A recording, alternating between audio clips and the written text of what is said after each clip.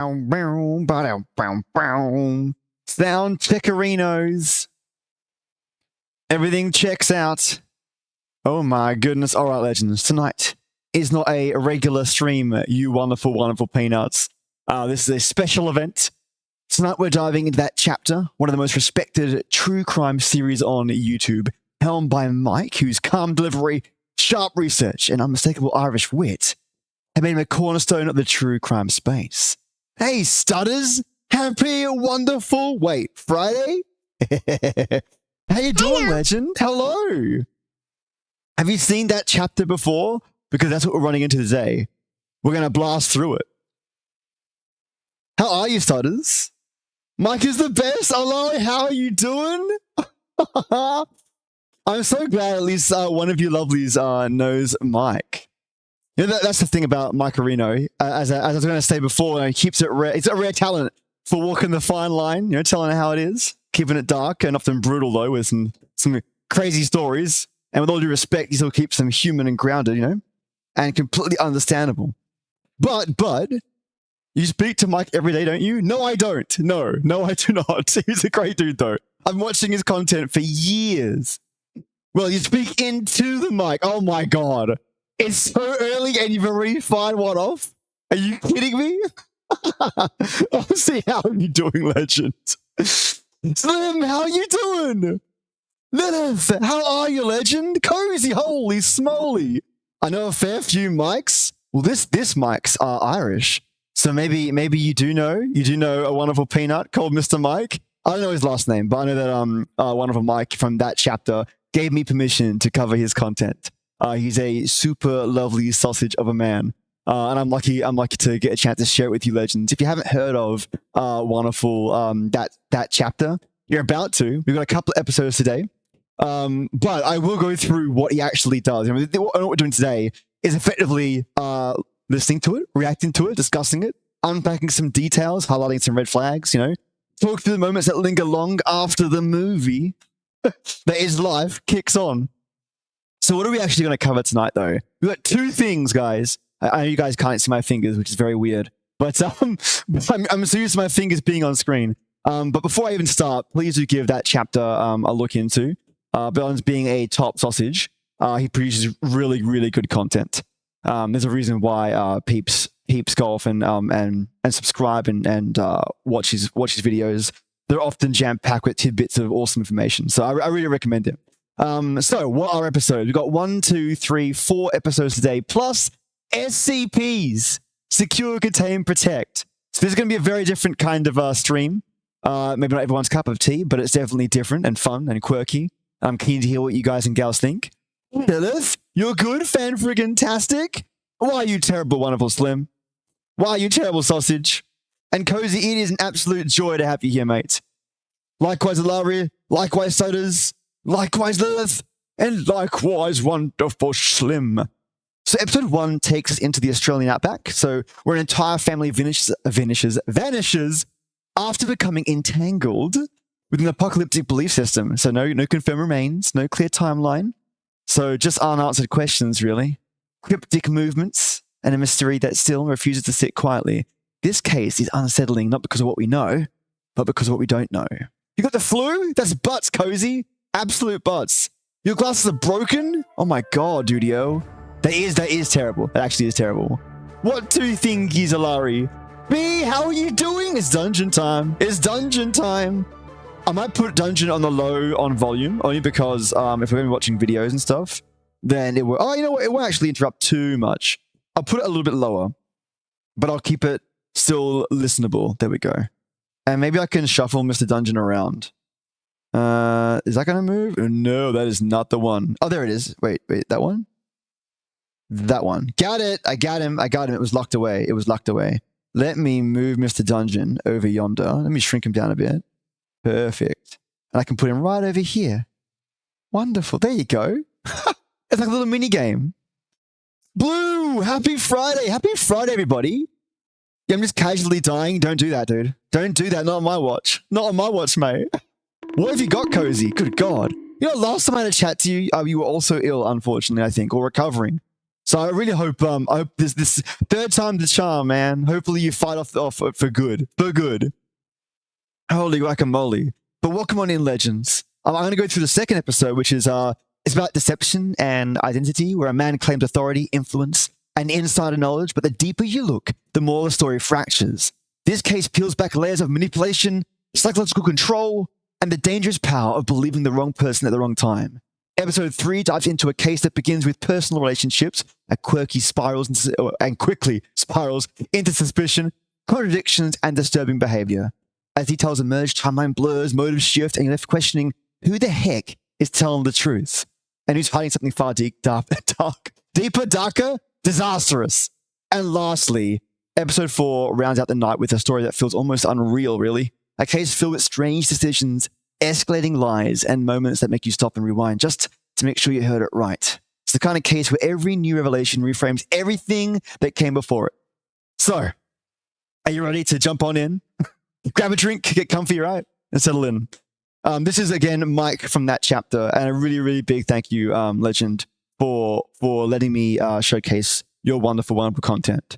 I'm going to make sure that my wonderful stream is active on YouTube land. We are. Lovely. Fantastic. Okay. Fire away. Hey you, and welcome. My name is Mike, and in this little video, I am going to take you through some of the weirdest disappearances I've ever come across. Ones that remain a mystery to this day. It's doubled? Okay, thanks. I gotta find out why that's the case. Audio's doubled? Okay. I couldn't hear it double before, but oh, you guys are fast. I appreciate that. You guys are so quick. Why have I got doubles? Bear with me. I even checked it, so I don't know why it's doing that. Let's have a look. I think I know why. Let me turn off capture audio, and that should do it. This is part 3 of the darkest and strangest disappearances I've come across. Some are frankly unexplainable, others are explainable, but the answer is there disturbing. We go. Thank you, guys. And all are terrifying. Hello, Chair's office! From a mysterious cult that vanished in the Australian bush, to a disappearance linked to a devil who loved to eat... You'll see. Let's give it a go. Oh shit. I don't want to see. Hey, Fo, how you doing, Legend? You keep me guessing, Mythic. And I'll intermittently pause. We can have a chat, or we can ask if anyone's got any questions. Just chime on in. Any ideas of what's actually happening before we even get to the punchline? Chime on in. This is all about having fun and discussing what the heck is going on. And the first episode is an Australian one. Let's begin with the disturbing disappearance of Branson Perry. Happy Friday. It was April 11th. Also, what I'll do, I think I can put captions on. This might help you guys out. 2001, and 20-year-old Branson Perry was living in Skidmore. Maybe you guys can't see it. Let me move it up a bit. Skidmore is most famous for being the town that executed the local bully, but also famous for some very disturbing crimes. Executing the town bully? I mean, he was an asshole, so I'm not counting that. Oh, no, Skidmore. Like the murder of Bobby Joe Stinnett, a woman killed for the baby inside of her by Lisa Montgomery. The story of Branson Perry won't make this town look any better, believe me. Branson Perry, by the way, he just so happened to be the cousin of Bobby Joe Stinnett, but this was 3 years before she was murdered and her baby was ripped out of her. Man, this is off to a great start. You got Dark Atlas Infernum. Congrats, Mythic! You're gonna absolutely love it. Posey from IT. How might I be useless today? You're so... Wait, don't sell yourself short, Legend.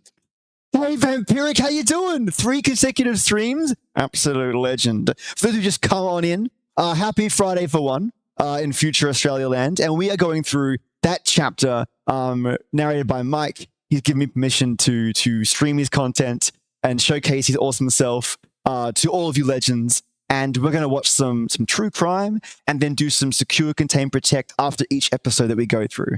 I got a giant spinning wheel. I'll show it to you. Let's have a look. Where is it? 1 second, Mr. Mike. So over 60 different SCPs ready to go, okay? So I can't wait. We'll fly in there, we'll search it, we'll talk about it, and we'll come back as well. But let's get to the crime, unfortunately. This is a great one. Yeah, definitely a lot of skid marks. Bloody ones. Oof. In Skidmore. See, 20-year-old Branson was living with his recently divorced dad in town. And Dad was in hospital at the time, so Branson was home alone. He was a good kid though, worked in construction around town, was a black belt in martial arts. He had a good head on his shoulders. Then something weird happened. On April 11th, 2001, Branson, he was at home, he was with a friend named Jenna. They were chilling in the house and cleaning up the place before his dad got home from hospital. He was due to be released in like a week. There was also 2 mechanics there just outside the house. They were working on Branson's dad, Bobby Joe. They were working on his car just out front. Bloody idyllic. Good gravy. So Branson and Jenna, they were kind of like looking around the house. And at one point, Branson goes, oh, he had some jumper cables. And he was like, just gotta drop these in the shed. Be right back. Only he wasn't right back. He never returned from the shed that was, like, right outside. I've heard of this case. I have. Branson's friend, Jenna, after a while, she went to look for him, but he wasn't there. She searched around and figured he had gone off and forgotten about her. She left. The next day, Branson's grandmother, Jo, she showed up to the house. It was unlocked, and it was empty. His stuff was all there, nothing was out of place, and Branson didn't have a car of his own. Weird. Huh. She kept coming back to the house over the next few days, and each time it was like the exact same. Nothing. The house was unlocked, undisturbed. It was like time had stopped inside the house. So it was almost a week later, on April 17th, that Branson's dad, Bobby Joe, was finally released from the hospital, and that's when a missing persons report was filed. God, the home was searched, though weirdly enough, the jumper cables that Branson had in his hand that he was dropping back to the shed, they weren't there. They couldn't find them. A ground search began. Farms and fields around the town were searched, but nothing at all was found. Oh, man.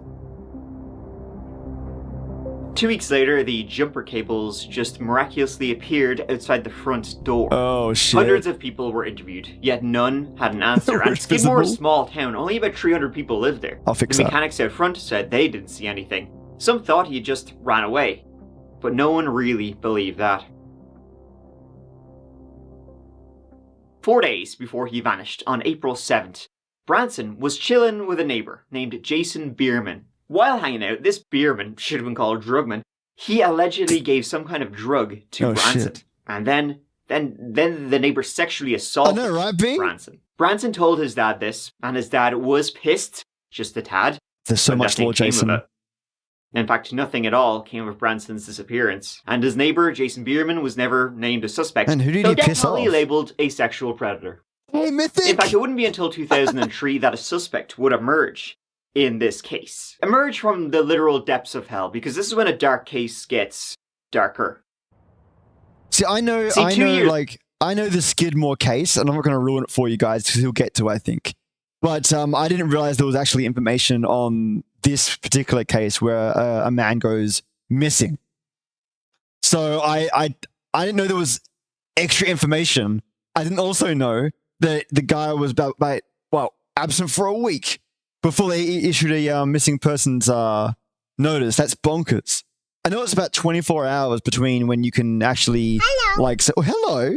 Who's helloing me? Hey, Quill, how you doing? What going in, legend? Cloisaurus Rex.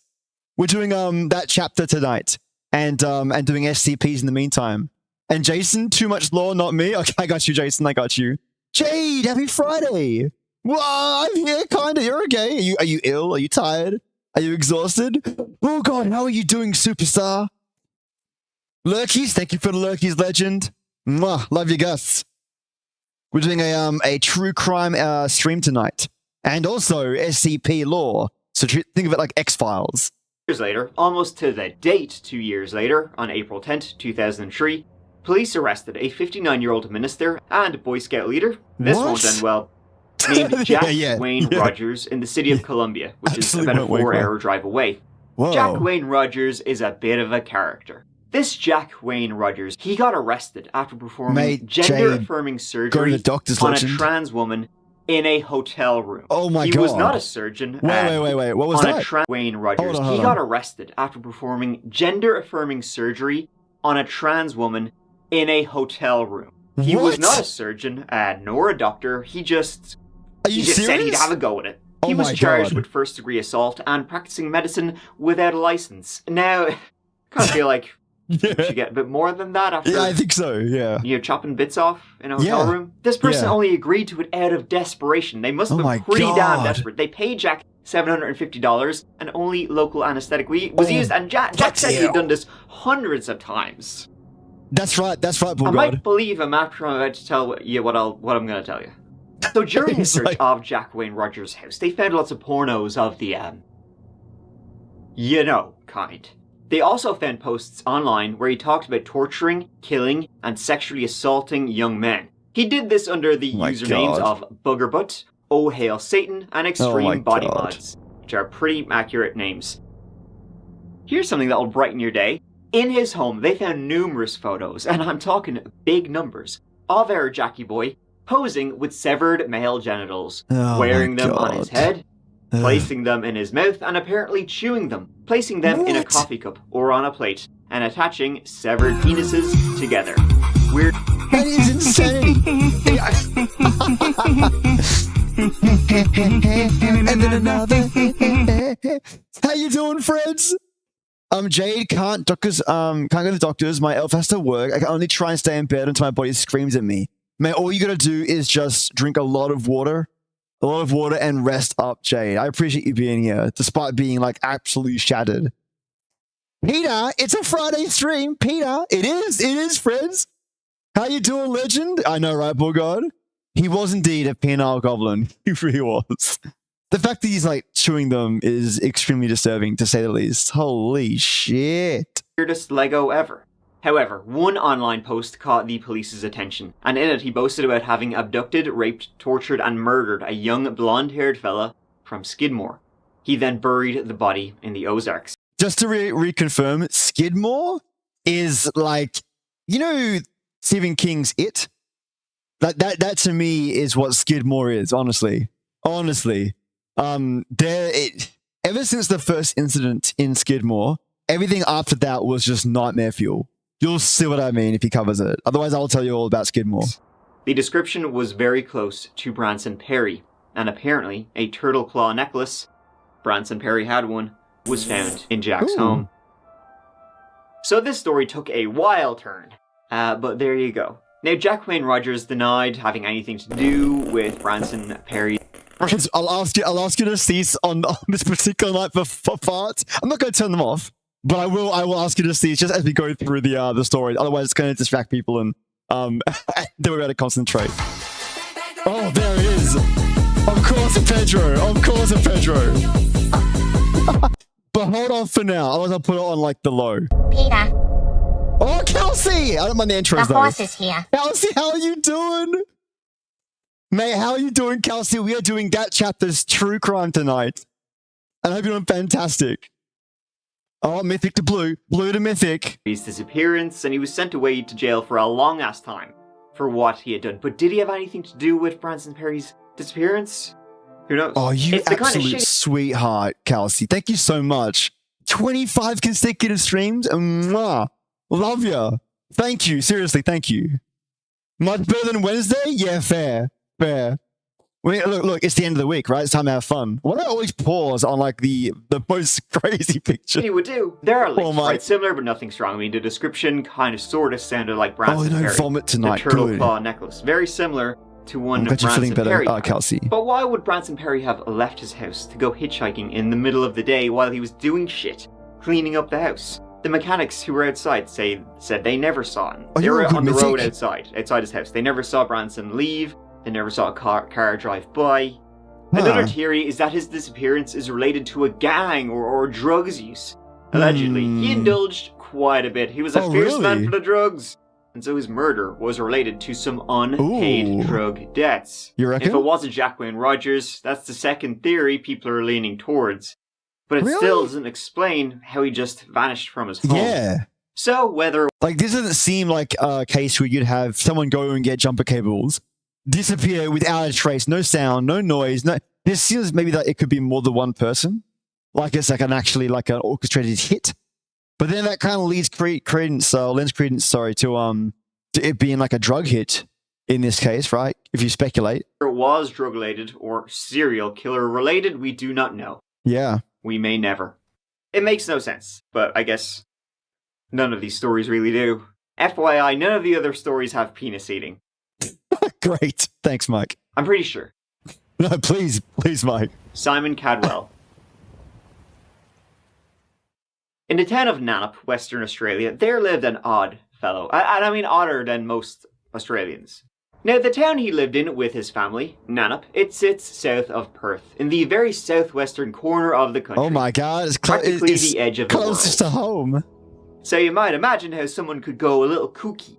Little couple of screws loose, if you know what I mean, like down there. Going crazy is literally just something to do. That's exactly what a very strange man named Simon Cadwell, that's what he thought. He lived in a modest house in town with his girlfriend, Chantel McDougall, and their 6-year-old daughter, Leela, and also a friend named Tony Popick, though he lived in a trailer outside. Okay. Now, it seems Tony and Chantel, they knew each other before Simon entered the picture, and then they were just one big, happy old family. I can see where it's going. They seemed normal by Nannup standards, maybe a bit odd, but harmless. Oh, you normally have chocolate cake when you watch, like, true crime? Wait. Or homework. Oh, really? So you have it on in the background? You actually want chocolate? It just went from 0 to 100, mate. Oh, this guy sounds familiar. Wait, the speaker or the person that you're hearing about, Bull God? Simon Cadwell. He's is actually in my hometown, Perth. Behind closed doors, however, things were weird as shit. They were a cult. Neighbors would say Simon was always going on about electromagnetic fields and such, roaring till he was red in the face. He burned magnets around his property. Just weird-ass stuff. See, Simon Cadwell, originally from England, was the leader of an internet cult called the Truth Fellowship, and it had around 40 fans. Is that what you might have heard of them, Bull God, the Truth Fellowship? Devotees around the globe. Now, there's not really much stuff left online about this, the Truth Fellowship. Though there is a book you can buy on Amazon. Well, you might have a hard time getting it. One, because it's out of print. And two, it's absolute shite. Here is it's a 1 star, one whole star on Amazon, and here's the blurb. Humankind has arrived at a critical juncture in its evolutionary journey. At the close of a 75,000-year cycle, a new world is about to be born. Earth has become a busy nucleus for intercested parties from other planets, galaxies, and dimensions. Meet those that would assist us in our transformation. You are a server of the divine plan, and it is time for you to wake up now. Well, look at you. The story of the cult and of Simon, it really begins and ends on one day in July 2007. I wouldn't be surprised, because if it's, Britain and Australia, if anything happens in either area where they're even tenuously linked, it'll hit the news on both ends. I'm sure of it, Bull God. See, Simon, Tony, and Chantel, they kind of they bred dogs, I guess, to make a living, I guess. And it was one person who was buying some duggaroos. Jade, have a good sleep. They were one of the last people to hear from them. Please recover. See, this was on July 13th, 2007. In the weeks leading up to then, they had sold all their dogs. They were closing their bills with the electricity company. And then, on that day, they left Nannup. All 4 in one car. Off they went. Never to be seen again. Oh, shit. Okay. When the police began an investigation, they found in their home their wallets, credit cards, dirty dishes in the sink. Everything looked as if they would be home at any moment. The only thing they could find was a note saying, "Gone to Brazil."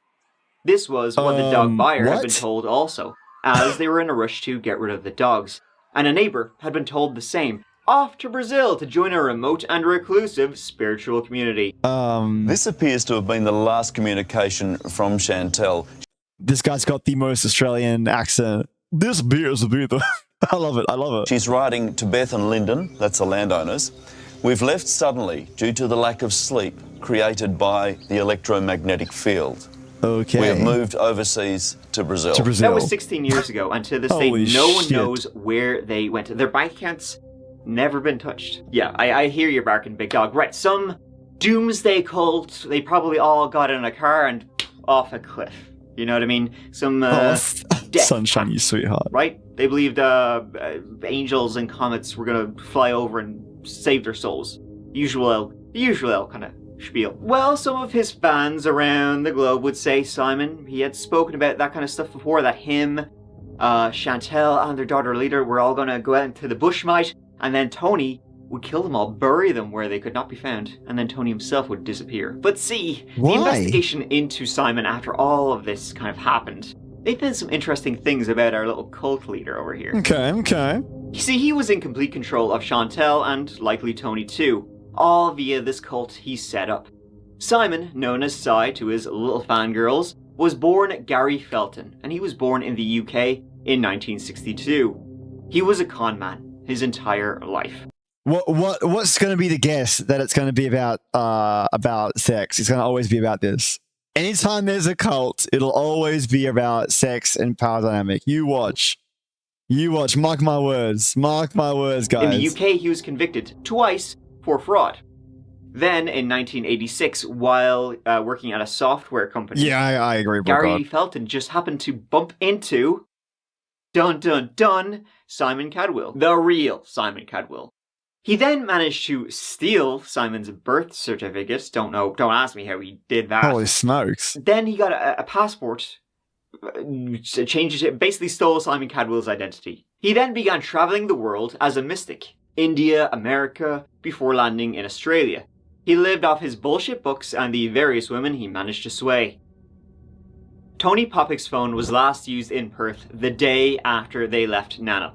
He used his phone to book a hostel, order a Domino's pizza, and the pizza driver would later confirm it had been delivered. Surprise that Domino's is involved in an Australian Perth crime story. To a guy who looked like Tony Poppick, and also to ring up a gay bar. Domino's Not only finds a that, way. the phone had been used to buy train tickets. 2 train tickets were bought. Separate train tickets going in separate directions. Oh. One going south, the other going east. One train ticket was bought under the name J. Roberts, the other under J. Rob Wirtz. 2 unknown males used those tickets. We can assume Simon Cadwell and Tony Poppick. After that, it goes dark. And what happened to Chantel and Leela? We simply don't know, but both Simon and Tony, they went in opposite directions, and then they completely dropped off the map. Now, what's also interesting is that in May 2007, so 2 months before they disappeared, Simon Cadwell was driving along and he was stopped by the police, and they began asking him some questions about his identity. It seemed the police were acting on a tip-off that Simon Cadwell was not Simon Cadwell, that he was in reality Gary Felton, and some believe this is the reason why they disappeared. Over the years, there have been sightings, nothing conclusive as to what happened to this little cult. Case that's no closer to being solved. 6-year-old Leela McDougall vanished with her mother Chantel and father Gary Felton, an online cult leader who was using a stolen identity and went by the name Simon Cadwell. Also missing their friend Tony Poppick. Going over and over it, it's very difficult, but I want to find out what happened or where they are, and so I'll just keep. I'm not sure what her expression reads as for me. Like, I don't know. When you does she know? Until I find something. I don't know. Poppick. Going over. Hey Skyjack, how you doing? Happy Friday. How you doing, Super Sausage? We're watching that chapter, True Crime, and discussing what we're seeing, and then doing a bit of SCP as well. I'm not sure. Maybe I'm just misinterpreting something, but it's just over and over it. It's very difficult, but like that there. That's what gets me. Their friend Tony Poppick. Going over and over it, it's very difficult. Maybe she's just at a loss for. I want to find out what happened or where they are, and so I'll just keep doing it till I find something. Detectives then believe one of the missing men travelled. Who's the guy that did Britain's Got Talent and American Idol? Like Simon Cowell? Is that the guy? To Kalgoorlie and another to Northcliffe under the same false name on the same day. After that, there's been no trace of any of them. It's thought they may have died, but detectives can't rule out the possibility they're alive and living in isolation somewhere in Australia. You get mixed feelings because sometimes I think, they've just sort of gone off the grid and hiding somewhere and just living a. She seems really chill. quiet lifestyle, and then sometimes I think something's happened to them. An inquest was done by the Australian government into the disappearance, and it ended with, we don't know what happened. 3 months after they vanished, prison workers found a woman's t-shirt along with the smell of dead flesh in a town not far from Nannup. By the time the police got there, a bushfire had gone through, and there was nothing left. One theory is that they did try to go to Brazil, but as luck would have it, on July 17th, 2007, a couple of days after they were last seen, there was in fact a plane crash in Brazil.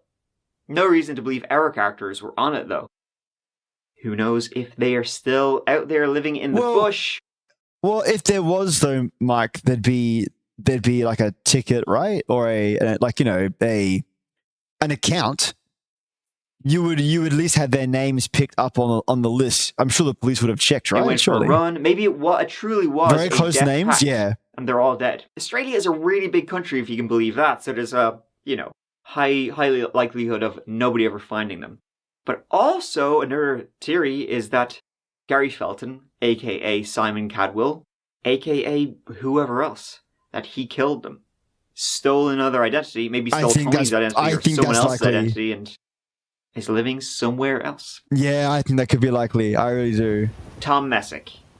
Look, that's why, he's kind of just disappeared, right? But to kill a little girl is crazy. You need to be an absolute monster, but it always escalates. It always escalates. In the year 2015, an elderly man was out hunting in the backwoods of upstate New York. Tom Messick was an owl fella living in Troy, just outside Albany. This was in the middle of November, hunting season, and Tom, aged 82 years old, if you can believe that, was out there with a hunting party. The entire party was out there to hunt deer near a place called... Okay, I'm going to call it gets shot by someone else, but no one shot him, or no one's got the same kind of gun, or we'll find out. Ant Lake. And Tom, as he was long in the tooth, was due to remain stationary during this hunt. Or maybe he went foraging for mushrooms or something, and then disappeared, off the face of the earth. Potentially fallen down a ravine, potentially went down, got swept away by a river, or in the current in the river. Remain ready with his gun while the others were on the move. Though Tom was kind of known to be a pretty stubborn guy. He was ex-military, so he probably would have done whatever the shit he wanted. Would he have stayed where he was supposed to? Whom knows? Tom was a tough guy, an experienced hunter. He'd even lost an eye in an accident, but that didn't stop him. There were 6 of them out there that day, on a piece of land in the Lake George Wild Forest, part of the Adirondack Forest Preserve. Now, if you've lost an eye, depth perception might be a bit busted. Could have taken the wrong step, fallen to the river. Before you know it, he's at the bottom. So there were 6 of them altogether, and 4 of the hunters, the older 4, would stay stationary or were supposed to. And they would watch, while the 2 others would go out and start wrestling up the deer. What they were doing was called a drive, so you got 4 guys staying ready with their guns, while the 2 others kind of herd the deer towards them. It's kind of like a brute force way of hunting. Now, the landscape around this area of the lake, it's pretty rough. Deadfalls, rocks, boulders, swamps, all the glories of nature. So all 4 hunters were in the woods a little bit away from each other. Tom, he was on top of a hill. He was there, he had his walkie-talkie, he had his rifle. He wasn't going to throw his dentures at the deer. And he was last seen at around 10 a.m. that cold winter day as they dispersed. This was, in fact, their first time hunting in this area, but hey, how much can actually go wrong? Turns out apparently, the plan was to meet up at the agreed time of 2 p.m. Tom never showed. When they went to look for where he had been stationed, he was... Get me out of the swamp! I know, right, Boogard? I know. But the thing is, I don't think he even got to the swamp area. If I'm correct, he didn't even get to the area. Turns out a little. The plan was to meet up at the agreed time of 2 p.m. Yeah. Tom never showed. When they went to look for where he had been stationed, he was no longer there. There was no trace of Tom Messick. Shit. When they couldn't find him, the others called the forest rangers at around 4:30 p.m. and they kept searching the local area. Rangers were out there till midnight. The next day, police were out there. Volunteers turned up in the hundreds. Dogs, helicopters, everything continued for about 2 months, slowly scaling back and back until there's never been any trace of Tom Messick. God. Tom was an experienced woodsman who was supposed to remain stationary, but he's also been described as a pretty stubborn guy who wouldn't just sit still, especially as it was quite cold during this time. His wife would say, though, that he knew his shit. If he got lost, he would cut off a piece of his jacket and tie it to a tree. Oh. So that didn't happen. He was an old man. What if he fell or had a sudden heart attack? But again, he was also old, so whatever misadventure happened, if one happened, he couldn't have gotten far from where he had last been stationed. That's why it's water. The search began on Sunday when Messick didn't meet his hunting party near Lily Pond in the town of Horicon as planned. The efforts to search have grown to more than 140 people from the DEC, State Police, Warren County Sheriff's Office, search and rescue teams from across the state, and the FBI. They've covered a lot of ground from air and on foot, but plan to keep expanding until they find him. Of course, the conditions in the Adirondacks, the landscape here, make this search very difficult. So, a pretty strange, baffling disappearance. A guy just vanished into thin air. The story gets even stranger when the FBI showed up to investigate Tom Messick's disappearance. Why the FBI would be involving itself in a missing persons case that has absolutely nothing to do with signs or clues of foul play is very weird. Like, yeah, it is weird. His wife said, quote, "The FBI told me something isn't right." When this happened, again, the missing case, I mean, this one is with who? It is, but it is, let me have a look. I'm trying to recall his name. All I've got in my head at the moment is Cadwell. No, it's not popping up. We'll catch his name in a second. Right with his case, but they don't know what. They won't share any theories if they have them. The FBI said until they make a discovery, they're never going to know. Maybe there was foul play. Maybe, they hadn't hunted in this area before, so maybe they ran into some people who didn't like that they were hunting on their land, and yada, yada, yada. Who the heck is going to murder an 82-year-old man? I mean, they must have dragged him away because there was no signs of blood, and dogs found no scent. And one thing that's always brought up in this case is the noise. The noise? Allegedly, one of the hunters out there that day heard a noise. A very different noise than wildlife noises. If I find it though, B, I'll let you know. Apparently, it was like a metallic noise, like a metal door being slammed shut, and it came from the hill Tom was supposedly based at. Oh shit. What that was, if it happened, nobody knows. Nobody heard anything like it before. So I go Tom Forrest? Like that might be enough to... Tom Phillips? Maybe it's... if it's Tom Phillips, that was 2021. No, I don't think it's Tom Phillips. Before or since. There's plenty of theories as to what happened to Tom, from falling into a sinkhole, to being murdered by a serial killer, to Bigfoot carrying him away. A lot of theories, not as many facts, because simply nothing was left behind. And then the fact that the FBI involved itself in a case which seemingly has no crimes taking place, so why would a bureau that investigates crimes turn up unless there was something like, strange noises coming from the forests? Well, I reckon maybe he knows a lot of stuff, being ex-military, and they are worried that whoever's taking him is trying to get information out of him. Mysterious disappearances, and he wasn't the only one. Tom Messick disappeared on November 15th. Tom Messick. There you go, right there, B. Right there, you got the answer in one sentence. Tom Messick disappeared on November 15th, my birthday, which is not great here, 2015. Holy crap. 15. And 9 days later, there was another baffling disappearance not too far away. 68-year-old Fred Drum lived in Saratoga, which is less than an hour's drive away, and he disappeared from his own home. Evaporate, though, might be a better word. See, it was Thanksgiving Day, and his wife had popped out for breakfast, leaving this avid hunter and outdoorsman alone at home. When she returned, he was gone. It's believed he did take his wallet and credit card, but his bank accounts have never been touched. They did live a little out of town, but his car was left behind. A thorough search of his property and the surrounding woods, all that was done for Tom was done for Fred, and, like Tom, it all turned up nothing. He is still missing to this day. That's another very eerie mystery. Strange noises coming from the woods are not something that's totally unheard of. I mean, it could be a deer or, you know, who knows? The wilds are weird and creepy. About as creepy as Tom Messick's mysterious vanishing. Yeah, the metal door. Landry. Jason Landry. The metal door closing is kind of nuts. On December 13th, 2020, between the town of San Marcos and Houston, Texas, there was a very disturbing incident. A very disturbing incident with... The FBI must know something about that with Tom Messick. Has to be.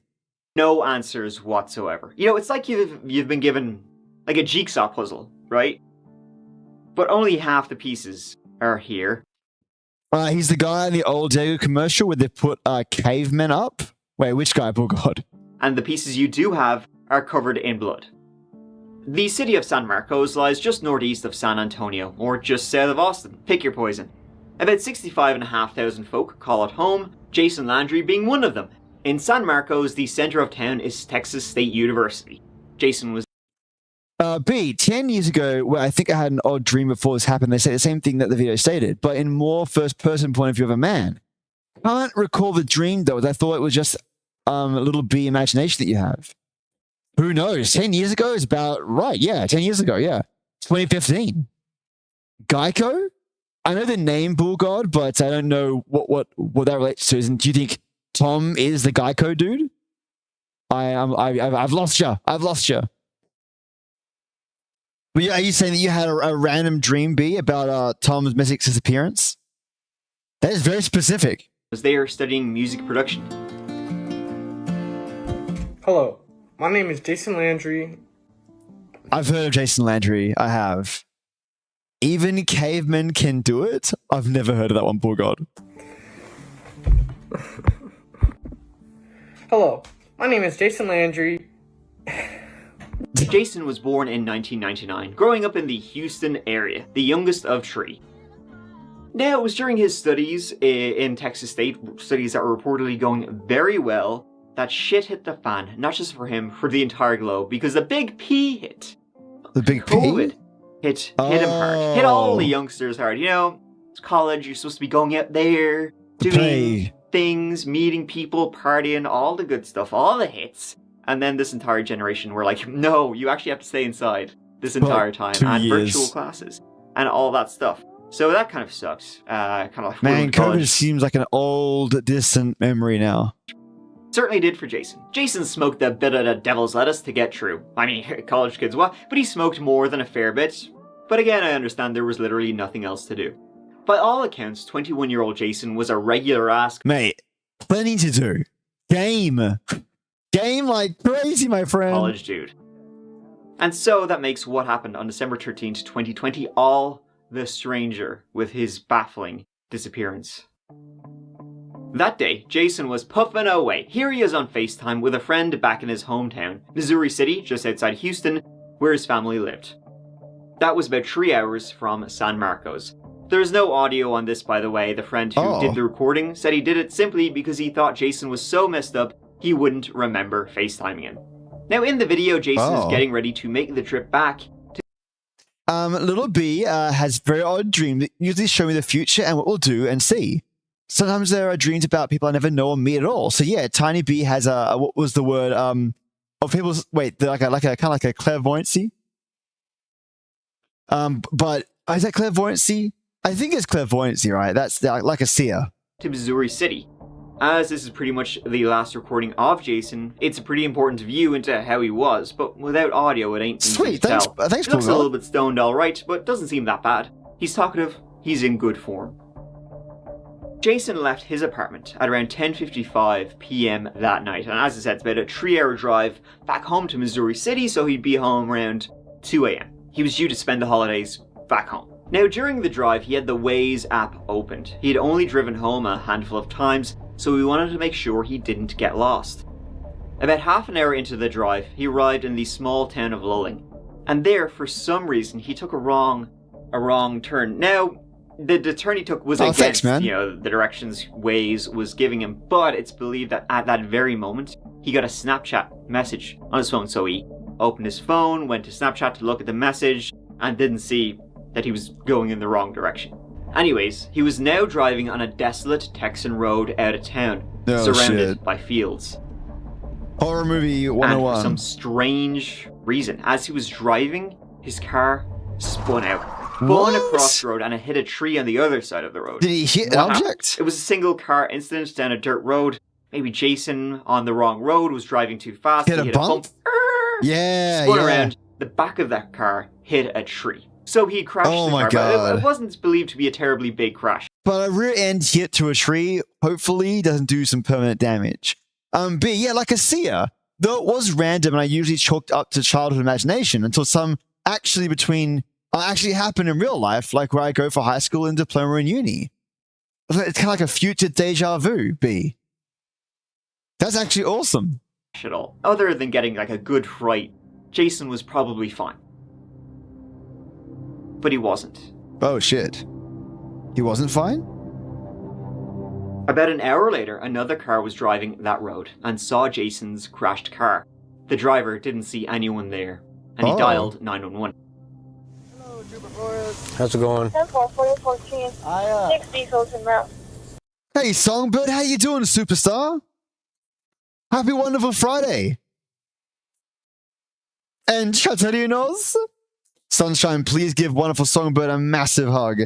We are covering that chapter with the wonderful Mike, and we're going through true crime tonight.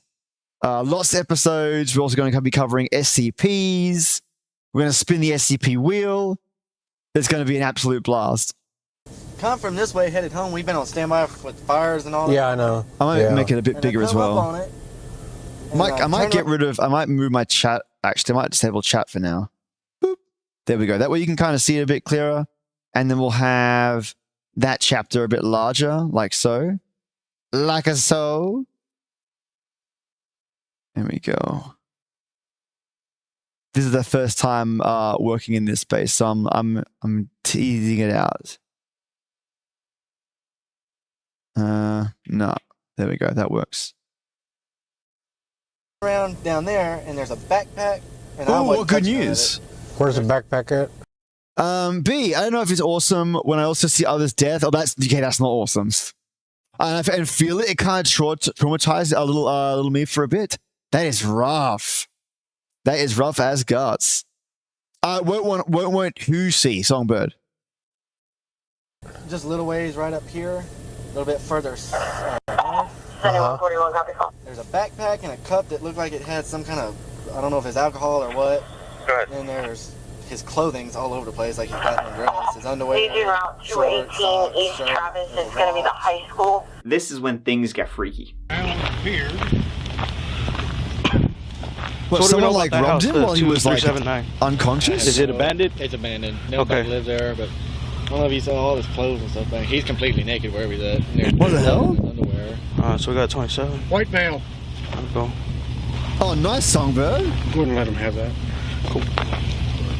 You want me to have it or just this? Yeah. Okay. You have a favorite artist that you're going to go down and see? 27. Jason's stuff was all over the road. Someone took him. And all his clothes, including his sandals. His underwear was there, and there was blood on his underwear. His keys were in his car's ignition, but the doors to the car were locked. It was a very bizarre scene. Yeah. So, middle of nowhere, Texas, Jason crashed, but not a bad crash at all. The rear of the car hit a tree, so the car should be fine, mostly drivable. But it wasn't. Did he panic? It's extremely cold. And you have a guy with no clothes on having taken them off for some unexplained reason, and the clothing left behind had some blood on it. Where did he go? Why did he get out of the car? Like, did he hit his noggin and like he was disoriented? And freaked out of the car and started taking his clothes off. Was it like due to drugs? I mean, he was driving fine up until then. Till then, a half hour's drive from where he was to where he got to, and seems like he was all right. His underwear's got some what blood on earth? His underwear. I didn't see him anywhere. But there's an abandoned house up there. I don't know if he made his way up there. God. I wouldn't go over there if I was you. I wouldn't do it. Wow, what the hell? Okay. What? I was like, I'm not going to investigate. I guess it's too dark, too dangerous. B, imagine you have a normal day in the dream realm and then bam, instant pain. I didn't know what happened to you because it was so intense. You are seeing double? Man, I do not want to imagine that, B. That'd be an absolute nightmare for you. Holy shit. I can't imagine what the guy in the forest, is it Tom Messick experienced? Good God. A bull god, also please notify offense and no offense. No, you're all good, Yeah. There was a house nearby, but as the cops say in the body cam, abandoned, and there was no sign of Jason there. Sheriff's office! Oh, they actually did go and check. Sheriff's office! He's like, okay, the police I guess we'll officers go. who arrived and begun this. I mean, a person's missing, so I completely understand. B, I don't want to see a naked man running up to an abandoned house. Probably one of the cops was like, you know what, guys? I don't think we should go. It's too dangerous. We may see a naked man and he may attack us. I don't want to be out in the Texas night in a cornfield looking for a naked man who crashes. This is like all the notes for a horror film. I know you're all good, Bull God. Typos are the spice of sentences. They later called Jason's dad. The car was registered. No, he's not armed though. Songbird, he's okay. Get this. They left all his shit there. Where's the cart? Behind us? It's back there. Okay. Around his den. I'm not collecting up the clothes, but I'm taking this. Jason's clothes, all his things on the road. Potential crime scene. Not my problem. Ah, sure, fuck it. Next guy will deal with it. I'm off the clock. Like, no shit. Check this. Jason's dad, Kent, the next morning arrived at the scene trying to find his son, and all the shit was still there. And these are Jason's Oh my God. lying in the road. All that DNA? Those are 2 pairs of socks, shorts. You kidding me, guys? Holy shit. You might whack us? Call him a streak? Man, that is rough as guts. Absolutely rough as guts, though. A search began, and it began with trying to find his iPhone. Disrespectful, and luckily for them, it was still turned on, and it led them to where his car had been towed. Oh. The phone was still inside the car. Inside the car was some weed, which probably tells you why the police weren't caring too much. I know that if you do partake in the devil's lettuce, right, there is a chance that you could have like a paranoid episode, right? There's a possibility. If you have one that just hits that part of your brain and it sends you off onto like a tangent. He could have hit the tree, thought he was being attacked, and then had an episode and then legged it while taking off his clothes. I don't know why he would take his clothes off. I have no idea. Maybe he thought that taking his clothes off would allow whatever was chasing him to eat the clothes. It's hard to say. Yep.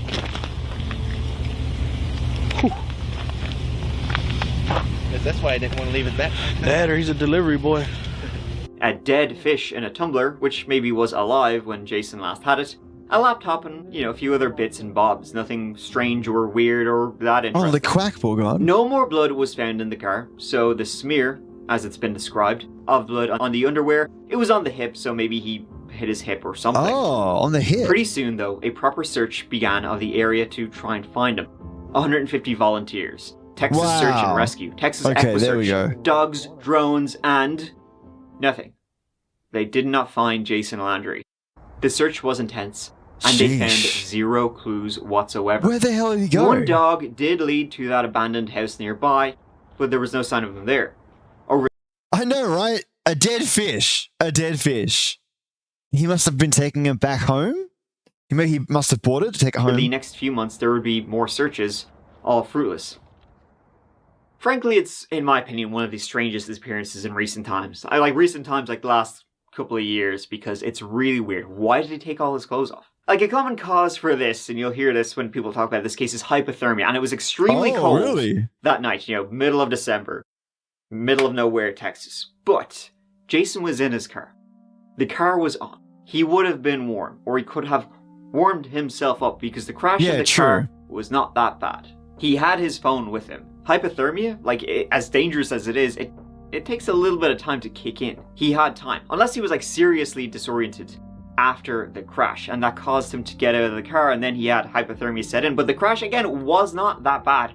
And there was no signs of head injury, like blood, something like that, which would have, you know, smacked his brain up. And even if all that did happen, he could not have gotten far in the cold. Yet he was never found. This isn't like Tom Messick, where, okay, maybe, sorta, maybe, you know, he could have fallen into a cave or a crevasse. Yeah, true, like that. This true. is wide open country, Texas fields. Actually, in hindsight, if Tom had fallen down, right, into a chasm, and then his gun went off, it may have sounded like the closing of a door, right? Like, bam, hits a rock, echoes, metallic from the bullets and the gun, crashing on the ground. He could have just fallen into a cave. Flat as far as the eye can see. There were some ponds nearby. They were searched. There's nowhere he could have, like, hid himself. Another year with another candlelight vigil. It will be held Friday in Luling. Jason's father, Kent, spoke to me about how the family is doing. Another year with unanswered questions. We're praying and hoping and trying to spend the time that we can, hoping that if someone knows that they come forward, hoping for resolution and closure. What's really frustrating is that we have evidence that puts him there, but none of the follow-up searches produced a single shred, not even a scrap of evidence away from the original accident scene. The sheriff said he thinks maybe wildlife got him. There's not really that much dangerous wildlife in Texas, or at least not that much that could eat a man. Yeah. You get them feral hogs, but I mean, I think maybe the hypothermia caused a delirium and that's why he was naked? Yeah, true. True. But how long does it take for hypothermia to set in? They'll probably leave a bit of a trace if they decided to devour a man. The mountain lines, there is some in hill country, which is like central Texas, and this is close to that area, so it's possible a mountain lion could have gotten him, but still seems like the odds of that happening are extremely low. So, so the only two explanations... Especially like after... He did say it took some time. Yeah, but I mean, he could have been dragged, but then why would they... Oh, if he was unconscious, they could have dragged his body off and his clothes could have been torn apart, but his clothes weren't torn apart, right? They were just scattered. So like, maybe he was running from a mountain lion when he got out of the car and threw up all his clothes to kind of distract the animal. Could be a possibility. But I mean, I think I'm leaning towards more of that drug-induced paranoid episode, combined possibly with the hypothermia. Sunshine has been thrown in jail. Sunshine, are you able to free yourself? Is it possible? ...and left are the unexplainable, which... Well, maybe, but they don't stipulate anything other than weed, bull god, as a factor. So the devil's lettuce was all that he took. Supposedly, right? We don't know what else he took, but that's all that he's known to take. We can ignore that one for now. Or foul play. But who could he get out there on a desolate I don't think so. Road? If only the hills had eyes. Maybe they did. There is a very creepy abandoned house near where he disappeared. But there's an abandoned house up there. I don't know if he made his way up there. I wasn't gonna look at that. No, I wouldn't go over there if I was you. I wouldn't do that. What's that supposed to mean? Yeah, is it haunted? Man. Yeah, like I don't know. Like I wouldn't do that. I'm like, what do you mean you wouldn't do that? You're a policeman. Like, go out there and there's a guy out there who's basically either has hypothermia, is out of his gourd, is freaking out, or being chased by a mountain lion potentially. And this cop is like, well, I don't know. I'm like, dude, he's your last bastion of hope. Damn.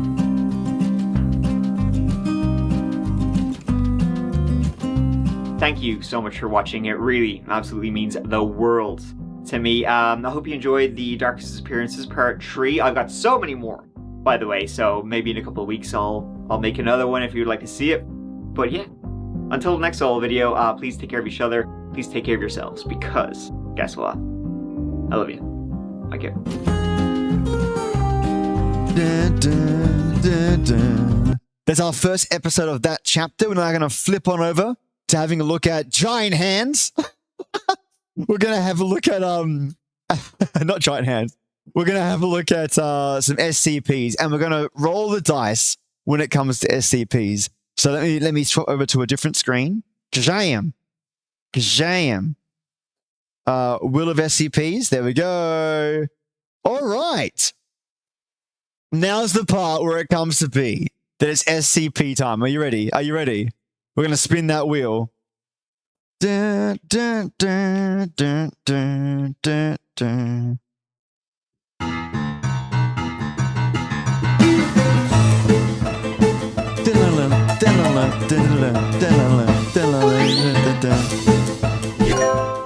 SCP-096 removed. All right, legends, we're going to go and hop on over to the SCP screen. And there we go. Let me make sure I've got it up and running, because I am. Oop, did it wig out? I might have wigged out. There it is, got it. Got it. Perfect. That's the spirit, Bullguard. All right, which one is this one? This one's called the Shy Guy. All right, we're looking at the Shy Guy. Let me see if I can not stretch it into crazy, like, there we go. Is that better? Kind of the same, I guess. Mute! Happy Tuesday. Happy Friday, legend. How are you doing, wonderful Mute? We're watching that chapter, True Crime, and we're also reading through Secure, Contain, Protect. Hello, hello, hello. Welcome on in, welcome home. And we randomed on the SCP Wheel of Names. We randomed SCP-096. I was so convinced it was Thursday earlier. Maybe a little bit. It's true, it's true. Thank goodness it's Friday, mate. Well, rerounding time or fast-forwarding time, a bit of both. A bit from column A, a bit from column B. All right, let's have a read through this wonderful SCP. Let me just move it to the middle a little bit, and we can kind of shrink it down a bit, like so, like so. Like so, yo. There we go. We can squeeze it a little bit. Perfect. That way you legends can still read it. All right, nice, nice. All right, SCP-096, object class, is it Usalid? Usalid, right? Usalid's how you say it, or Euclid or Uslid. I think it's Usalid. Special containment procedures. Let's call this one 96 for short. Oh, a squeeze of lemon. Ooh, left hearts. Is to be contained in its cell at 5 meters by 5 meters by 5 meters, an airtight steel cube at all times. Weekly checks for any cracks or holes are mandatory. There are absolutely no video surveillance or optical tools of any kind inside 96's cell. Security personnel will use pre-installed pressure sensors and laser detectors to ensure 96's presence inside the cell. Any and all photos, videos, or recordings of 96 likeness are strictly forbidden without approval from Dr. Redacted and 05 Redacted. Totally fine, Songbird. Totally fine. Ooh, we squeeze a fart instead. It's true. It's true. Expelliarmus. Description 96. Hello. Emery, how are you doing? Happy, wonderful Friday. Welcome on in. Welcome home. How you doing, legend? We're doing that chapter, True Crime, today, and we're also doing SCPs. 96 is a humanoid creature measuring approximately 2.38 meters in height. Subject shows very little muscle mass, with preliminary analysis of body mass suggesting mild malnutrition. Arms are grossly out of proportion with the rest of the subject's body, with an approximation length of 1.5 liters each. Skin is mostly devoid of pigmentation with no signs of any body hair. Emery, I am well. How are you? Fan-freaking-tastic, legend. Have you heard of SCP before or that chapter before? Oh, hello. 96's jaw can open to 4 times the norm of an average human. Other facial features remain similar to an average human with the exception of the eyes, which also are devoid of pigmentation. It is not yet known whether SCP-096 is blind or not. It shows no signs of any higher brain functions and is not considered to be sapient. I think I know some people like that. SCP-096 is normally extremely docile, with pressure sensors inside its cell indicating it spends most of the day pacing by the eastern wall. However, when someone views SCP-96's face, whether it be directly, via video recording, or even a photograph, it will enter a stage of considerable emotional distress. SCP-096 will cover its face with its hands and begin screaming, crying, and babbling incoherently. Like when I lose a save game after I've saved like a JRPG game save file and I lose it, gets corrupted. That's me. Good God! Songbird was going to say, who is the little cutie raving on your head? It's my little colourful rainbow blobbo. Namo, welcome on in. How are you doing, legend? We are doing that chapter, and we're doing SCP tonight, you superstar. How about yourself? Nemosaurus Rex. Oh my God, super farty. Now I will ask you for today, wonderful Nemo, that to hold off on the fart so I can get through narrations and listen to some true crime. But we're going to have a blast tonight with true crime and horror X-File SCPs. This series of farts are always a classic. But how are you, legend? Are you having a wonderful, wonderful day? Wonderful Friday? We're doing SCP-096 today, Nemo. And we have a gigantic spinning wheel that goes through all the SCP. Have you ever heard of SCPs before? Now, where was I? I was going babbling. Oh, Nemo, I just want to get the farts out. I'm going to be up in 7 hours? Holy crap. Wait, so you're going to be staying awake the entire time, Nemo? Or are you going to be sleeping?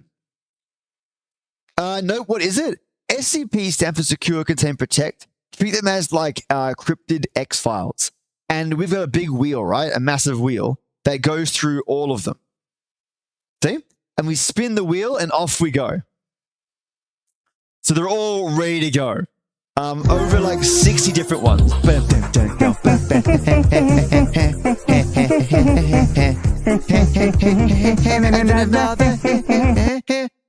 Happy wonderful Friday, Cryptid. Happy Friday, Killer Clown.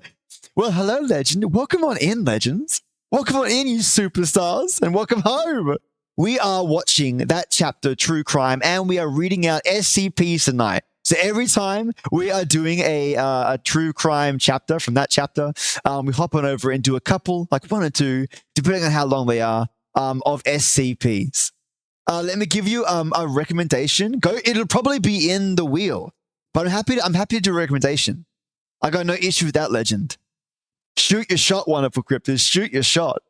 Songbird, I just noticed it changes your chin with that alert. It does. My chin does change. And yes, enter the raffle. I am giving away Synergy. Not the Half-Life game, but the other RTS one. And we are just at the point of reading through wonderful SCP-096, which apparently, if you look at, we'll find out. I think something bad's going to happen, but I haven't figured out what actually happens. Documented speeds at what? Hold on. Approximately 1 or 2 minutes after the first viewing, SCP-096 will begin running to the person who viewed its face, who will, from this point on, be referred to as 96-1. Documented speeds have varied from 35 kilometers per hour to redacted, so unknown, and seem to depend on distance from 96-1. At this point, no known material or method can impede 96. That is crazy. You're right there, lady? Okay, I was just checking. Can impede 96 progress. The actual position of 96-1 does not seem to affect 96's response. It seems to have an innate sense of where 96 version 1 is located. Note, this reaction does not occur when viewing artistic depictions. Oh, so we can actually look at it. Interesting. I will send you to Jesus. This thing will send me to Jesus. My baby boy, says B. Yeah, it is SCP-96. And which one are you recommending, Cryptid? 2316. We'll do that next. Normally I'll spin the wheel, but I'm happy to do a recommendation. Sensei, happy Friday. 96 be like ... It's coming for you. He's coming for you. Welcome on in, mate. Welcome on in. Happy wonderful Friday.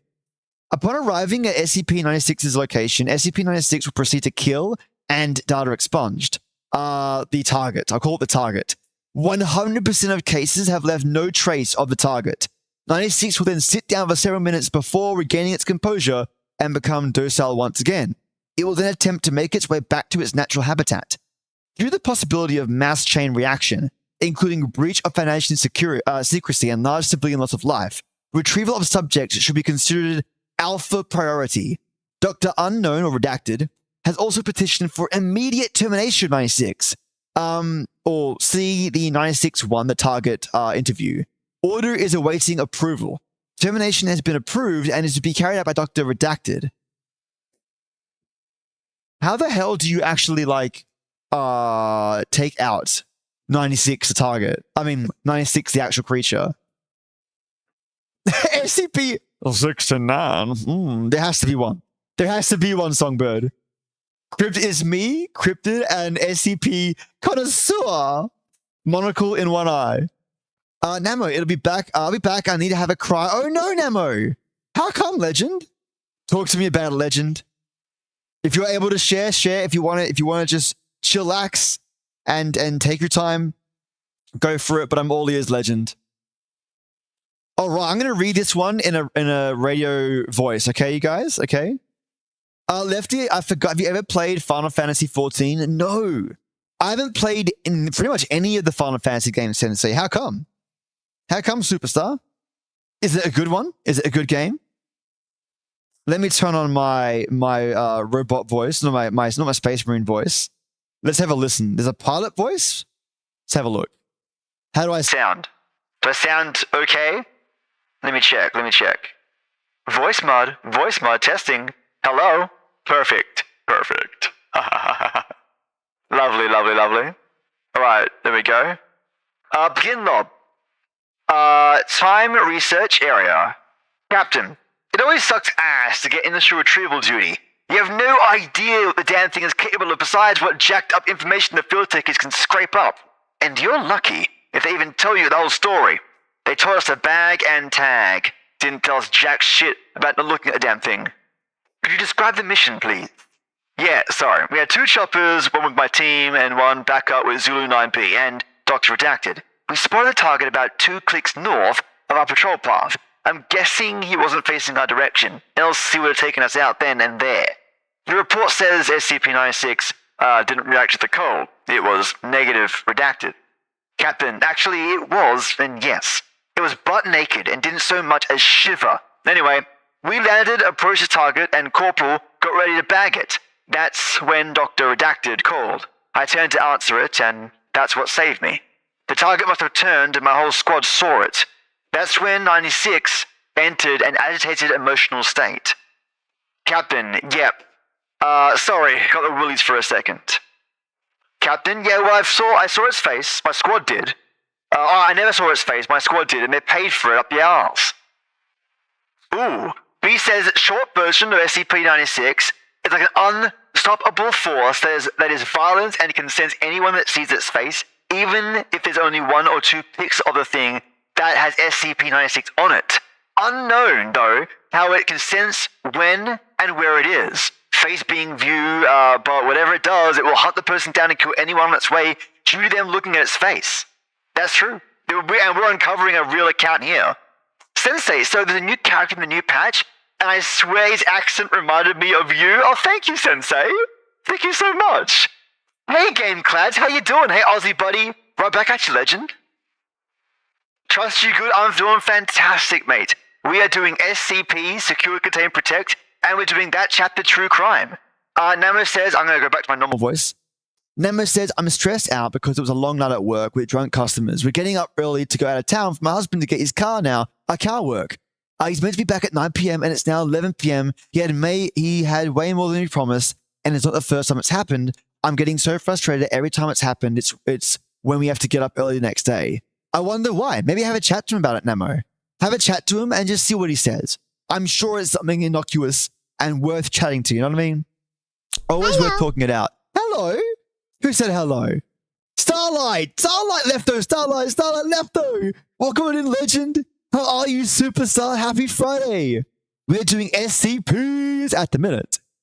And I've got the wheel up and we span 096. And Game Class, what's crack-a-lacking in your end of the woods? Sensei, Ash is here. Welcome on in, Ash. Love you to bits. Welcome home, Legend. Sensei, he's a little potato and I really like him. Sign me up. Sign me up. Oh my goodness.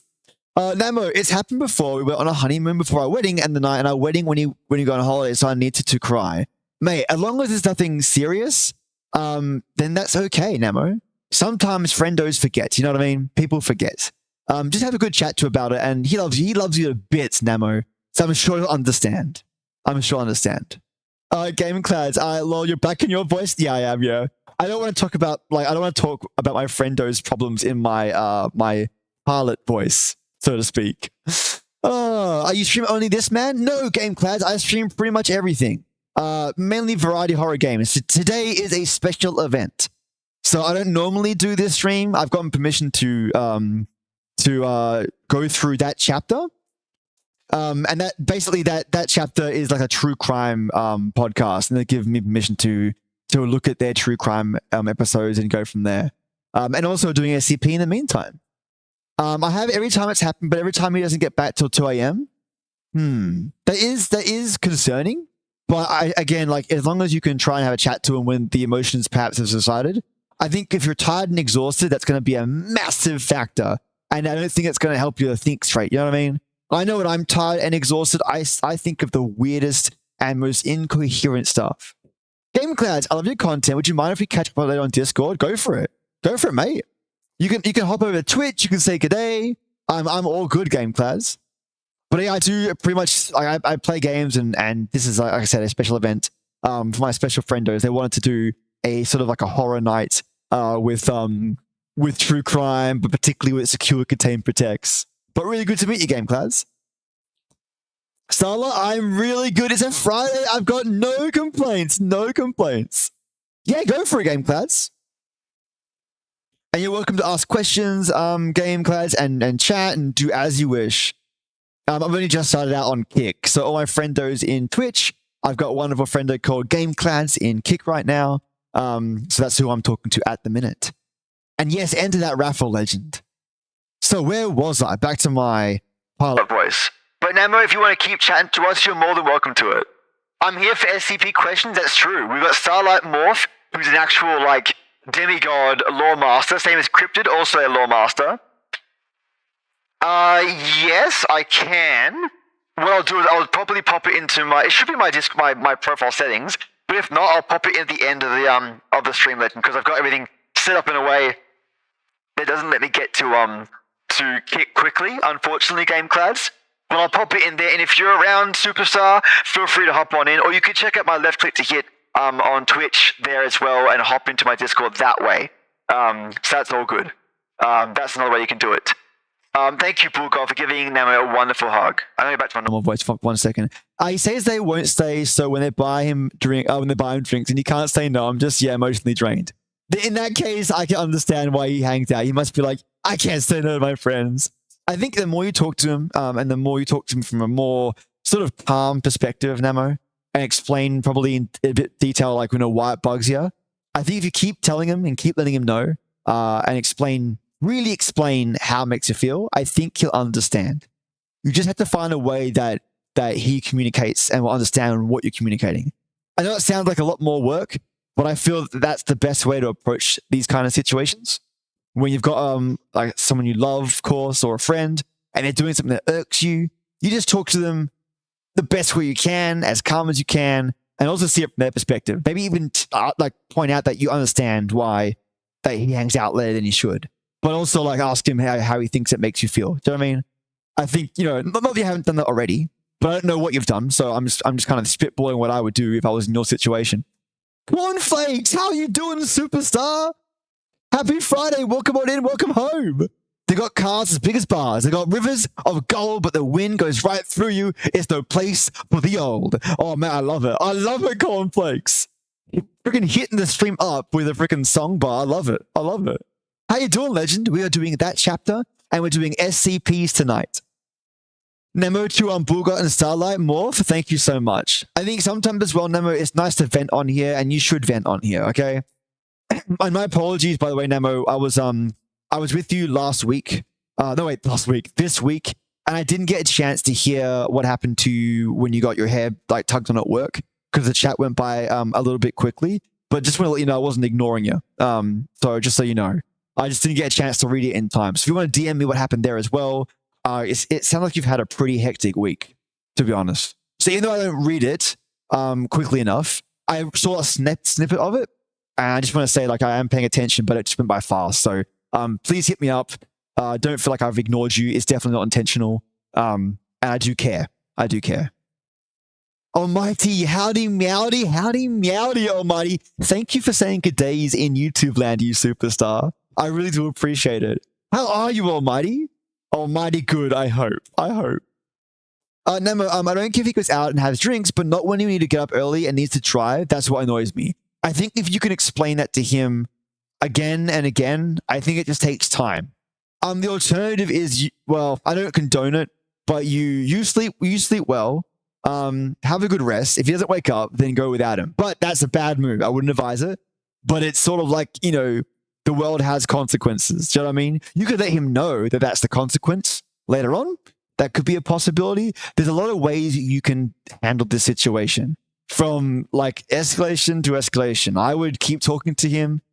He is your husband after all. Your lovely ultra sausage. The other side of you, the other sausage version of yourself. I'm sure he'll understand. He's just forgetting. That's all. You set the alarm to force that if he isn't home by 12, I'm driving. There we go. I'm driving to go get him. I don't know. I think it could be risky. My advice would be to wait. Wonderful Nemo. Mainly because that way you can have a good rest and think clearly. Starlight, how many SCPs did you get through? I'm only just getting through the first one at the moment. But I don't mind. This tonight's just a chat session, Legends. It is just a special event to hang out with you, Legends, and you know, spin the yarn. Fair shake of the sauce bottle, as we say in Australia all the time. We never say that. That's what it means. I just love chatting to you guys. So if you've got questions, you got any gesticulations, any guesses when we get to that chapter of true crime as well, or SCPs, like hop on in. Like this is like a, you know, I will ask to refrain from lots of blurps only on this session because I will send you to Jesus. I don't mind those ones every now and then, but the longer ones just try and avoid if you can. Only because you know, I'm either talking to a friendo or I'm going through like chats and whatnot through that chapter. But if you can hold off a little bit. Twinkysaurus, how are you? Happy Friday! Thank you so much for the Prime. You only get one Prime, Legends, and Tweaky spent it on me. I am so grateful. Thank you. I don't know why my unicorn's not activating, but I know why. My unicorn isn't on this one. Oh my god. I haven't. Oh, okay. Right, bear with me. You're gonna peek behind the curtain for a second, okay? 1 second. All right, 1 second. I'm gonna grab my unicorns and I'm gonna grab. Okay, this will work. Bear with me. You reminded me. Where's my unicorn? Oh my god, unicorn. Pegasi. And I copy that guy. Copy it like it's hard. And then talking to friends. And then I'm gonna go paste. Jane Unicorn. All right, that should technically work. I'm going to simulate a subscription. Bear with me. I'm trying to get this to work, guys, when it comes to... Here we go. Ready? Did it work? Wait for it. I'm going to simulate this. Yes, random user. Random. I'll do a tier 1. Did it work? It didn't work. Why didn't it work? Test trigger. Okay, damn. Damn it. That works. Megan, nice sub. Thank you so much. I know, almighty unicorns. There we go. It kind of worked, kind of didn't. I'll figure out how to fix it, but I don't want to leave you hanging. Holy freaking dooly. But Tweaky, how are you, super sausage? And I mean, my head is still sore from the bow being ripped out. Oh, it's a little swollen, but I'm okay. I understand. Vampiric! And then happy Friday, Vampiric. Mate, how are you doing, Vampiric? Oh, wow, welcome home, Legend. I'm good. I got a concussion. That's not good. But I am good. Holy shit, Tweaky. Man, oh man. Tired? Oh, mate, it's a Friday. Tweaky, but you're tired? Tweaky's got a concussion? Freaking, My friend Namo as well has also got a hair pulled on by a customer. What is going on? Oh, thank you, GameClads. Mate, I'll take it easy. Holy crap. Guys, what is going on? I just want to rub you all in wrap you all in bubble wrap. Mamma mia, you bopped your head real good.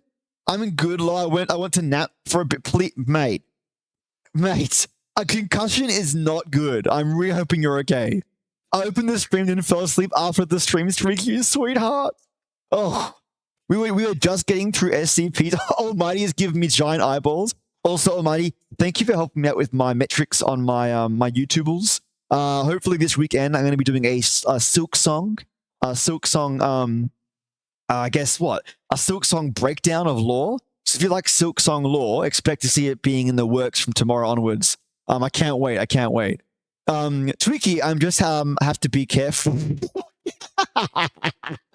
Okay, the typo is probably the best typo I've seen in a long time. It's care F-U-K. Carefect. Oh, Tweaky, well, thank you. I mean, look, it seemed like the concussion is taking effect already. No, seriously, I hope you're okay. Legit, seriously, Tweaky. My God. And Nemo, it hasn't been a good week. It has not been a good week for you, Nemo. I gotta help a friend move on Monday, so I'm tired. Seriously. Nemo, my suggestion is please, I'll give you one tip, right? You had a crazy week.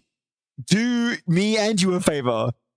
Go consume something delicious, right? I know it's late, but something delicious and watch something that's going to make you laugh your ass off. Okay? Please. Go or hang out here and just turn your brain off. Detangle, de-stress, find something that get a cup of tea. Legitimate, stop watching me and relax. Maybe, I don't know, get a warm towel, put on your head just to literally take your mind off everything. You need a really good rest. Just to, you're kind of getting hit one after the other. By the time you get to your husband to talk to him, you're going to explode.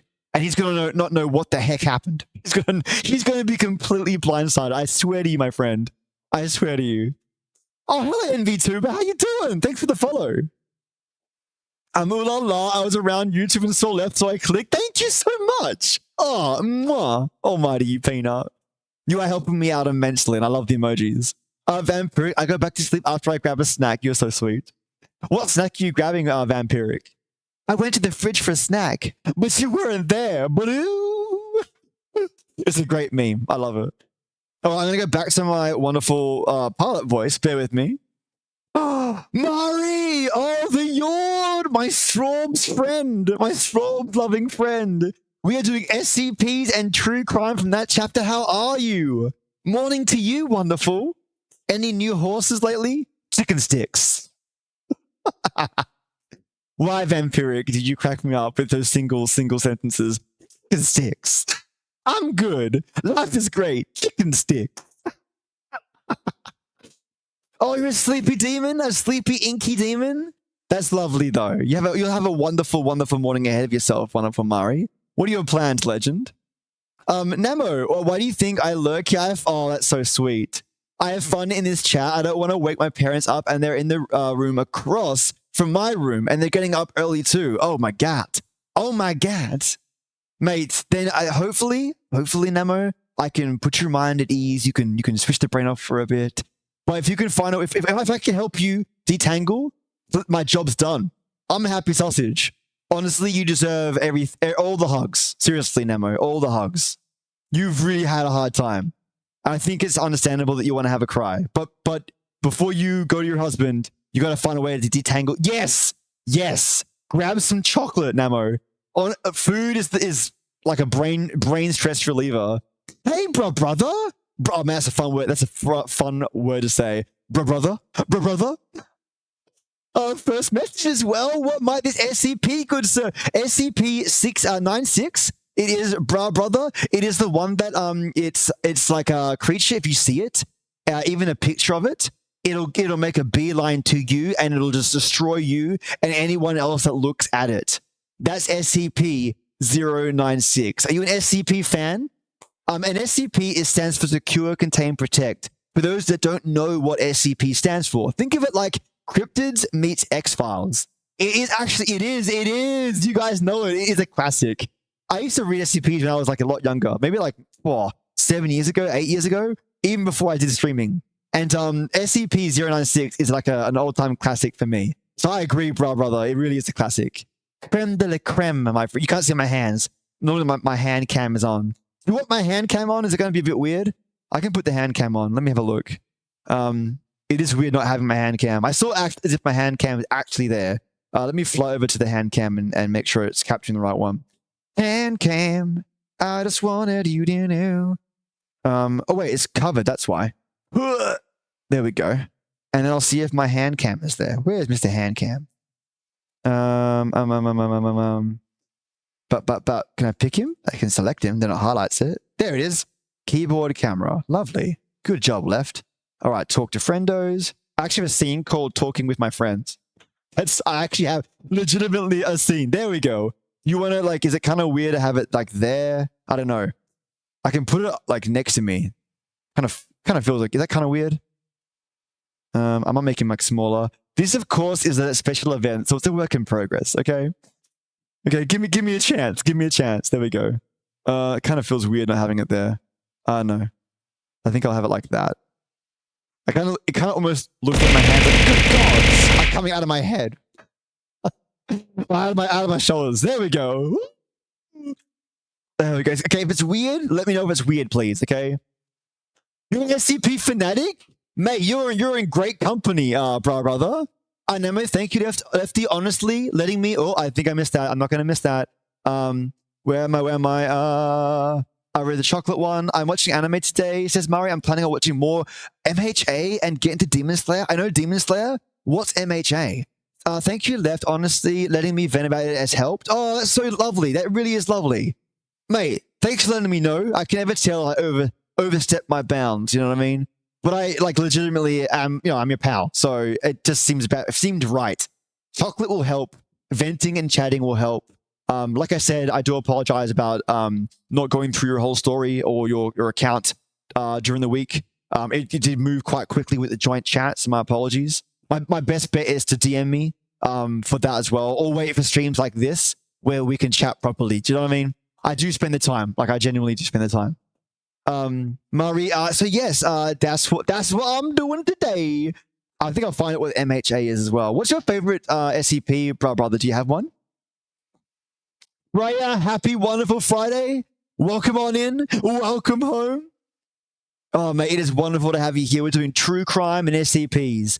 Jesus, that was violent. Do you mean the bopping on the head? It sure is. I ran out of tea, man. I gotta get some more tea. Damn it. Yes, Sunshine, the ads are on their way, but don't worry, they're only 10 seconds long. My Hero Academia, gotcha, you read my mind. You read everyone's mind, Mythic. AKA My Hero Macadamia, delicious nuts. Big Bird, happy Friday, how you doing? Mate. Oh, and a 5-watt streak for Mari. Love you to bits. Love you to bits. Not only does she spend time here, hangs out in Discord and cracks me up as well. Mate, how are you, wonderful Big Bird? Oh, are those biscuits? Oh, delicious Christmas cookies, Big Bird. Thank you so much for the bickies. How you doing, legend? Now I found some Lindt chocolate. Oh yeah, yum, great choice. And nice fluffy blanket and a cat. There we go. Oh, good God. There we go. Doe, happy Friday. How are you, superstar? Oh, man. I can't, mate, we're going to get to SCPs and true crime tonight. I hope you guys love it. But how are you, Doe? Hopefully, Namo, this will help from a mental state perspective. You know what I mean? I have a feeling it will. I get the vibe from the way you're writing already. That you're on the mend. You're on the mend. Mental mend. It's important. It's important. Brother, that is the reason I'm here today. No way. Oh. Here we go. I feel responsible for those who just started SCP and me not being there. Oh, that's so sweet.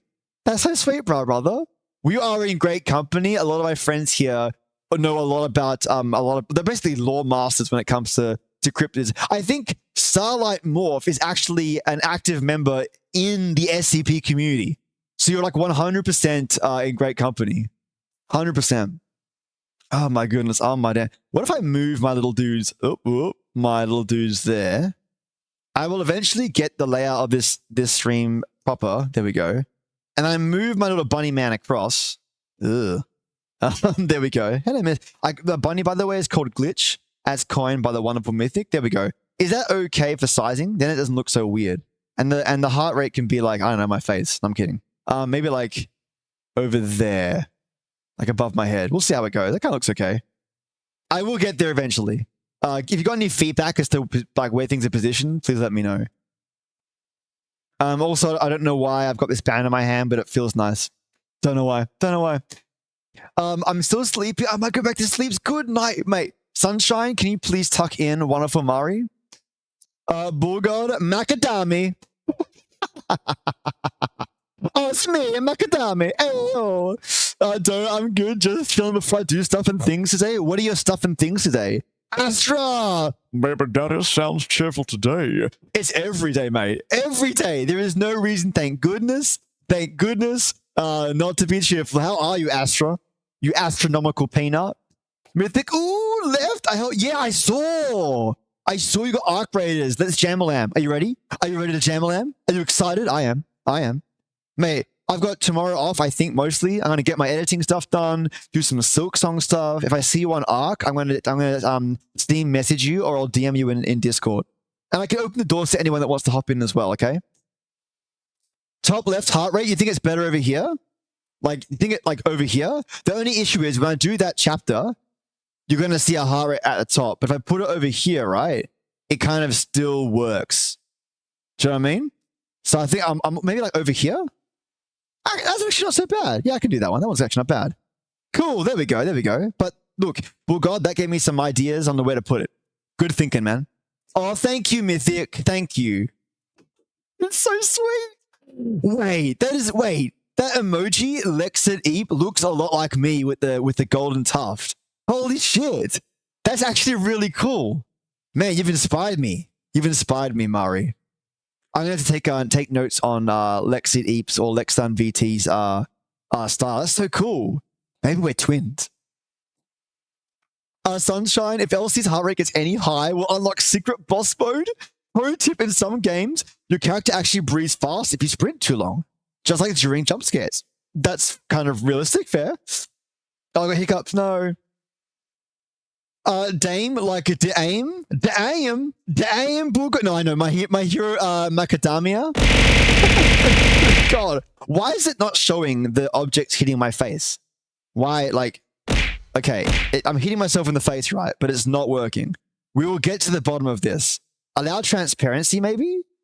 No, okay. Is it behind everything? Is that why? It should be at the front. No, okay, that didn't work. Why on earth? Allow transparency, yeah. Yeah. All right, yeah, TITS works, fine. TITS, yeah. And then, why? Very strange. I don't know why it won't see it, but that's okay. A ghost is punching me in the head. That's totally fine. Plush, happy Friday! Hello, Mr. Lefty. Hello, Mr. Plush. How are you today? Oh my goodness. Welcome on in. Welcome on home. You super sausage. Don't forget to enter the raffle, you wonderful peanuts. Oh, there you go. You'll play Repo with Wonderful Mythic. You better play Arc with me. I've been waiting. Mate, with a new PC, I cannot wait to see how your PC runs it and how much fun we'll have. I think the ping will be fine. I don't think the ping will cause any issues. I just dropped Lexathon a follow. I need to as well. If they got the same kind of hair as me, I want to play alongside them. We can be twins. I need to get Repo now. I think it's a pretty good price too. It's a ghost. It's me ghoster.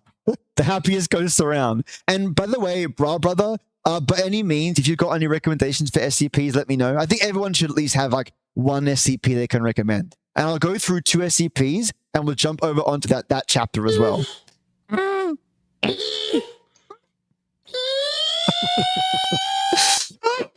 Oh my, you peanut. I gotta get Repo soon somehow. I'll keep an eye out for any specials as well, Mythic. You never know. And thank you for entering the raffle, Almighty, and being both in YouTube and in Twitch. I appreciate you, legends. I appreciate you. Ooh, Sunshine is talking about ghosts in Repo wanting hugs, and then locker doors. Official advice: if you hear spooky breathing, it's cardio time. It's true. That's true. Treat it like a Pokemon card. Mate, could you imagine Could you imagine? Oh man, imagine repo trading cards. I've got repo before it was on sale. Mate, it's still worth it. Vampiric, you are helping the indie developers. You're doing a good thing, okay? Don't stress, don't stress. And it only goes and says special for like a couple of bucks, okay? You're doing amazing work supporting the indie scene. It all makes a difference. It all makes a difference. All right, let me fly back into the old SCP. I think you guys can see it clearly. Let me know if it's a bit squished or weird. I've tried to make it fit without being a bit strange. I won't rip it up his again. Alright, back to pilot mode. Where was I? That's alright. Yeah, well, I never saw its face. My squad did. This is the captain. And they paid for it up the arse. Could you describe it a little more, please? Maybe I should alternate between two voices. Hold on 1 second. I'm going to add the demon voice, and we can alternate between demon voice on my stream deck. Let's give it a shot, okay? I'm going to move this one up here. I'm going to move this guy here. Copy and pasta. Now, if I go radio demon, it should pick up the radio demon. Radio demon. Radio demon? Yeah, I found it. Nice. Okay, cool. Origin voice mod. Radio demon. Boop. Soundboard custom. Soundboard. Okay, I got it. There we go. Cool. Lock that in, lefty. Alright, good. So this is the doctor's voice? Right, this will be doctor's voice. And this will be the captain's voice. There we go. $7, I'd call that cheap. Yeah, that's fair. Yeah, but I could have got another game with it being a few bucks cheap, bro. That's true. I understand. But $7 now seems pretty damn cheap, period. For a game like that, but I understand. If people are trying to save dollar dues, I don't want to question their position financially. So maybe that's a lot for some peeps, right? You never know. I was listening to a couple arguing on the bus actually from work during the week, and it gave me the shivers because one of them said something like, "I've got like $15 in the bank, and that's it." I'm like, "What? What?" So everyone's financial position is different, okay? So I don't want to assume that $7 is not a lot for someone. And I am respectful, if that makes sense. Game sales got me feel like I need an inventory upgrade, but what can't carry all these legendary Pelican for Sunshine. Problem, my suggestion would be SCP-4183. It's a little long, but probably not as long as 096 to be honest. Okay, gotcha, okay. Well, get through this one. I've got one from Cryptid, Guilty Cryptid. And then I'll put yours in my notepad, okay? I promise you. I'll put the in the notepad, 1 second, so it is SCP-4183. Oh. And then if I run out of recommendations, I'll do a spin the wheel. I've got an SCP spin the wheel option ready. Are you ready for this? Here we go. That's how many SCPs we've got to play with, guys. That's how many we got. Not easy, right? So I think maybe, just maybe, yours might even be in there. But we'll see how we go. So I can do a spin the wheel, or I can do a recommendation. We'll see. But I'm excited to do the one from Cryptid because they've been waiting for quite a while. Alright, there we go. They bring back the SCP strain. That's not many SCPs, not gonna lie. No, but they're hand-picked. They've been submitted to the SCP section in my Discord, and then they've also been rated as the top 50 SCPs that people like. And this was one of them, believe it or not. I still sound like my radio demon, don't I? Oh, let me sink my teeth into it. If I miss anything in chat, please, highlight the message so I can read it. I'm off to watch a TV series before going to sleep while eating my chicken sticks. Have a wonderful time. I will catch you, Vampiric. Enjoy your chicken sticks. What TV series, by the way, just if you care to share. And thank you if you're going to tab me or lurk. If you can't, I understand. But if you're lurking or have me tabbed on mute, I appreciate you so very, very, very much. All of your lovelies are helping me out. Trust me. That's not my mini SCP. I did read that. Sorry. Yeah. Grim, classic. Grim is like the next tier around Supernatural. So it's about one guy who's part of the Grim family bloodline that can see or kill folklorish creatures. I think it's kind of like Brothers Grimm-esque style. Really good season 1, actually. Don't know much about season 2, Vampiric, or onwards. I'm not going to spoil it for you, whether it's good or bad, but I think you'll like it. I really enjoyed it. It's a good change up for when it comes to Supernatural. If you've seen all you've been watching is Supernatural, good way to shake it up. But good taste in series, Vampiric. Sensei, Vessen. What's Vessen? Is that the Grimm brothers bloodline? Is that am I right, Sensei? Songbird, Lefty, tad confused. My work schedule starts in 30 minutes. Manager told me yesterday to come in at 8 a.m. today. I saw that my shift yesterday says hours at 8 a.m., so I wonder if they screwed up when they were switching my shift in the app. Best to give them a call, Songbird. Don't leave it up to gambling. You don't want to go down to work and then find out you're not actually supposed to be on shift. That would waste your time and annoy the crap out of you and waste their time and make you look a bit silly, which you don't want to have happen in front of your work colleagues. Always double check, say Songbird, just in case. A call will save a lot of time. Sensei, Vessen is the overall term they give to any of the non-human. There you go. Sensei coming in clutch. Thank you very much. Vampiric, yeah, I'm enjoying it so far. Next, I'm watching the 2020 Dracula series. Ooh, that is really, really, really good. If it's the one I'm thinking about, Vampiric, and your name checks out, Dracula series in 2020, like short, about 7 episodes, I think it is. Short, it is immaculately presented, fantastic production quality. I really recommend it. And it is very old school. We're talking about like, Dracula having access to the wolves and the darkness. I won't ruin it for you. Highly recommend that show. Fan-freaking-tastic. You will not be disappointed. Sensei will check. Sensei will call your boss, Songbird, okay? Mate, if Sensei called your boss, you won't have to work for a year. Trust me, Sensei will convince them. I believe. I've heard that magician talk on stream, by the way. He's a wonderful peanut. What a voice, what an attitude. Love him. Love him to bits. Right, where was I? Let me get through this guy and I'll hop over to the next one. And then we can look at some true crime. But by all means, have a chat and a womble with any questions you might have. Then where was I? Was it Captain Parsons? Yeah, I started screaming it off. Oh, wait, it started screaming it off and crying. No animal roaring. Sounded exactly like a person. Real freaking creepy. We started firing when it picked up Corporal Redacted and ripped off his leg. God, he was screaming for our help. Feckin' A. Anyway, we were blowing chunks out of the target round after round that didn't do jack shit. I almost lost it when it started expunged. Oh my god. Oh wait, that was not this device. I broke the nicks up. I'll reset. That's when you ordered the use of papers had been heard moving at AT4 HDDT launcher. An anti-tank gun. Started carrying it ever since SCP Redacted got loose. I've seen those tear through tanks like tissue paper. Did the same thing to the targets. There was significant damage to SCP-096. It didn't even fecking flinch. It kept tearing apart my squad, but with half of its torso gone. He draws a large circle across his torso. But it was taking damage.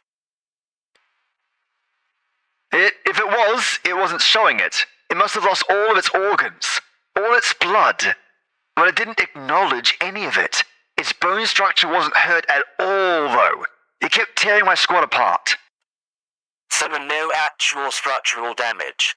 How many rounds would you say were fired at SCP-096?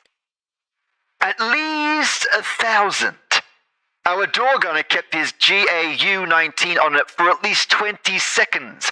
20 feckin' seconds.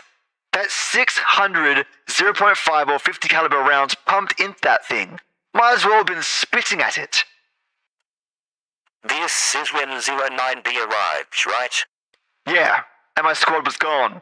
09B managed to get the bag over its head. It just sat down. We got it to the chopper and got it here.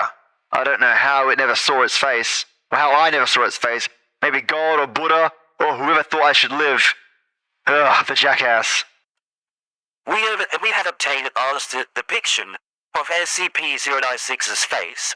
Would you like to view it? You know, after hearing that thing scream, and the screams of my men, I don't think I want to put a face to what I heard. No, just no. All right.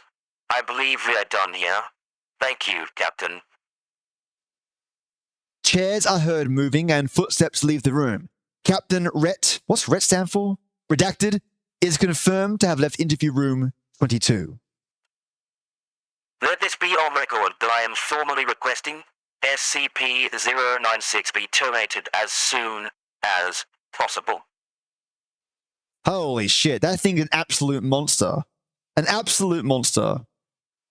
Holy freaking dooly. Now I gotta find out what Cryptid put down for their... Is it 2148? Let me ask Sunshine as well, if I can... Sunshine, what was the SCP that Cryptid put down? Let's see if it can pull it up. Let's have a look here, though. Oh, it can't find it. Maybe I can scroll and see if I can find Cryptid. I should be able to find it. But boop beep. I still can't believe Casp, you sneaky peanut. Hey, Fo, they're always interesting to read about. They really are. They really, really are. Oh no! Maybe I can ask Cryptid to let me know via DM so I don't miss it. I think it's 2148. I'm going to do 2148 and go from there. And then Cryptid can come in and correct me. And then I'll do Bra Brother next as well. After that chapter. All right, 2148. There should be like a Mothman version as well. I know there's Mothman. Is there a Mothman one? SCP Foundation. So 2148? Is that the one? Is my memory good? Mr. Stripes. Well, that one sounds fun, actually. Okay, sweet. We'll have a look at Mr. Stripes for now, and then we can ask Cryptid when they're back. Okay, let's have a look. Object class Uslid. SCP-2148. Should I put like some background music as well next time?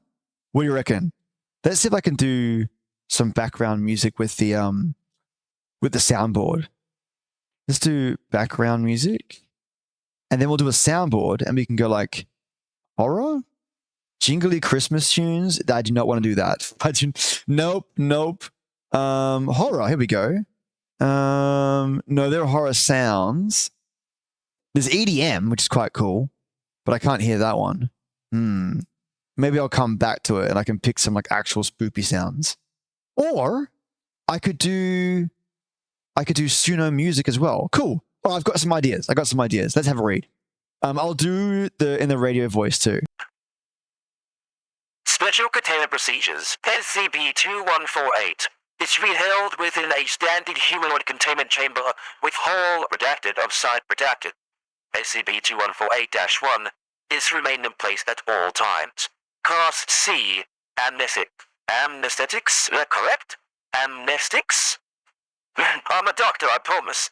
Amnestics or amnesics are to be administered to SCP-2148 if its anomalous properties manifest. Description, my favorite part, by the way.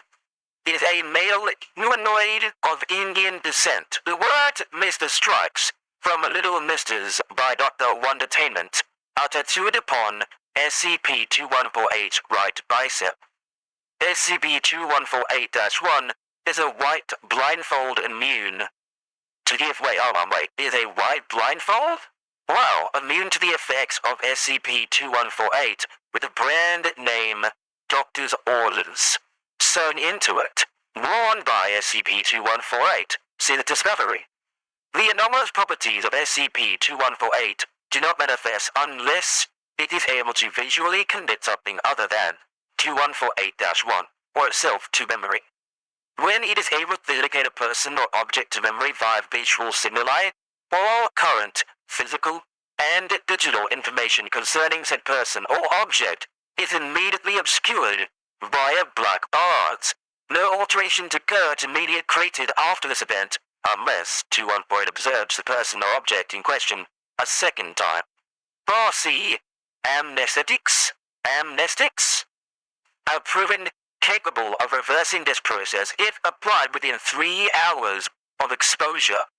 Well, brother, yes, this one. Almighty is scared. Don't be scared. SCP-2148 was discovered outside Site Blank by Dr. Blank and was the first anomaly associated with the Little Mister series encountered by the Foundation. Brother, A nice intro to look at W. Ooh, okay, sweet. I got you, bro, brother. I got you, mate. Oh, and by the way, bro, brother, don't forget to type in exclamation mark raffle to enter the raffle. I give away raffles games every single time I stream, which is usually Monday, Tuesday, Wednesday. Alright, here we go. The following transcript was recreated using the recorded audio due to alteration to the original transcript detected in 1995. Okay, is Mr. Lai here yet? So what voice should I do for SCP-2148? Maybe I can do robotic? Alright, how does that one sound? It isn't Mr. Lai here yet. Let me hear myself so I can make sure I sound weird. Hello? Perfect, perfect, perfect. Excuse me? Just curious, wondering if I can see my brother again. Well, figuratively speaking. Never actually seen him before, but he said he'd been here right after me. And I've been here for a bit and haven't seen him yet. Figuratively. Your accent is much more thicker in this voice.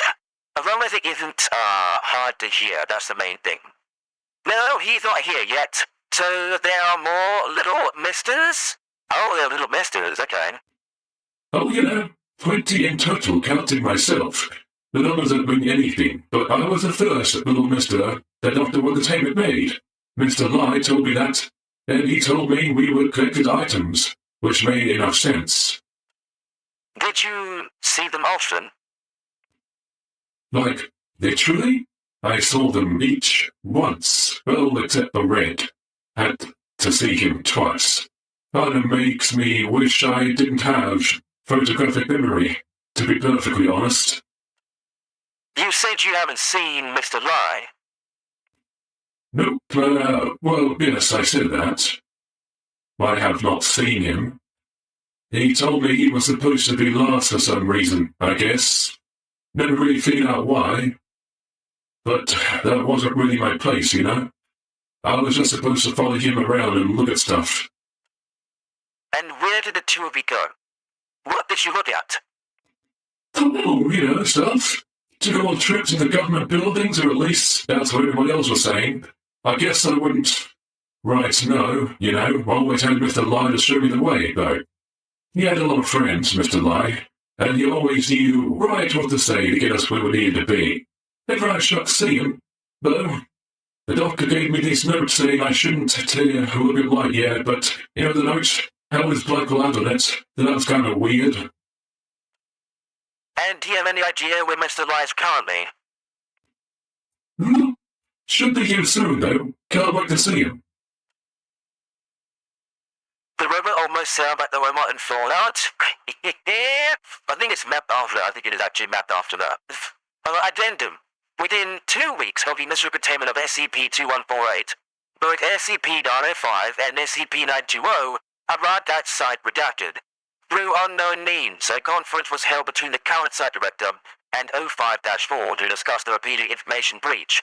Site Director Unknown requested all future anomalies associated with the Little Mister series to be contained within the Whole Unknown, which was approved by 05-4. 2148 was then reallocated to his new containment cell within the Whole Unknown without issue. Addendum number 2. On the 5th of the 12th, 1995, an anomaly tentatively designated 2148 number 2 when site redacted security footage was discovered, beginning with the initial recovery of 2148 and lasting roughly 3 weeks. 24182 manifested as a black bar obscuring Dr. Unknown and Site Director Unknown at intermittent intervals on all security footage. When questioned about this, both personnel cited 2 distinct and equally clear memories during the times 21482 for them. Dr. Unknown cited he was conducting testing with an unrelated anomaly, and Site Director Unknown claimed to either be doing paperwork or in one case communicating with 05-4. Both claims had been corroborated by other personnel, including 05-4, as well as surveillance footage. 21482 manifestation ended shortly after the interview between 2148 and Dr. Unknown, while it was obscured by 21482. Dr. Unknown exited Site Unknown shortly after, exiting camera view without incident. When questioned about this, SCP-2148 claimed to have no knowledge of how this could have occurred. A search of its server revealed one previously unaccounted for photograph affected by the anomalous properties of SCP-2148. Addendum number 3. While originally thought to not possess a document of the Little Mister series, when questioned, 2148 unrolled 21481 to reveal an equivalent printed on the obverse side. Man, that was really powerful and very strange. Actually sounds kind of like that Cade 6 from Destiny. Oh, that's awesome. I really like Cade 6. As long as they don't sound like Claptrap. Sunshine caught the lingo great. Imagine if every SCP had a Mr. Handy as their hype man. Our Lefty would be unstoppable. The whole chat's got Vault Dweller vibes tonight. I love Fallout so much. The lore is so cool. I would love to read through like every single vault and how it kills each person in it. It's so cool.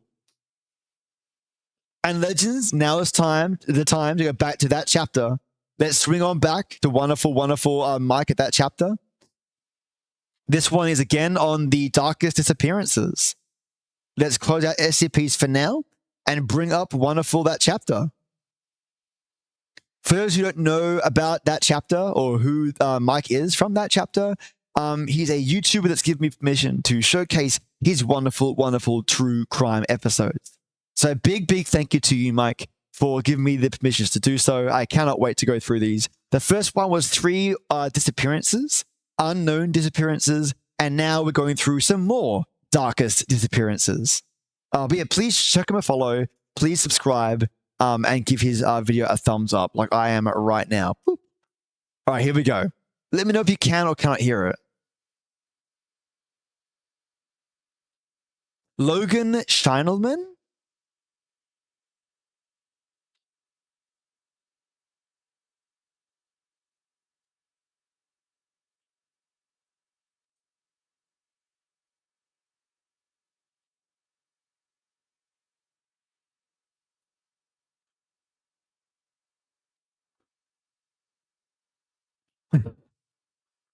No voice? Cheers for the heads up, man.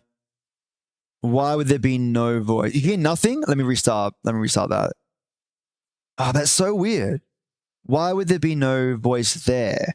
I think it's an OBS glitch. You know, I was doubling up last time. Oh, no, you got me. Thank you. You got me. Apologies. Let me bring up the right screen. Okay, here we go. Let me start again. Series that, you know, I talk about here, I tell you about on that chapter. And that is the scariest disappearances that are still a mystery. Thanks, guys. This day. I mean, some of these circumstances in which people just inexplicably vanish and are never seen again. Some of these ones, you know, maybe they hopefully they won't always be mysteries, but they sure as SHITE are right now. Thank you so much for being here, big dog. Now, what say you? Let's give it a go. But yeah, thanks again, guys, for having my back. Feel free to interject, stop me, ask questions, or even put your own guesses as to what's happened. Obviously, be respectful, but that's a given, right? So with this video, I wanted to do it kind of iceberg style, with each disappearance being more creepy and mysterious than the one previous, though I might have messed that up. Because the story of Logan Schendelman, it is as baffling as it is a hell of a lot of other strange adjectives. The biggest being WTF. I know that's not an adjective, but it will do. This story is so strange because there's a few witness accounts of Logan's last known movements, and they all seem to like contradict each other. And this is from the witnesses. It involves a car swerving across a highway. Multiple men being seen around it, a person booking it into the woods, and then another fellow walking down the road with no pants on. But mainly it involves a young man from Washington State, name of Logan. Wait, so all this happened and then in 2016, Logan was 19 years of age, born and raised in Tumwater, Washington by his maternal grandmother, Ginny. Logan's mother had moved to Seattle shortly after he was born, leaving him with his grandmother, and Logan's father was from Saudi Arabia. Never even met the fella. Oh. Logan saw his mom from time to time, but it was really just Logan, his sister Chloe, Grandma Ginny, and Ginny's husband Bill. Growing up, young Logan was like the star of the show. And I actually mean that quite literally, because even today, if you go on his Facebook page, he's got so many videos. He was filming like, kind of like everything he did. Okay, what are you guys doing? Hitting each other? Why are you guys racing, facing each other? Camera on him and he goes, You're recording. no, I'm not. Seriously. For real? He was always getting into all sorts, but all sorts was like the please do, Mythic. Sort. Thank you. He was smart, funny, charming. He was good at football. He was like the sort of guy when you're in school, you're thinking, this effing guy. You kind of hate him, but you also kind of can't help but like him because he's just such a nice guy. However, behind closed doors, things were not always easy for Logan. Not that you'd ever know. Because he was biracial, he always struggled with his identity, and sometimes he had to leave friends over things they said to him. His mother left when he was 2 years old. His dad effed off to Arabia, never to be heard from again. He had abandonment issues, as you can imagine. But you know what? He was going to build a bridge and make like a banana tree and leave. And he did. He graduated high school and left his hometown of Tumwater, Washington, never to return. Wow, he made a big decision. Not easy. For like a year. Oh, he did 1 year at Washington State, and then came back. Then he came home. He did 1 year at Washington State. Why? Although did a year at Washington State is kind of misleading because he was basically just partying and having a grand old time. And failed and flunked out of all of his classes. And basically the university said, shit, don't bother kind of coming back for year 2. Wow. Because you'd even do year 2 would just be year 1 again. So they said, take a year out. Maybe we'll take you in later on. And a lot of people, after they finish high school, taking a year out can be a good idea. And that was the plan for Logan. He returned home to Tumwater. He moved back in with Grandma Ginny and her husband Bill and began working minimum wage jobs, that sort of thing. Whatever needed doing, he done did. When he wasn't doing that, he was basically doing what a lot of young fellas do. Video games, beer, dare I say the devil's lettuce? There it is. I dare. And so, till the moment his life took a fairly disturbing and frankly frightening turn, he was more or less just... Are there like lots of disappearances when it comes to people consuming the devil's lettuce? Is that a thing? Is it actually a trend? The last disappearances that we went through, right? The last one that had the guy crash his car, run out naked or without any clothes, like down this like Texas beaten path to an abandoned house. Is that a thing? Is that a trend? I don't know. It seems to be, mate, correlation doesn't mean like causality, right? Just a regular ass young man. He drank, he smoked, but most people like do it Sunshine at that age. He wasn't getting into any sort of like major trouble. He wasn't a troublemaker. I mean, I definitely know that weed doesn't do that, Mythic, yeah. But it's more like, it's like a coincidence, right? Yeah, exactly. I think people just be disappearing in general, yeah. It's the 2 cases that I've covered just now, like the one that was before, it had a person like running naked away from his car, or presumed naked. And then this story again is going to have nakedness in it as well. But I shouldn't be so presumptuous. Oh, thank you for the lurk, Blue Sea. Like of any sort. Please show Blue Sea some love. It was on May 18th, 2016 that Logan walked into his grandmother's kitchen and, well... I'll give him a shout out. Like apprehensively said he had something to tell his grandma Ginny. That day was a Wednesday, and he told her that he would be gone for the following weekend. Why? Okay.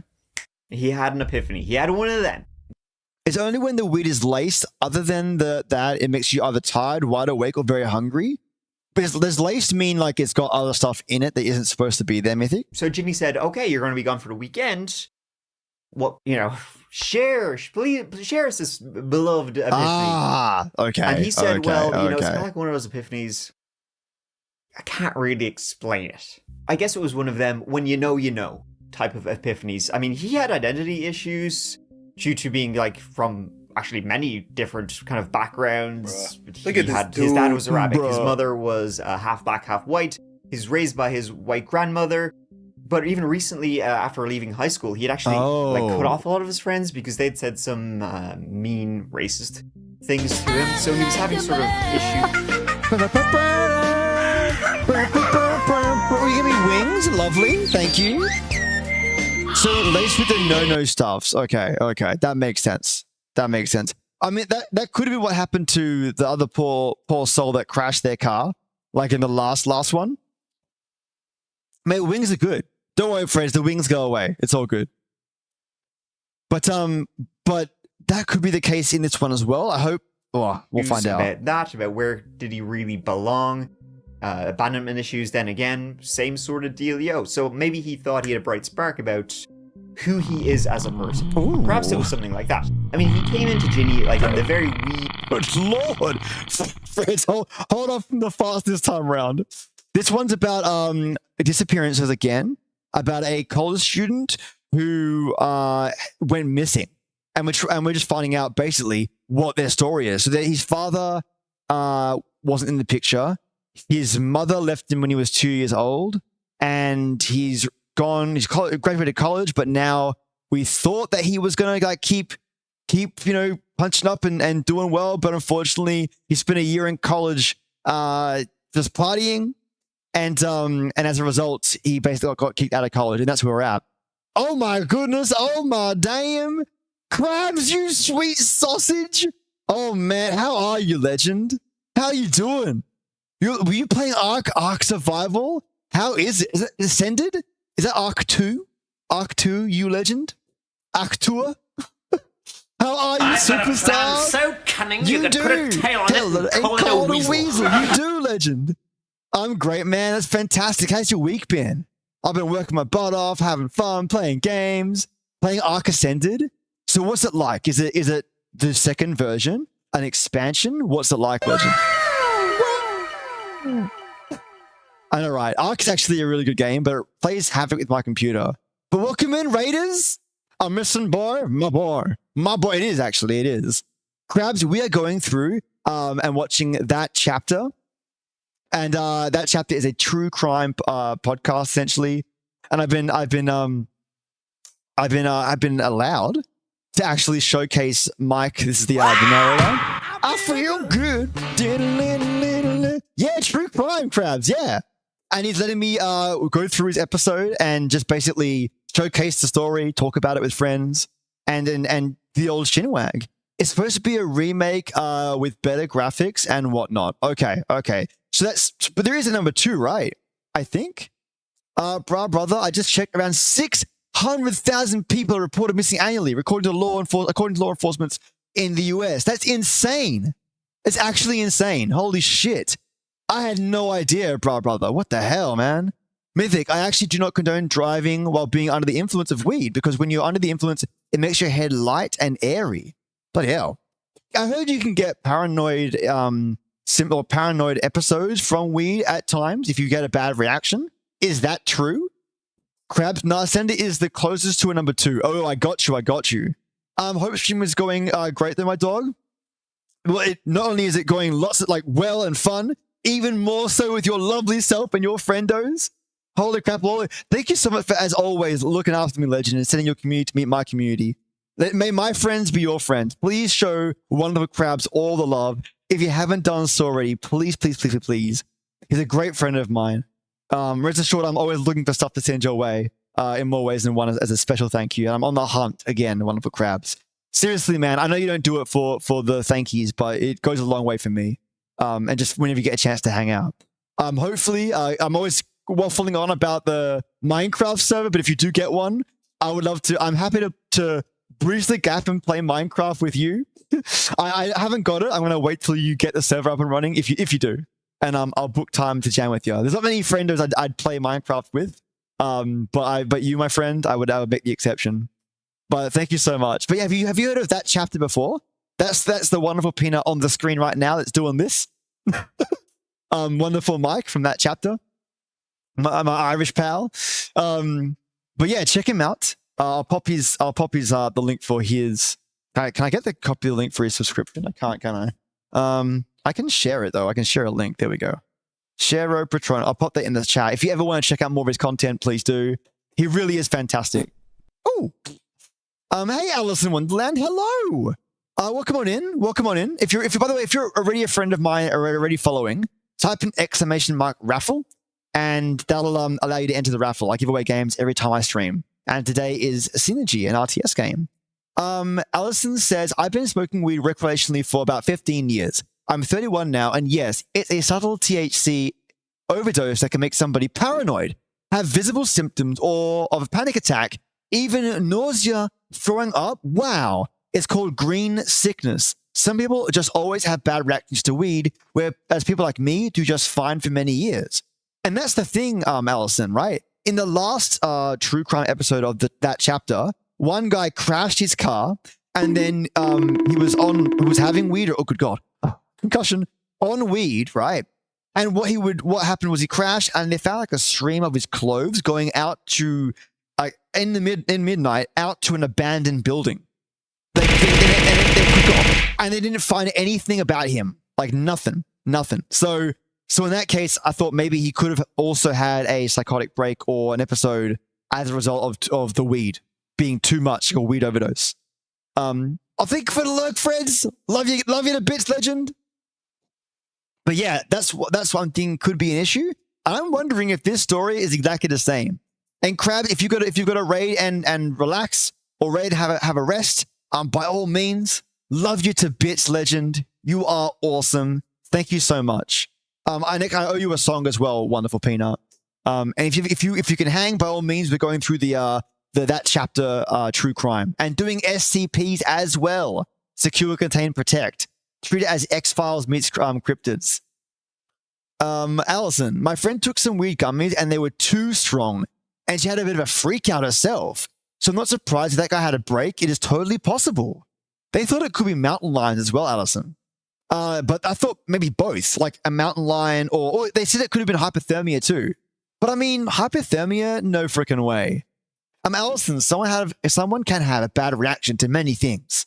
But weed can definitely make factors worse or much better, depending.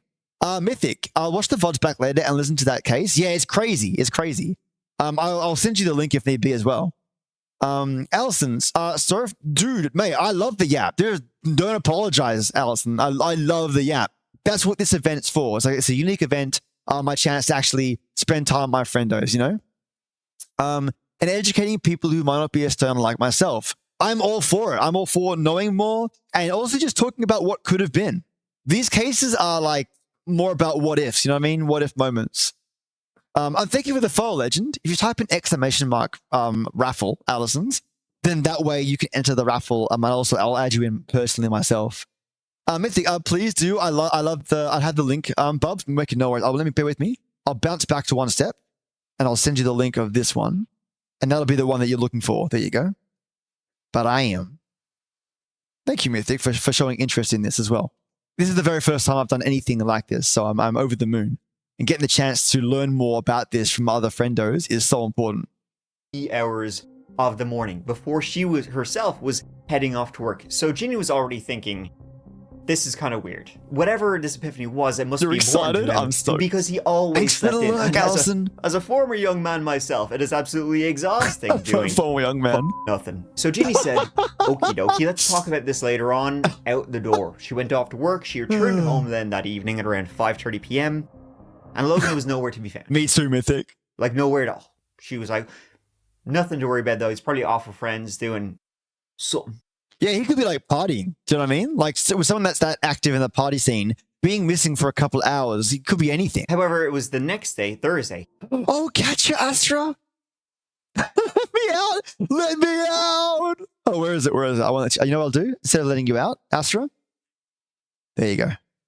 I ain't letting go. I ain't letting go, legend. All the hugs to you. Still nowhere to be found. Again, Ginny was not panicking. He's probably just, doing his thing. But she did check the, find my iPhone on his phone so she could, just check. She's smart. He was actually in, the next town over, Olympia, which is where his mother actually lives. So again, she didn't think that was weird. Maybe he's gone to stay with her. He did kind of, from time to time, go and spend the night with his mom. So maybe he's there. Then it gets to the next day, Friday. Logan was not answering his phone. Ginny begins calling around. Anybody seen Logan? He was not with his mom. No one had seen him. However, there was still, no need to panic yet. Hadn't he just said, sure, he was going away for the weekend on his epiphany business. Still, though, Ginny and her husband Bill decided to drive over to where his phone had last pinged from to see if they could see him, see his car. They couldn't see his car. Whenever I hear, my friend had an epiphany, I immediately alert the family, and I immediately put them on watch. Epiphany, I've got a friend of mine we're meeting up with somewhere really far away, or they just get up and leave without saying anything. 100% alert the family. Do not think you're being paranoid. Better to be paranoid and then, like, you know, and be, I don't know, insulted by that person if they get on your, like, if they think that you're being, you know, a nosy Nancy kind of thing, then have that person disappear or be taken away. Like in the last episode we discussed, in the last episode, we also covered, what was it? Oh, hello. You. Happy Friday. How are you doing? Welcome on in. Welcome home. Lefty, Christy, Lefty. We're doing true crime and secure, contain, protect tonight. How are you, Christy? Happy Friday. Mythic, I would panic. Yeah, I can feel it. I can feel it. Astra, finally. Va to love. You sausage. Oh, man. I'm good. Your mic, cute out there. Wait, my mic. Wait, is my mic cute? Wait, I'm cute? Thank you. Wait, is it? Do I sound weird? Do I sound strange? Oh, my mic cut out then. Okay, got it. Cut, Lefty, cut.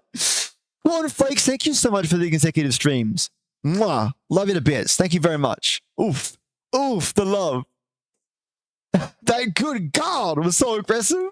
Good God. I'm sorry to startle you. I didn't mean to startle you. I didn't mean to. My autocorrect hates me. That's fair. Are you on the phone, Christy? Great googly moogly. Where's the Tingus? Well, my Tinguses are probably sleeping. They're huddling in their blossoms and within the Binguses. But don't rest assured, I will play the Tingus Bingus game. In no short minute. Probably next week. I hope. I always watch on the phone. Yeah, that'll be the autocorrect. Is brutal. It's brutal on the phone. On the phone. I've always tried different keyboard types, Christy, and it is nutsola. Always makes it difficult to. I type in like, you know, collaboration. It's like, oh, you mean constipation? Yes. Phone. I am constipation with my friend. We both have the stomach bug. Yep. I am the constipation. Great. I have to clip it later. I can't get it out of my head now. Wait, seriously? I'm so sorry. I am so sorry. Good morning, sunshine. So we are watching True Crime Wonderful Christy. Have you heard of that the bloke here in front of us called Mike from that chapter?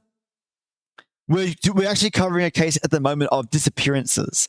So it's Disappearances Friday. And then we're going to do some SCP.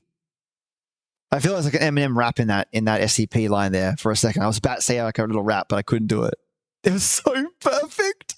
That's why. Oh, good God. Way to style your friends left. Holy shit. Holy shit. I disappear all the time. Well, thank goodness, nothing like this. Tap wood, I'm going to touch my head, that nothing like this ever happens to you, okay? So we're at the point where Logan, a troubled, I guess, college student, to put it one way or another, is perceived to have gone missing. And that's where we're at the moment. Actually. And now his phone was not pinging anymore. It was then Saturday night, and Ginny was now in full-on panic mode, having no idea where her grandson was. The last thing he'd said was that he had had an epiphany and would be gone for the weekend. What kind of epiphany did he have? Yeah, that's what scares me. When someone says I had an epiphany, that's danger zone. I knew what you meant, Christy. I knew what you meant. Mythic, hold on, Left. I'm sending you a quick Discord DM. Okay, I'll have a look. See. Well, I'll have a look hello. Let's have a look.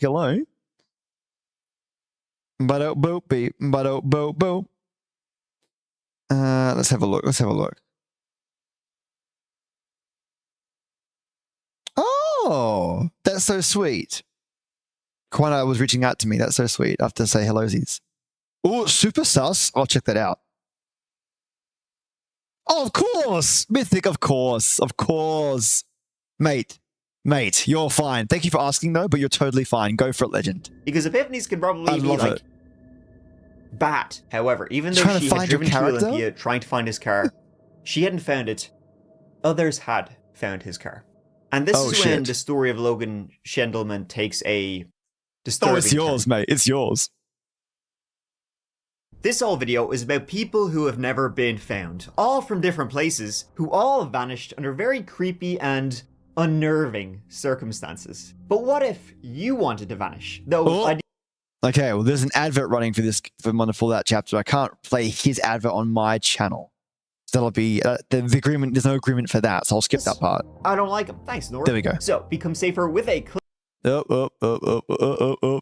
we go. There we go. Had been involved in a very unusual incident on the freeway near Tumwater. Oh, it was around 3 on the screen? And Logan's 1996 black Chrysler Sebring was driving among the packed traffic lanes when it suddenly began drifting. That's the word used by witnesses, not swerving, drifting across 3 lanes of traffic. From the far right, slow lane, to the median, towards the fast lane. Other cars had to swerve around it. Like it was almost causing this giant pileup on the road, but eventually it hit the median barrier and stopped. 3 people called this in to report it, but even those reports were strange. Some of those people who were calling in to report this car almost, killing someone. Some of those people were saying they didn't see anybody in the car, that the car was empty. Others were saying they did see somebody in it, but they were unconscious. Others were saying they saw somebody in it, but they were sitting in the passenger seat of the car. Whatever the case, so like he got abducted while driving? It didn't seem like anybody was actually like driving the car. It seems from reports that the car had been on the road driving previously and driving very erratically before it pulled off the freeway, parked on the hard shoulder. Then either the car was just left in drive it's wonderful, right, and it just rolled across the freeway, or they had just left the car in neutral, so it just slowly rolled off the hard shoulder, crossing then 3 lanes of traffic. And then what? It's very, very strange. It then hit the median. And some witnesses would say they'd seen somebody exit the car and just book it into the woods. Grandma Ginny learned of this on the Monday, by which time the car had been. Well, I can guess what's happened here. I think what's happened here is the guys. You can't die from an overdose of weed, right? You can't, right? I'm pretty sure that's not possible. Hounded by the police. So who was in the car? Was it Logan? Had he run off into the woods? No one knows. Dogs were brought in and found nothing in the woods surrounding where the car had been. One of the witnesses said the person that ran into the woods was a white guy, so not Logan. In fact, many of the witnesses who did see someone that day near the car were shown photos of Logan, but they said it wasn't him. One woman said she'd been driving that stretch of road earlier that day and had seen the car along the side of the road and had seen Logan with 2 other men. No one knows the truth of these sightings. All of Logan's shit was also still in the car. His phone, his wallet, his ID. On the ground was like a bag, an empty like sandwich bag, and inside was a couple of like $15, $20 bills. But there was no signs of foul play in the car. According to the Thurston County Sheriff's Office, Logan's grandmother reported him missing. He was last seen May 19th, 2016. The next day, deputies say a trooper found Logan's black convertible abandoned near south of Tumwater on southbound I-5. It was sort of a strange circumstance. Witnesses saw the car pull over. This guy's accent's great. A male subject jumped out of the car. The car kept going and ended up in a median. The description of the man who jumped out doesn't match Logan's appearance. His wallet, money, everything was identification. Everything was left in the car. Logan's family says they have no reason to believe he would run away, but they do believe someone knows what happened. Some people who have refused to talk to law enforcement very adamantly, which is unfortunate because they may have information without realizing 2025. it. Deputies say... I'm kidding, Christy. I'll have to check on it. I'll check on the phone. I couldn't resist. Oh, Christy. No. I think you were asking like what year are we in, but I'll get it for you. Logan disappearances. Okay, Logan disappearances. I don't know Logan's last name, unfortunately. U.S. Logan Shine. May 2016, Christy. May 2016. So. Sunshine? What year must have been in the ancient era of forgotten logins? Wow, dude. That's pretty harsh from Sunshine. I apologize on behalf. All right before custom avatar started spazzing out in front. No way. Are you serious, Chrissy? I think I know that guy. Are you shitting me? I am cheeky, poor God. I can be cheeky. Cake B, a B. I did a thingy again. Check DMs. What'd you do? What'd you do? Okay, I'm checking my DMs. Oh, that's so sweet. Man, you are so talented. You are so talented, B. Look at that. Look at that. I love it. I love it. Significantly less lightning than last time, but I also love this. I love how the last one was like pure lightning ball magic. You're very talented, B. Seriously. That is so cool. That is so cool. Oh, I like that one a lot. I even have like a little tie. The more I look at it, the more I notice. Sleepy birdie lefty. That is when I eventually succumb to sleep. Eventually. Thank you so much, B. That is so sweet. With your permission, B, I'd love to put it in just chatting at some point to showcase your talent. Maybe I'll put it in the art section. Only if you give me permission. But I don't want to do it if you're like, no, we'll keep it between us. I'm cool with that. There's still no indication of where he... I know a few people have actually gone missing. Well, like, Bra Brother was mentioning 600,000 people go missing a year. 600,000. What the hell? Is or a suspect in his disappearance. Now, when Logan was actually reported missing, police began to follow up with his phone. I'd love to be. Last known locations. And it was very, very strange. In the days previous, after he had left Tumwater, and he had never seen his grandmother again, he had driven 100 miles south.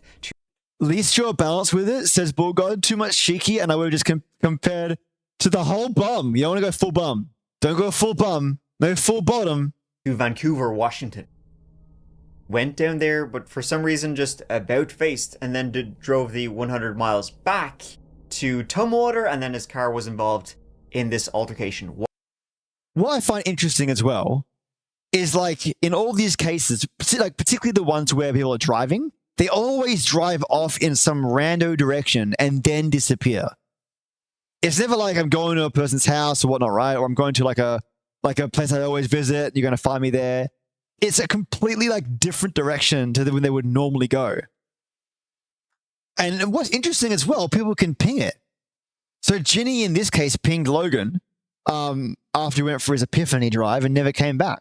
Why he had gone then there, nobody knows. The only link from Logan to Vancouver, Washington, was that he had been chatting with some girl, like online, that he'd met like on an online dating site. But she would say she hadn't seen him. Though she would say she had received a text from him recently saying, "I hope I survive the week." Oh my God. Not great. Had he. Also weirdly, was that about 10 hours after the, car altercation on the road when it drifted across, 10 hours later on that same stretch of freeway at about like 1 a.m., a driver said they seen a man who would have matched, Logan's description walking along the side of the road wearing no pants. Where this man was spotted was near... Is, like, again, no clothing. Could it be a break? You are actually, poor God. Like a little bean on my head. Some houses frequented by drug users. If it was indeed Logan, had he...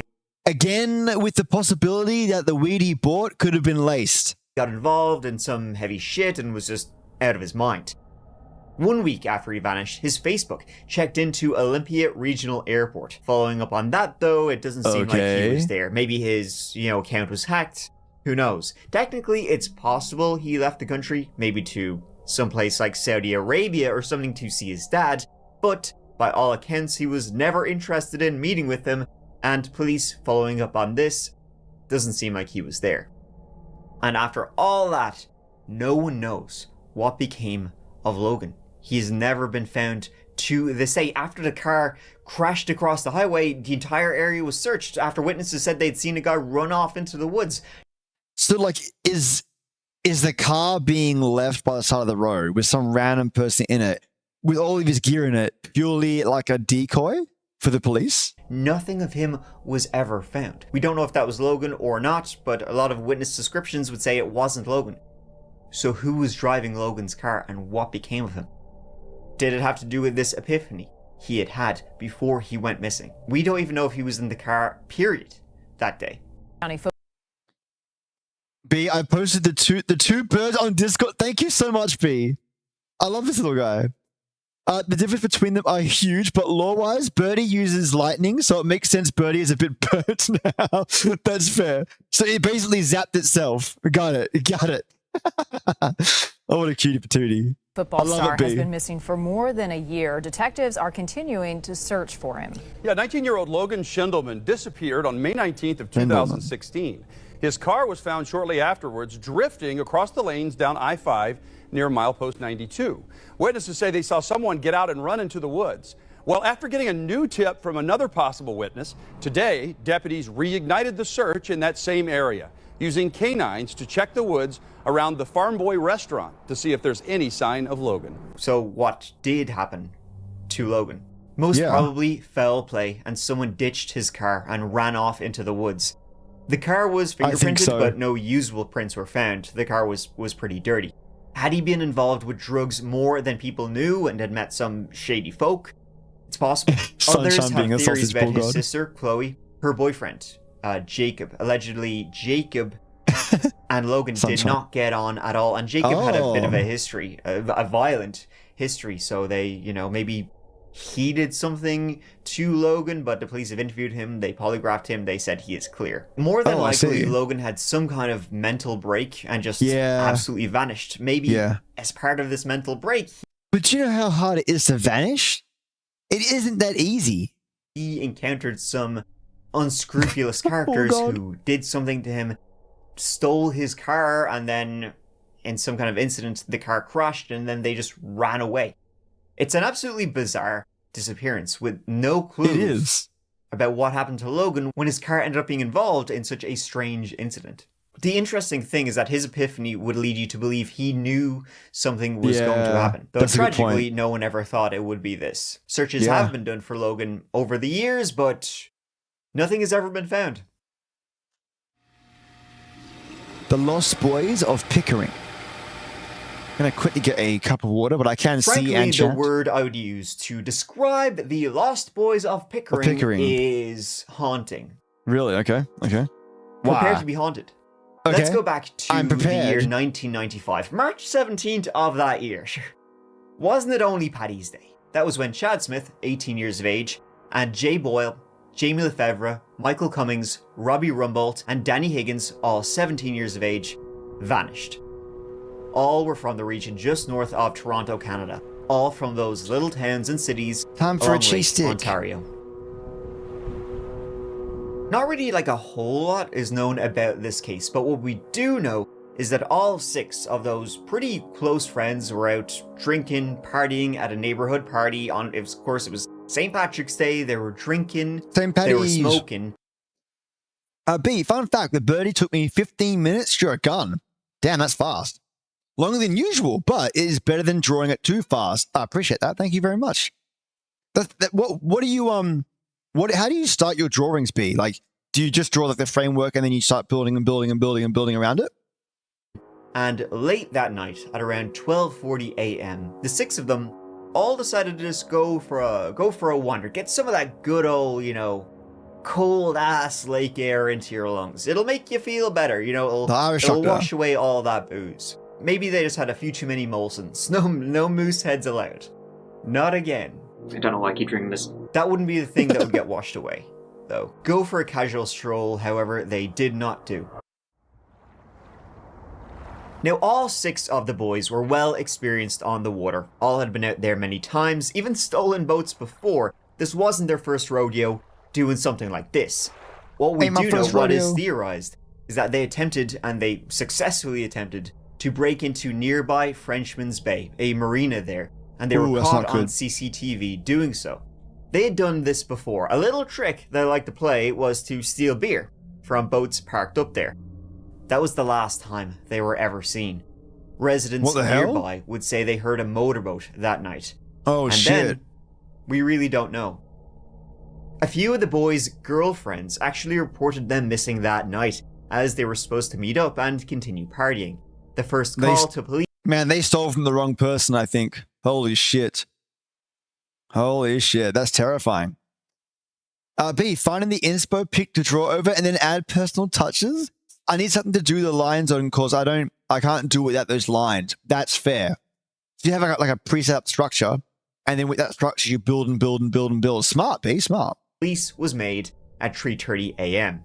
I mean, this is a case where little is known. Only 3 of the boys were caught on CCTV.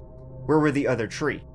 Not much is even known about the boys other than Jay, who had a criminal history, assault, and he was living with his girlfriend and baby daughter at the time. However, he was much loved by his family and was a popular fella. What is believed to have happened is that the 6 boys, even though only 3 of them were seen on camera, the 6 of them broke into the marina and stole 2 boats. One a paddle boat and the other a 13-foot Boston whaler. They then disappeared on the... B, I wasn't born during that year. That is so sweet. I was born before that year. Like, touche. I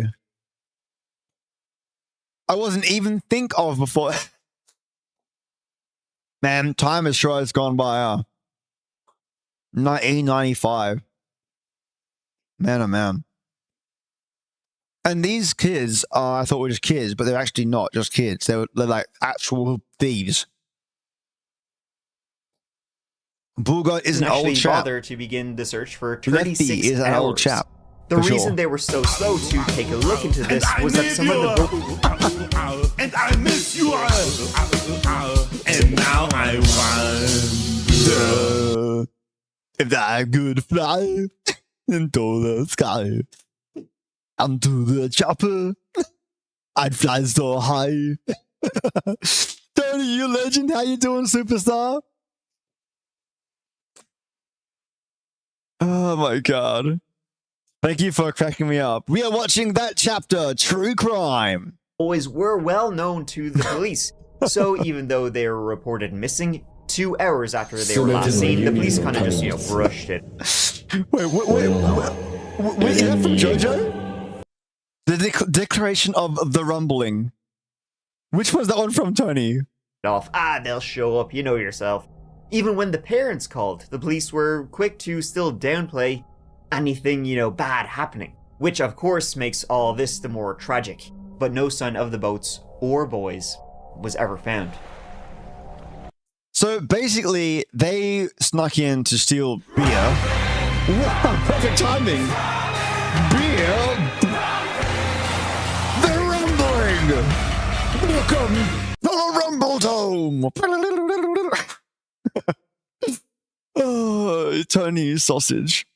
Tony Sausage Sax Guy. Tony Sausage Guy. Hello, you. Happy Friday. Walk on in. Welcome home. So we're now guessing what could these boys have done to cause them to get basically disappeared. Thank you, Christy, for the lurky poos.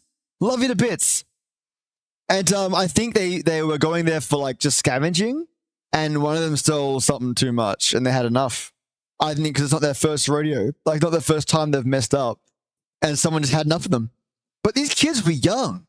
Well, some of them were. But a lot of them had serious criminal convictions, I guess, or serious criminal tendencies, from what Mike from that chapter is saying. So, I think they either grabbed the wrong thing, maybe they stole something, and then it ended up killing them. I know. What? No. Jadosaurus Rex, how are you, superstar? Happy Friday. Welcome home. We're playing that chapter and also SCPs. Bull got stepped on an old man's lawn. True. I feel bad for these kiddos because nothing deserves death at that age, I feel. Good evening. Fear and anguish are gripping the families of 6 teenagers missing on Lake Ontario. Man, what an entrance to your news report. Good evening. Terror and horrible shit's happening in your neighborhood. Yeah, stay tuned for some more of that bad shit. Great. Thank you, mate. Thank you. Gosh, Jade, I got some more sleep. It hurts to lay in the bed. Wait, it hurts to lay in the bed anymore? That's right. You do have that. Is it the lower back or is it MS as well, Jade? I do apologize if I've got that mixed up. Or I'm pretty sure it's related to MS, if I'm not mistaken, Jade. The teens disappeared after a Thursday night party. CFEO's Tom Hayes reports. Family and friends held each other on the Pickering Beach today. It is. I thought so, Jade. All the hugs, mate. All the hugs. Thank you, Sunshine. The CCTV was soon discovered, so at least 3 of the boys were there, and 2 of the boats were also noticed to be missing. Everything from then on was assumed. Huh. We don't even know if the boys actually stole the boats that were missing, Oh, that all were love found to you, later to Jade. be missing from the marina. The boats were just, found to be missing, so people are assuming that the boys stole them and then, went out into the lake. A search of Lake Ontario brought up absolutely nothing for these six. It's a lot of people. How does six people go missing? How? And kids. People to go missing. A lot of people who have, no trace of 6 people to ever be found is bizarre. I mean, you're likely thinking they went out there, they were drunk, they were high, they were whatever, and they ended up drowning on that's right, March, freezing Lake Ontario. But it's incredibly bizarre that no sign of those boys has ever been found. What's even bizarre is that the police have seemingly stonewalled any attempt for people to investigate, to look into this case. For example, the CCTV, that was shown to the family once. When later on, more family said, can we review the CCTV again?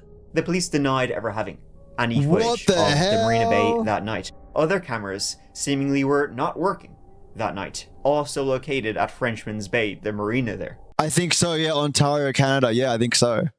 CCTV showed 3 of the boys close to the marina: Michael Cummings, Robbie Rumbold, and Jamie Lefevre.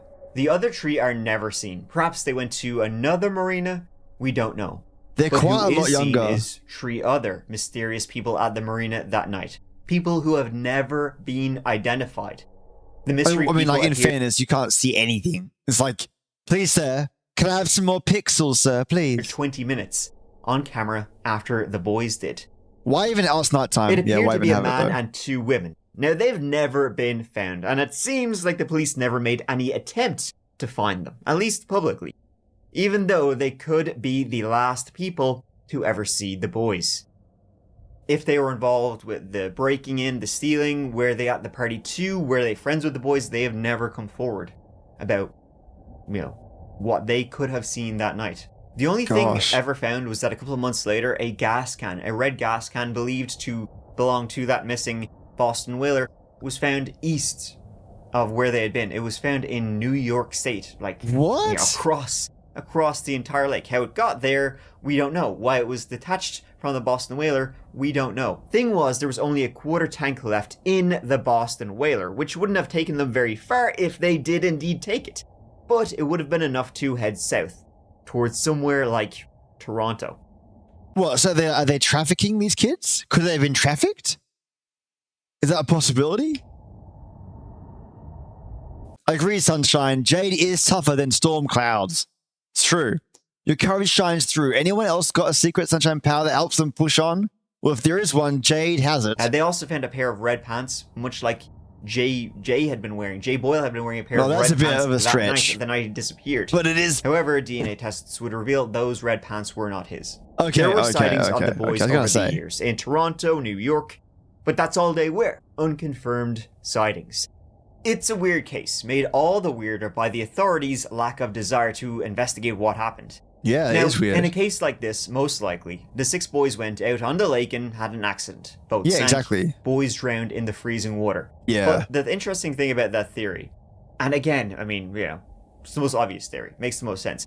But one of the boats stolen was a Boston whaler, deemed to be nigh on unsinkable. I know you've probably heard that before, but literally this boat is designed to be unsinkable. You can cut it in half, and they don't sink. Wow. It would have sank eventually, after being out on the water maybe for weeks or months at a time.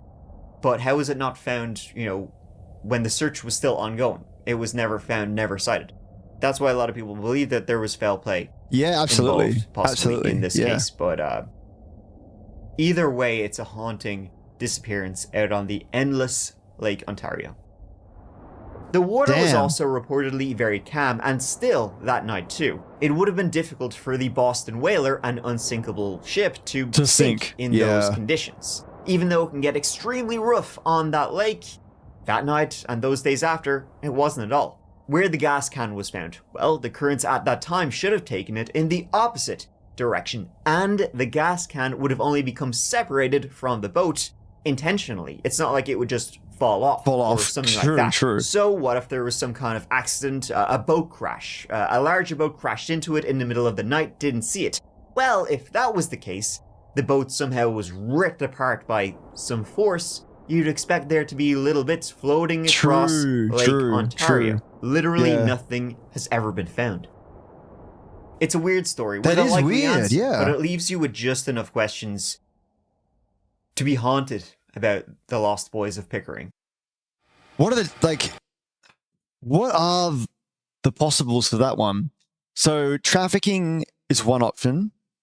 I guess maybe a reaction from the constant thefts of beer and small petty stuff. Maybe a drug deal gone wrong, or maybe a deal catch it with those two strangers gone wrong and they shanked them all to death. That's terrible, but it's a possibility. Or they could have seen or heard something that was way above their ability to hide and run from. Let's say there's a big group of them getting together. They all came down. They spotted one of them. Where's the rest of your friends? He spotted his friends, pulled them out with him. And before you know it, they're either trafficked or they're murdered. But then their body's aware, though. Their body's aware. That's the crazy thing. That's why I keep thinking trafficking sounds like that outcome that took place there, because there's no bodies. There's no evidence or parts of them being left behind.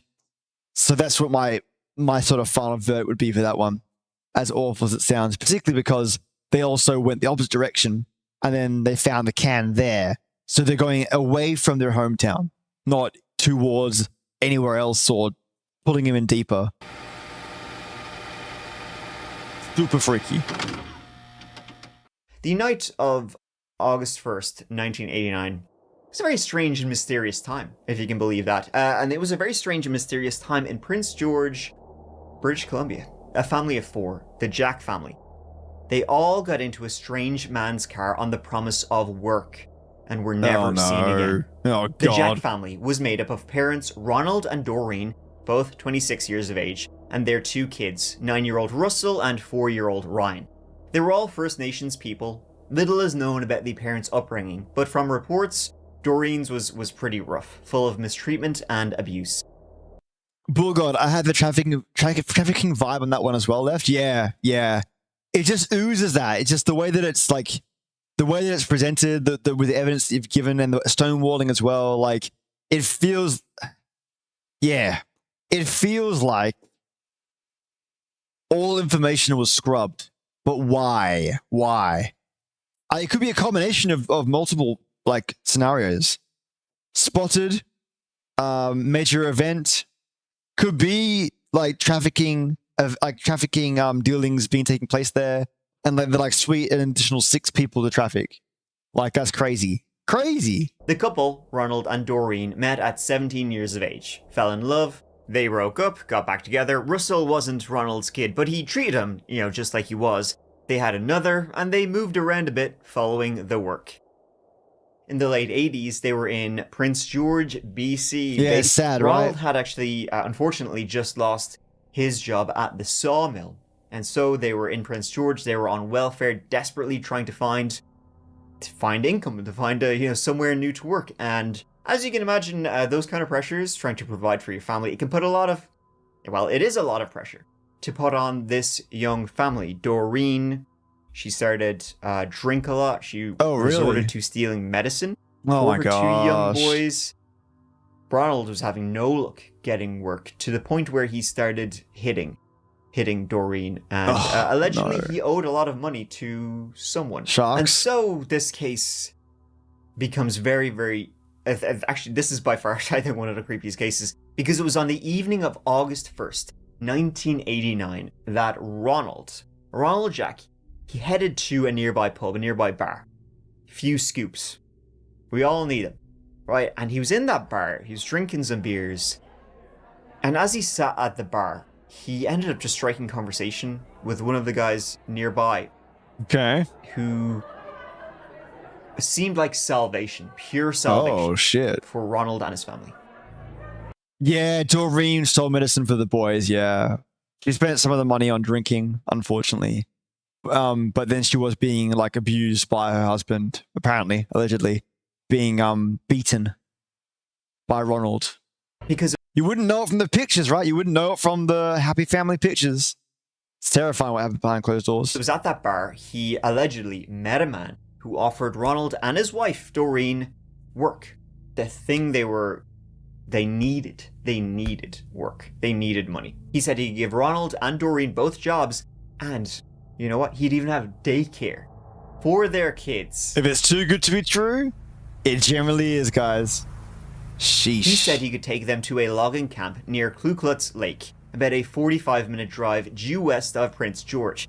Not far from Vanderhoof, where I've told you a few stories about. Also close to Highway 16, which you'll probably know better as the Highway of Tears, which I feel needs no introduction at this point. Name is a giveaway. Highway of But he Tears? said, you guys come with me. Ronald, you'll be logging. Doreen, you can be cooking. And, we even have daycare. Kids will be taken care of and all. As you can imagine, a desperate Ronald, hearing this, his eyes, his peepers just absolutely light up. When can I start? The stranger was described as a white guy, 6 feet and something tall, red hair, beard. Basically looking like a logger by how he was dressed. A Baseball lumberjack. hat, checkered shirt. He said he would have work for them 10 days to 2 weeks. He could even drive them. I'll even take you to the logging camp myself, because the Jack family, they had no means of transportation. They didn't have a car. How about we go tonight? He said. The two men went back to the Jack's home, and Ronald even called his mom to let her know what was happening. That setup seems wild. Yeah. Having a setup like that, just, how convenient that all the boxes are ticked for us. Right. And to look for him if he didn't return. Agreed, The family were witnessed by relatives packing up and getting into this stranger's car. And off they went, never to be seen again. Pretty terrifying. A desperate family taken away by who? Yeah. For what? Why? Was there even did the logging camp even exist? Was he a serial killer? Because, judging from previous videos set in this area, there's a lot here. It was later that month, with no word from the Jack family, that Ronald's mom, Mabel, she called. She reported them missing to the police. And they have never been found. Who they got into the car with, we may never know. Why he wanted the entire family to... Why he said, we have daycare, take the kids too. Why he wanted the kids is bizarre. Even locals would say, when they were hearing about this, they would say the idea of a logging camp having daycare was insane. Mighty unusual. Yeah. Yeah, it's true. Why would... Think about it. My research said... why would a logging camp have daycare? We don't have daycare within normal city campuses and city environments, let alone a logging camp.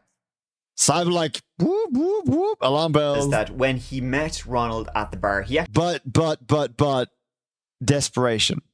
Desperation, you hear what you want to hear.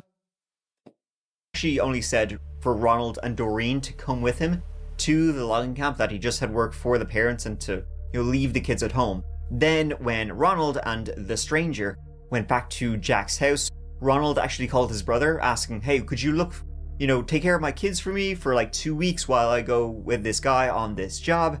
His brother... Phoebe, how are you doing, legend? Thank you so much for the raid. Happy Friday. Welcome on in. Welcome home.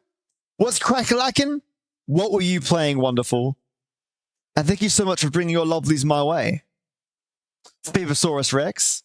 We are watching that chapter, which is a true crime episode, courtesy of the wonderful That Chapter Mike.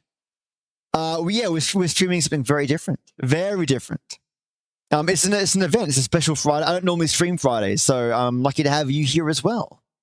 But yeah, that chapter, we're doing a bunch of disappearances for true crime episodes, reviewing, discussing, guessing what could have happened to the poor souls that have disappeared from this universe. And then we're doing some SCP after every episode. So having an absolute blast. How about yourself, Phoebe? What you been up to, legend? Mother said no for whatever reason. So then the stranger said, oh, hey, we have daycare, so the kids can come too. It's all gravy. Ronald then said to his mom, they have daycare. I mean, maybe the stranger never even said daycare. Ronald just said it to his mom. You have so SCP, Christy? Worrying that the kids were going then let me know. Who knows? But the fact that he did take the entire family is terrifying. And then they just got in this guy's car, went on the Highway of Tears, and were never seen again. I mean... And the Highway of Tears is... that's going to stand out in my brain forever. Phoebe played a game of MT2, Monster Train 2, got a 50k score in daily challenge, so we're about, wait, what? Like a 1,000,000% complete? Is that right? Am I reading that correct? Every achievement, mate, every mastery, every unlock, wow, 500 hours, almost 500 hours. That's badonkers. Congratulations, Phoebe. Effort well spent and effort achieved. Holy crap. Now you can rest and relax. What's the next card game that you're going to play? I recommend a game called, I think it's called Deck Tamer. It's really, really good. I think you'll like it. Christy, I'm still laying in bed. Oh, you sweet sausage. Hey, Ambi, I've been listening in and I love it. I'm a true crime junkie. Ambi, happy Friday, you lurking potato. How are you, legend? Welcome on in, Ambi, and welcome home. It is so good to have you here. Hopefully, this is my first time doing anything like this. So, Ambi and friendos, if you have any feedback around, like, if I'm pausing too much or if I'm not pausing enough, or you want to discuss more or that kind of jazz, this will be the first time for many. If you guys like this, but I'm having a blast. And also because Mike's given me permission, direct permission to actually showcase his work, which I only ever do this if people let me do it, obviously. I don't hide behind the fake copyright shield. So I've got direct approval, thank goodness. Phoebe, they're like 6.5 hours of Ultra Kill. I heard that's really good. Very first playthrough ever. What are your thoughts on Ultra Kill? My kitten seems to like watching Lefty on my phone. Oh, almighty. You sweet sausage. Thank you. I get two wonderful friendos watching. I get a Katos, Fearless Catus, and Almightiest Catus. Baby, the next card game I'm going to play is Monster Train 2 for another 1,600 hours. Are you for real? DLC coming first quarter of next year. Holy shit. Is the DLC going to be that much more? Holy moly. Who's that wonderful peanut? I gotta put the blurp effect higher. For some reason it won't appear. Where's my blurp effect? Blurp, blurp. Where are you, Mr. Blurps? You're behind all the blurpiness. Blurpity blurp blurp blurp. There we go. I'm gonna put you at the very top. That way no blurps go awry. I've also got these subtitles in there. They should be easy to read, I think. Yes, there we go. Truly being a potato here. Fantastic, Ambi. That means you're super comfortable. Just what I want to hear. But Phoebe, have you heard of that chapter before? Phoebe says, Ultra Kill is fast, challenging, full of dopamine deluge, and even though I'm doing the most basic of stuff, feels like a fantastic showcase of skill. And I know that I'm not even scratching the floor of what the tech is available doing. Holy shit. I'll check out Ultra Kill. If it comes on the cheap, I'll do a game giveaway. And on that note, Phoebe, please enter the raffle. That goes out to all wonderful Phoebe raiders. ! Raffle to enter the raffle tonight is Synergy, an RTS game. I hope you guys love it. And for whoever wins it, we'll have a great time playing it. And just so you know, we've got that chapter. Once that chapter finishes this episode, I've got one more episode of that chapter. A couple under my belt, though, just in case. And then we'll watch, then we'll do the SCP Spin the Wheel. Where is it? There we go. The SCP spinning of the wheel. It's going to be great. And then we can do an SCP review and discuss the SCP in question. So I'm having a blast. But thank you so much, Phoebe. Love it a bit. Cat likes Lefty's colors. Do you know, are they seeing? Oh, I didn't know that. It's just muted, kind of dulled. Fair. And legends, if you haven't followed Phoebe or had spent time with Phoebe VT, please do so. A wonderful, wonderful peanut. I met Phoebe through Wonderful Socks to Gob, the amazing rigger, and I gotta say, an absolute joy to be around. Used to be called M Quantum, I believe, but Phoebe is a great change. I love it. Like one of the guns, you can flick a coin into the air and shoot it, and it will ricochet to cause critical damage, but you can chain them or do delayed shots or swap guns. It's wild. The movement feels crazy. Man, I gotta give it a shot. Shit. What a great recommendation. Christy, oh, not the game SCP. No, I've got that. I would love to play that. I've actually got it. Yeah, the SCP Foundation. But no, we're talking about SCP OG, reading through the SCPs. It's a lot of fun. I've got different voices. To use? Like the radio demon? Ha-cha-cha-cha-cha. Oh, bless the lady. And also the captain and military voice. So yeah, lots of cool other things we can mess with and have fun with tonight. Echo Point Nova. That sounds familiar. I can't quite put my finger on it, Phoebe. I can't. Echo Point Nova. I'll have to Googleans it. Bullgod, what do you think cat toys are so brightly colored? Oh, yeah. Like dogs' toys are squeaky because it makes the sound that animals make when they get bitten or when they bite a doggo. When they bite a toad, sorry, or a frog, it squeaks. So, yeah. I guess it's the same kind of thing. Bright colors, right? And flippity floppy bits. When you have these stories of people disappearing on the Highway of Tears is nuts. I've only heard the Highway of Tears just today. If someone said to me, let's go down to the Highway of Tears, I'm like, absolutely not. a road getting into a stranger's car, it's unfortunately almost always a young woman. Not a entire family of 4 people. Maybe the logging camp was real. Well, to be clear, 2 adults and 2 children. Maybe it was an illegal logging camp, and maybe after something happened to them after they had been working there. I thought maybe you'd have played Echo Point Nova. If you have, it's like that, but way too much. Way too much ADHD. I mean, I like quick reflex stuff as well, so that might be my exact kind of game. I'll add it to my list of my wish list. That sounds like a solid recommendation, Phoebe. Or they ran away. Well, it doesn't seem like they ran away because this was put out far and wide. No, they didn't run away. They were missing, and you don't exactly go on the run with your kids. Brother, you don't understand how long I've been looking for people interested in SCP's wiki instead of osmosis to lore from the game. Oh, mate, brother, you're surrounded by legends that love SCPs here, legitimately. If you want to hop into the Discord and just chat, you can submit your own SCPs as well to the friendos there. No obligation to join Legend, but you'll find if you want friends. I know I can name by hand wonderful Starlight Morph and wonderful Mythic and wonderful Gilded Cryptid. Like those 3 legends will be your go-to peeps when it comes to talking about SCPs. If you want company, you know. Most likely scenario is that this stranger. And by the way, brother, before I keep pausing, apologies guys. I use AI to create the images of all the SCPs that we do. So the next one, I'll create an AI version of it as well. You're so welcome. You're so welcome, mate. Was a serial killer who abducted an entire family of 4, which is incredibly terrifying. But maybe he didn't think that the Jack family would be missed. They were down on their luck. They needed work, so they were desperate people. And serial killers will always take advantage of desperate people, and maybe just didn't think anybody would come looking for them. Which, sadly, he was right. Being, unfortunately, First Nations peoples, they don't really oftentimes get the attention their disappearances deserve. I mean, the network isn't there. It was reported on, but it was not nearly as big news as it should have been. Yeah, true. When a family of 4, that's huge. Young kids go missing. That's true, actually. With a strange man. The case was called as soon as the family left that August night. No clues, no evidence. Damn.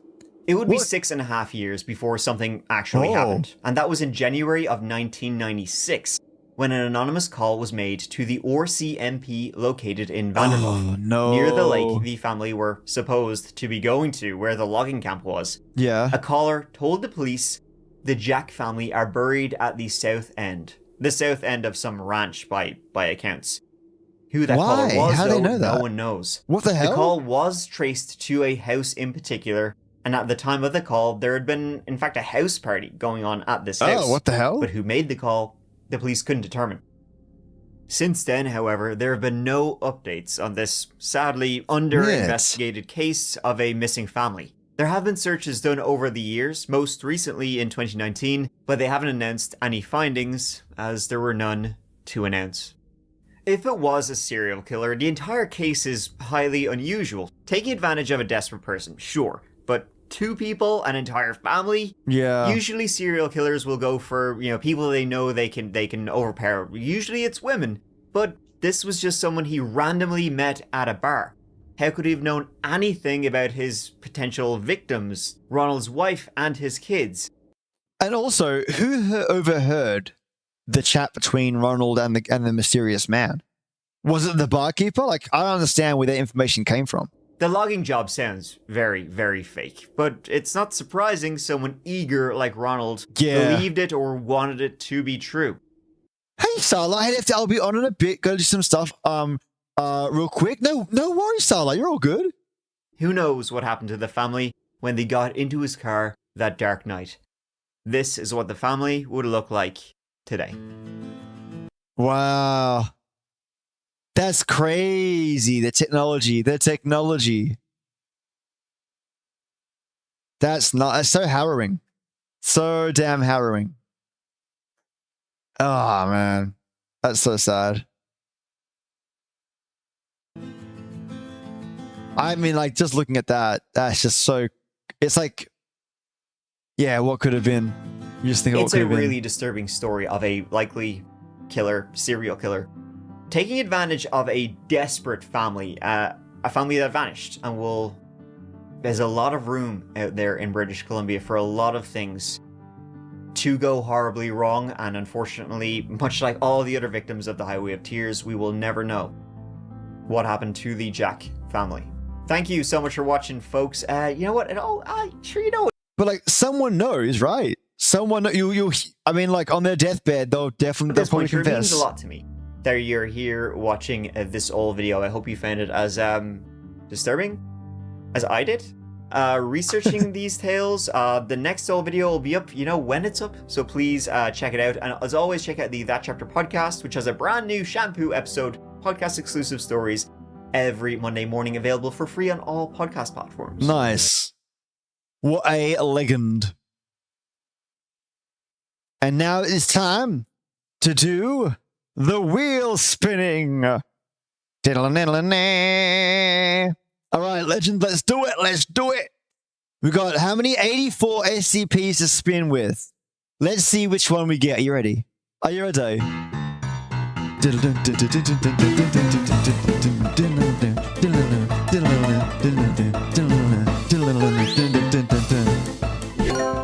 SCP-466 is in the mix.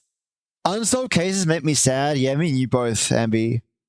Me and you both. It's so sad. And the fact that like, the ones it's so crazy. In all the cases we saw today, like the past 2 big episodes from that chapter, right? All of them, most of them, there's some point at which, like someone knows about something or other. They're connected to it in some capacity. So there are people out there that do know, but it's just like locked tight. I think I did this one. Really? No, you gotta be kidding me. Seriously? It's like 86 in there. Surely not. Let's have a look.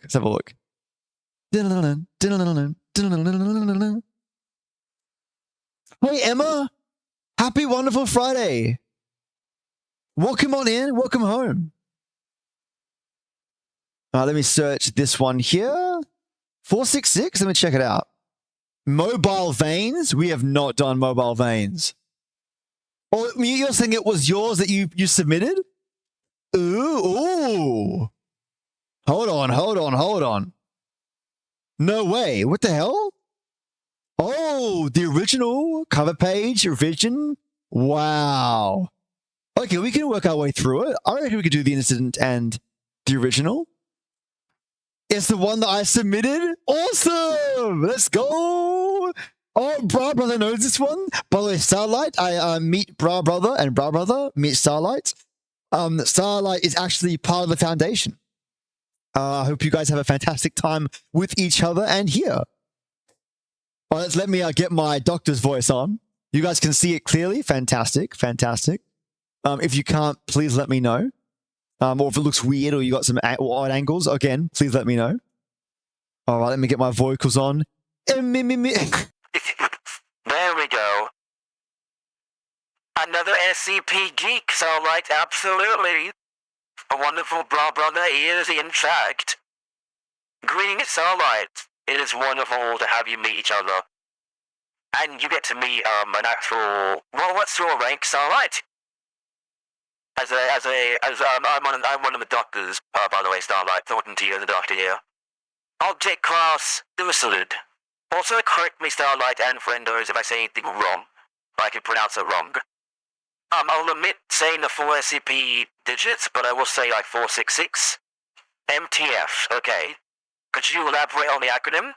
We us laymen don't understand MTF. However, blood monitors, you speak in the language, 466 is locked in a 5 meter by 5 meter by 5 meter room.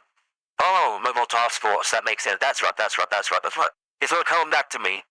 It would be so cool if I create like a rank system inside the SCP, section of the Discord server. That'd be fun.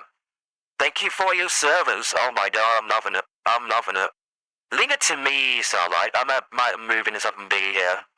SCP-466 is to be fed 5 times a day through a one-way slot in the steel door, with a low iron meals of mass below 0.1 kilograms. The key to the door is accessible to only level 3 or higher personnel. What level is that? What level is MTF at? 1, 2, 3, 4? Description. It is unknown if SCP-466 is a separate pathogen affecting a human host, or the human host itself. Current theory suggests the former. For clarity, the host individual will be referred to as 466-2, and the possible ineffective agent as 466-1. 466-2 is a redacted. 466-2 exhibits anomalous vascular hypertrophy, particularly along the skin. This includes very broad arteries and veins not part of normal human anatomy. A continually increasing mass of blood vessels is gradually displacing and eroding 466-2's muscles and organs. It is estimated to have approximately redacted liters of blood. Level 3 chimeras will also depend on the rank, so you would actually be able to contain this creature. The excess vessels will sometimes rearrange under the skin, which is extremely painful.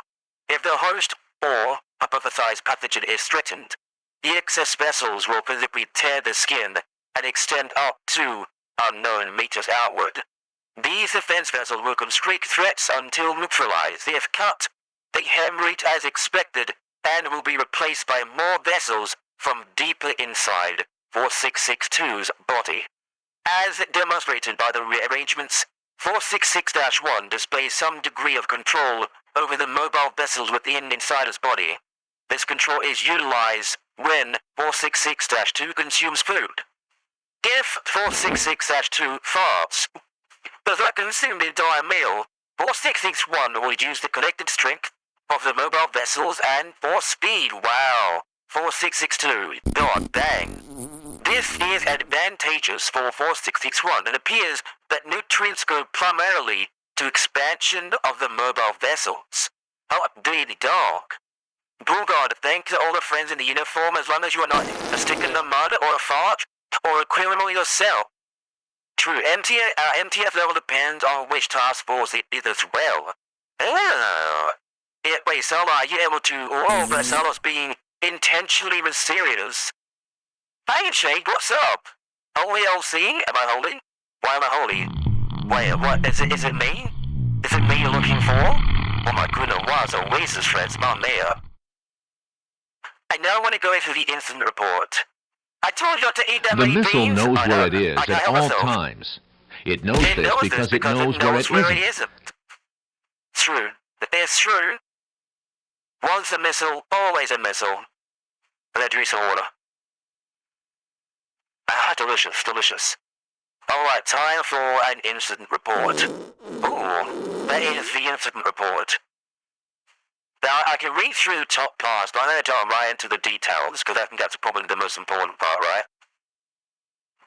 466. Details. A patient had begun to show abnormal behavior as extremities, including the head, began suffering from shock for an avascular necrosis? Is avascular necrosis like dying, like veins moving away and dying? Over a 48-hour period. So, Morphead FD, I'm gonna send you your Christmas gift on Christmas Eve. So look at my deal so then. Okay, I promise you. You are so sweet, Starlight. You are so sweet. Oh my goodness, how I can write French, hello. Mamma mia, and French I was always asked if you could refrain from the farts. Just for now. Otherwise I'll definitely have like farts over accepting my radio voice and also so like a robot. As much as I love farts though. Maybe between the downtimes and the breaks with friendos we can fart. But for now, otherwise I'll be doing SCP over and over again. I've out of my politeness, my worst enemy. No, thank you, friend, thank you. But by all means, wait for it. Bone sausage, new sausage. Well, what is avascular necrosis? Avascular necrosis over a 48-hour period. Does anyone know what avascular necrosis is? Is that what it sounds like? We have to hold off fast in class phrase just for now. Though I finished the SCP. After that, by all means, I'm far away. Afterwards, SCP-466 was observed to go into a state of acute cardiac arrest. Holy crap! Left? No, just a man who wants to learn more SCPs. There's a classic, though. There's a classic. Level 3 authorization was granted for a rapid response medical team to assist in the revival of the patient while observing the standard protocol response. Wait, just get that. Observing the standard protocols of extrinsic biological hazards. Man, these are words I've not ever said before, or at least not commonly. 466 and patient were pronounced dead after 30 minutes of continuous resuscitation. 466 and patients were left in the containment cell for the 48 hours of observation with no activity reported. Level 3 authorization was then given to perform an autopsy on the deceased body. But when opening the chest cavity, it was observed by medical staff that all arteries and veins had retracted from the external limbs and were crossed around the heart. Oh, that's a crazy visual. Though the body was in a normal state of expectant decay, the cardiovascular system seemed to show no sign of decomposition during the autopsy. 466 and the patient became active again and killed the two closest medical staff, Drs. Gerard and Sharma. Wings! I got the wings. Dave says avascular necrosis, AVN, or osteonecrosis. It's blowing death from lack of blood supply, leading to bone weakening, tightening fractures, and potential joint collapse, most commonly affecting the hip, knee, or shoulder. Wow. Oh, now, Lennon. Man, yeah, let's know, but there's also additional content, different content. Most common in the hip, yeah. Causes include trauma, fractures, dislocations, steroid use, excessive alcohol, blood disorders, sickle cell. That could be, sickle cells are also, is that like lupus? Like lupus? No. Oh, I forgot what it was. Diabetes and radiation. Holy shit. Oh, we met enough catch your wonderful friends. Have a great weekend. Thank you for the look if you're lurking. And it's always wonderful to catch you and your thoughts. But thank you both for the breakdown of what avascular necrosis is. I'm learning also the medical terms. I hope you get 529 at some point, SCP-529. Me too. If you add it in the spinning of the wheel, we'll eventually get to it. Well, that's the SCP done. Good question. I've done. Actually, I can check. Dang, I can check. SCP-096 and SCP-466. So just this one for now. Yeah, and the one other one that I picked that was like 2148. For those three. That's crazy. So 2 doctors died from like just going near it. 466 was observed appropriating the circulatory system from the deceased into itself, was also attempted to sever the head of the patient with a surgical bone saw. The patient's head was seen reducted, which prompted Dr. Briggs to attempt a rescue of the patient from 466. But the Briggs was subsequently killed. However, the distraction was timely enough for our security teams to arrive on scene before the decapitation could take place. Man, do you think it's going to take over the head? 466 was eventually contained and the patient secured. 3 medical and security staff were treated with minor injuries, 2 fractures and 3 lacerations. 1 security officer had to be surgically treated for a punctured lung and a heart. Holy shit. Welcome back, Starlight. So we've covered 2148, we've covered 466, and we've covered, I think, 98? No, 96. Man, that's crazy. Oh, interview? Oh, let's go. Okay, let's go. Okay. What must we do for Agent Foster? Agent Foster, we can do scout voice? How does scout voice sound with Agent Foster? Hello? Sound chest? Test? Maybe deep voice? Deep voice? Hello? That can kind of be good. I know Miss Voice. Not sure. What do you reckon? Jay's... It is. Okay, we'll do the two alternate voices. Like so. Alrighty, are you ready? Voice incident interview. Agent Foster can be the pilot. I could do a military voice. So I'm sure I could find a military voice. Here we go. Lefty, how do you hear? I'll definitely be in. CJ, how you doing? How you doing? Happy Friday. We're doing that chapter true crime, and we're doing SCPs. You've come in at a great time. How are you, buddy? All right, let's do it. Agent Foster will be the terrorist win voice. And the doctor, it's Kowitz will be the radio demon voice. Okay, there we go. All right, we're recording now. Have a seat, Doctor. How long will this take? Depends. Is this your first time in one of these? No, there was one other time. Well, let's get started. Papers shuffling. You were, according to the case file, the one who authorized the autopsy, correct? I did. Would you like to elaborate a bit more, Doctor, for the record? Right. Well, we were certain that it died, and we waited for 2 days as per the protocols for expired anomalous entities in containment. I ordered the autopsy to be performed by the body before the body decayed any further. Did you have the body scanner or order an X-ray beforehand?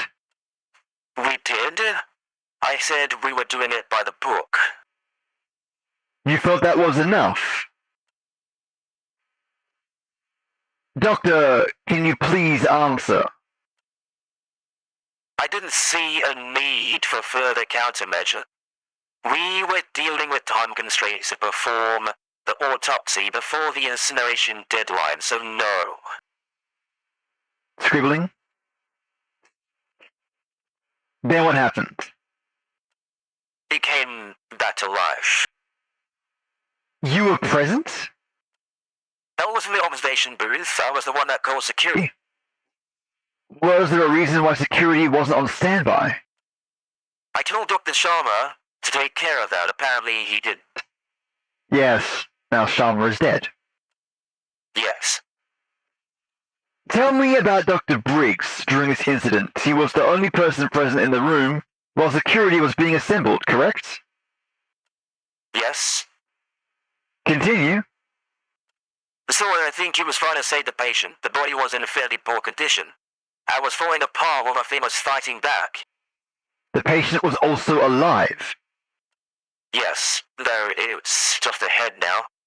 Connected to that thing. So, what prompted the doctor to attempt a rescue? I'm pretty sure there were words exchanged between them since the lungs were so attached. I couldn't make out the voice behind the glass. Any idea about what was said? No, but apparently it was enough to convince Briggs to risk his own life and try to stop the thing from sawing the patient off its body, I guess. I see. Then what happened? Briggs struggled with it for a few seconds, then I'm not really sure what you call it, rooted into him, I guess. And that's when security came in? Right. Then I ran after the glass was shot out. Where is the entity and the patient now? Heavily sedated in temporary containment until we figure out what to do next. The head still seemed active, however. That is rather interesting. Is there anything else? Any other details you want on record? Briggs was a good man. I regret his death. And also going to ensure that his death was not in vain. Sentiments noted. Thank you, Doctor. So, what happens now? I file this case report to my superiors. If there's a follow-up, you'll be notified. Very well, we're done then? Yes. Dr. Itzkowitz leaves the room and closes the door. For the record, I don't believe there was negligence involved here. The procedures were unfortunately outdated. I'll see about interviewing the patient if possible. Click. What did I miss, Legends? What did I miss? You're multitasking, Christy? Watching anime? Nice! Nice! I can be in both brains at once, I swear. I swear, Christy. It sounds like Funtime Foy. I haven't even heard of Funtime Foy. I believe Brig was giving anesthetics, but I could be wrong. There's too many needs for them. Yeah, amnestics seems to be everywhere. Oh, Dan. I like that show. I stopped watching, I think, after the second season, but I do like it. I'll hear your opinion of your thoughts for the second season, Legend. I don't want to ruin anything or spin you in any quick direction, but I'm keen to hear what you think. But no one's going to get hold of the banana, isn't that right, Christy? Funtime Foxy. It sounds like I'm like a robotic mascot. I feel like that's the case. I feel. That was a really cool SCP. So this thing is kind of like a plant version. Actually, no. It's kind of like my favorite film, The Thing. I couldn't have gotten a better SCP to narrate for. I really couldn't have. Let's see if I can make a SCP like a visual creature. Let me see if I can make it. Let me hide this for a second. So every time I do a reading for an SCP creature, I'm going to create a visual of that as well. Let's see if I can do it in the meantime. I am going out on a limb here. All right, let's see if we can make this monstrosity. How the hell do you contain SCP-466? I have no idea. No organic material, I'd wager. Okay, is it making the image? Maybe it didn't do it properly. Let me try it again. So I'm going to go image, create an image of SCP-466. Oh, thank you, Sunshine, for notifying friendos for the ads. Don't worry, ads are about 10 seconds. Starlight, and we can see Shy Guy since they're just representation. Wait, how do you mean Shy Guy?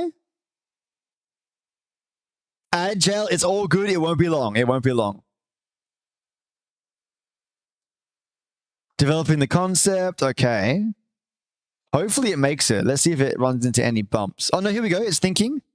Whoa. Pretty good job. Pretty good job, guys. Pretty good job.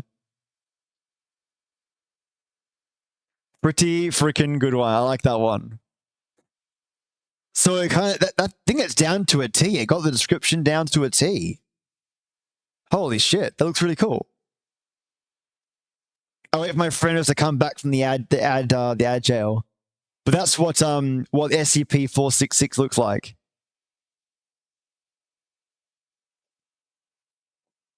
That's nuts. We can't actually contain him due to not having a physical form? Really? Not that I can see one for Christy, but it's okay. It'll only be 10 seconds. I promise you. Create one of Dr. Briggs being attacked by SCP-466. I want to see what it comes up with. It may not produce it. If it's too gory, I won't watch it as well. We'll see what it does. I don't know what it would make. Maybe it can do it without being too gory. Peter. The horse is here. Peter. Meek Merc, happy Friday. Welcome on in, legend. You've just joined the event. We're watching true crime episodes, discussing them. Peter.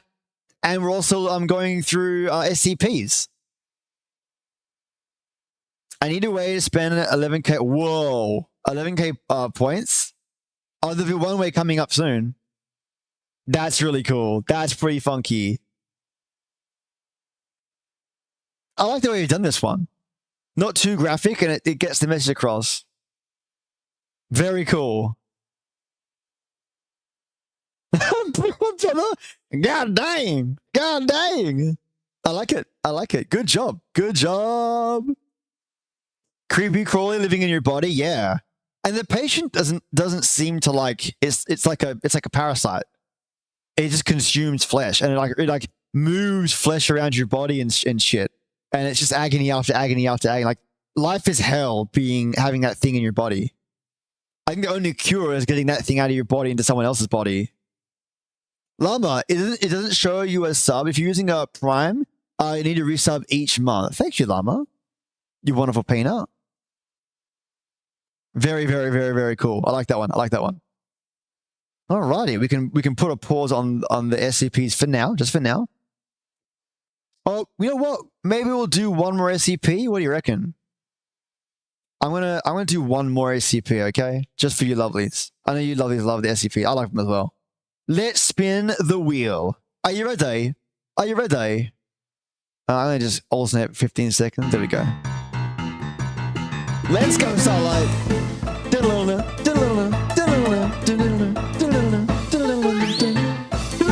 The worst time, Mythic. I'm so sorry. Oh, Chrissy, it's the SCP wheel. You know, you cheeky peanut. You cheeky peanut. I love it. I love cheeky peanuts. You sausage. Oh my goodness. Dink. There we go.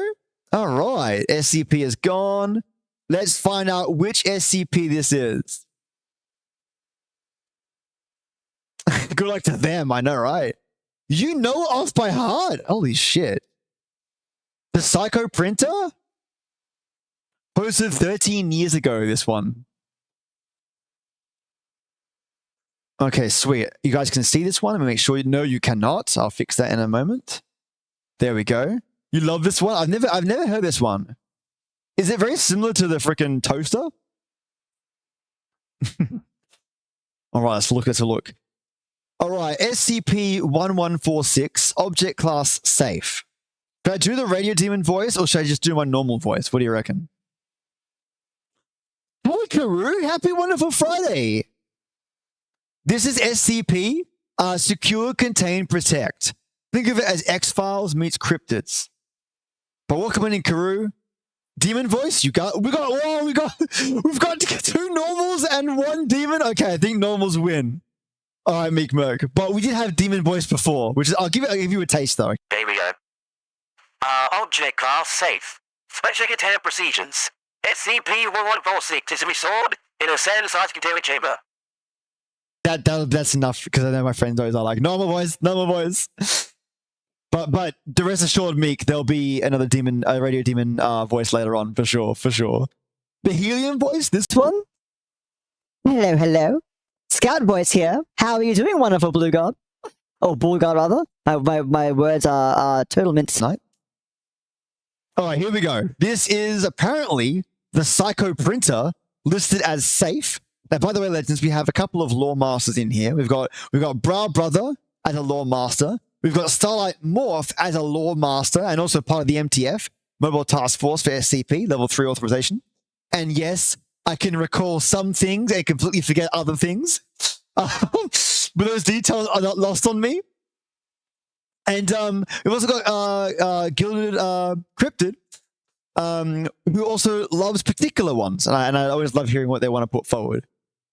And the SCPs you see in that spin wheel were all submitted via friendos in Discord. If you want to hop in Discord and pop them into the old chat, we can make this a routine, every now and then, routine event of watching true crime and doing SCPs, if that is something that you all would like. But I'm having a blast doing it. I hope you are too. Okay, let's get to it. 1146 is to be stored in a standard size containment chamber. You guys can see it? Cool, yep. Due to SCP-1146's ability to connect to networks, it is not to be allowed to connect with any form of external connection. That makes sense. And may only be allowed access to closed on-site networks. Also makes sense. For the purpose of testing. In the event of site transfer, 1146 must clearly be marked as such to prevent accidental refilling of filament material. No staff are to attempt to refill 1146 filament material under any circumstances. Now, some of these like SCPs are written as tongue twisters. They don't always flow off the tongue. If I kind of stutter or stumble over my words, it's written scientifically. So as a result, it makes it a little bit of a tricky one. But I'll get better. Practice makes perfect, yeah? It really does. One description. 1146 appears to be a heavily modified, redacted brand of 3D printer. We all know what it is. It's canon. Definitely canon. Yeah.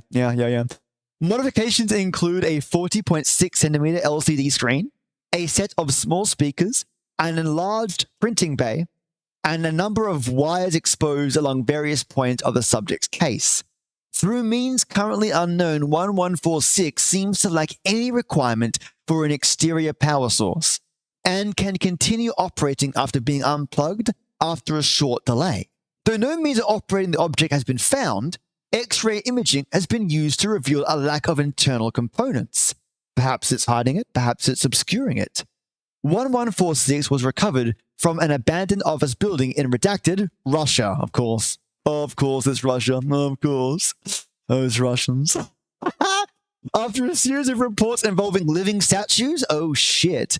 After a search by agents, 1146 was found in the building, surrounded by a number of models of various creatures and objects. Oh shit, are they printing these creatures?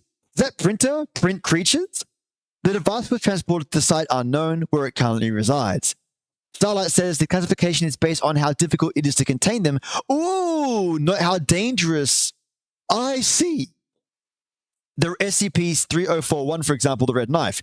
I didn't know this. I always thought it was danger-based, not containment-based, which you would assume is the same thing, but actually it is not the same thing. Something might be dangerous, but easy to contain. So that would mean it make it kind of safe, right? Or at least useless. But something might look safe, but be impossible to contain, like those things in the last one we just did with the veins, and be unable to contain completely. So it makes it exceedingly dangerous. I mean, the added fact that it actually is dangerous makes it even more dangerous. SCP-1146 does have filament. It will begin event 1146-1. During event 1146-1, the subject will begin yelling louder and louder, and its, oh my god, oscilloscope? Did I say that right? Oscilloscope? I've never said that word before. Will change from blue to purple. It will begin printing a number of creatures. I was right! Oh my god. Referred to as 1146 collectively, including oversized Pandinus Imperator, Velociraptor Mongoliensis, and Data Expunged. What the dickens is both of those? Aside from one standing like an actual dinosaur. This process takes approximately 45 seconds per model. That's fast, and appears to be merely an accelerated version of the standard printing process. The model displays characteristics of the biological material upon which the filament is based, with an apparent preference for animal, muscular, and bone tissue. Upon completion of each model, will exit the printing bay and attack any human it encounters. The models, ranging in size from 6 centimeters to 50 centimeters, that's quite large actually, have a lifespan of approximately 30 minutes, after which they will vitrify. So that means to turn to stone or to wood or anything inanimate. That's what vitrify means. The models are susceptible to gunfire, and I tell you what, if you want to increase your vocab, read these. And can also be destroyed by extreme blunt force or temperatures capable of destroying the base material. 1146 will continue producing models until it reaches 50% filament, after which it will begin event 1146-2. If it has managed to produce at least 5 models, otherwise it will re-enter its dormant state. Oh, they're just not dinosaurs? And yeah, brother, great call out. Velociraptor was found in Mongolia. That's why its full name... Oh! That's just... Oh, wow! The more you know. Velociraptor Mongoliensis. There we go. That sounds more scientific. There we go. It's always about the pronunciation. It's kind of like Italian, right? Starlight. Safe, Uslid, because Latin, yeah. Peter secondary and esoteric class specific scenarios, and Thalman, Apollyon, Archon, neutralized, explained, and pending. Oh, I didn't know there were that many. And uncontained, which is, I guess, pretty much as it sounds, yeah. Like a deity or a god. Well, I can see it. I can't contain it. Dangerous. What do we do? 1146 manages to produce 5 models. It'll begin event 1146-2. During this process, the models will attempt to move 1146 to an exit. That's quite cute. Attacking any on-site personnel en route. 1146 will produce additional models as needed and will create models of increasingly dangerous items and animals as it moves. 1146 will continue this behavior until it runs out of filament, at which point it will enter a dormant state and can be safely transported back to the containment cell. What do you give it as filament, though? In the event that 1 kilogram or more of biological material as in like meat, is placed into the filament access, 1146 will begin 1146-3. During this process, the organic material is pulled in through its filament access slot, its mouth basically, and is violently crushed into a thick paste. In the event that the object is larger than itself, it will consume as much of the sample as it can and abandon the rest. It's like, bleh, I'm full. Upon finishing event -2, 1146 will re-enter its dormant state unless there is a human within 5-meter radius, in which it will begin 1146-1 all over again. Got you. Okay, cool. Is there a transcript? Oh, here we go. Got it. Dr. Grant, Dr. Owens. And then we got SCP. Oh, cool. We get to see what happens between Dr. Grant and the SCP. All right, time for Radio Demon. Shazam. Blah, blah, blah. The first 3 is the most common, so no need to worry. Okay, good. Normal filament will use human as filament 2. Oh, great. Yeah. It's Audrey. As in me, I'm Audrey. These are interesting, enemy Tom. Oh, you'll love them. It's X-Files, mate. It's basically X-Files. Oh my goodness, I'm at work currently, just listening in while getting things done, and the bell read out of nowhere nearly jumped out of my skin. Have we got you on edge, meat merc? Have we got you on edge? We're going to start doing Suno music. I'll put music in the background, like mystery music. Would you like that? We'll make it into like a little mini drama while we're listening to like horror or true crime. We'll do a beginning end of it. I promise you next time I'll have it already. Like, this time I've got a cool setup with like spinning wheel, and I've got cool like fancy like looking angled like screens and tiles. Big shout out to HB Extremer and Taza, who actually got me onto Alexandro or Exalandro, which does cool things with the panels. For any streamers that are watching, you can use the Exalandro panels to turn 3D and give them round edges and all sorts of cool stuff. A plant 8 people. Damn. Oh yeah, Abby. Oh yeah. There's just a baby make back. That's okay. That's cool. But don't worry, I've got enough non-screamingness or null in me to account for all of us here. Don't worry. Oh, let's be a doer. Dr. Grant and Dr. Owens both enter the testing chamber along with several new research assistants. I'll try to enunciate with the voice mod so it's a bit clearer and you can see me better. Dr. Grant. And this is SCP-1146, or current assignment. SCP-1146 turns on. 1146. Translation, hello. It is nice to meet you. My name is Alexei. Dr. Owens. He just said hello. Research assistant mutter acknowledgements to the machine and gather around. Now we're going to quickly demonstrate how 1146 works. Dr. Grant turns to SCP-1146. Translation. Hello, Alexei. We would like you to make us a cat. SCP-1146 begins printing, but after 15 seconds stops, and a filament gen indicator appears on the screen. Do not touch this thing. Dr. Owens steps forward, big mistake. What the? How can they even? Dr. Owens reaches into the machine. After a violent crunching sound, the machine begins converting Dr. Owens into additional filament. Oh, God! Several researchers grab Dr. Owens and attempt to free him from the machine, whilst another research assistant ages security. Can you imagine what the implication? He's blowing the hair! Oh my God! Exactly, poor Dr. Owens, exactly. Translation, Alex, let the doctor go. SCP-1146, translation, I'm just refilling my filament. It will just take a moment. Dr. Grant appears to panic, rightfully so. As security staff storms the room, he rushes for a wall outlet and unplugs 1146. 1146, translation, why? At this point, 1146 seems to deactivate. Dr. Owens is pulled from the machine with 75% of his torso gone. Shit. As his body is dropped on the floor, 1146 reactivates. Translation, once the Hushritic, I can do a robot voice now, like a proper one. Oh my god, I missed the opportunity. Where is it? Let me do a robot voice. Oh shit. Oh shit. Hold on, voices. Let me do robot. Okay, robots. I missed the opportunity. Oh my god. Here we go. Perfect. How does that, guys? That works. Yeah, 75% of your body's now gone. Why did you try to kill me? I thought we were friends. And I can turn it off. I should do it, but like turn off voice. Like, I do have one shit. There we go. Oh, sweet. That works. Dr. Grant gestures for the others to leave the room. How can he gesture? There's 75% less Dr. Grant. No practice, yeah, sure. I'll. You killed my friend Alex. What was I supposed to do? But I just... Dr. Grant and the research team retreat from the room. I was just having fun.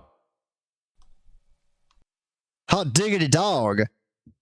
On the 1st of the 16th, unknown, SCP-1146 began creating additional models. Before security teams could respond, the models had breached containment and began transporting 1146 out of the facility. 14 site unknown security staff were killed before all models were neutralized. 1146 was found attached to an Ethernet cable on level 2. All site computers received the following email. Translation?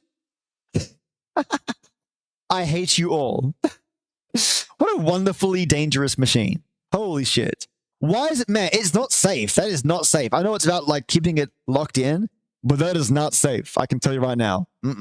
No way, no how. Holy shit. That thing is actually terrifying. Losing 75% of your body? Wait, so it had enough energy and power to keep going after it had been unplugged. That's nuts, man. That's nuts. And now, Legend, it's time to fly back on over to Wonderful That Chapter. Ba-ba-da-ba. I've got this in the bag. I got this in the bag. There we go. Did I do that one, actually? I've done that one. There's that one running. I got that one ready to go. Hey you, and welcome. No, I haven't done this one. Okay, we're good. Right, this is More Disappearing Cases by Wonderful That Chapter. If you haven't followed that chapter or you want to follow along, you can find out just there. That's the link to that chapter.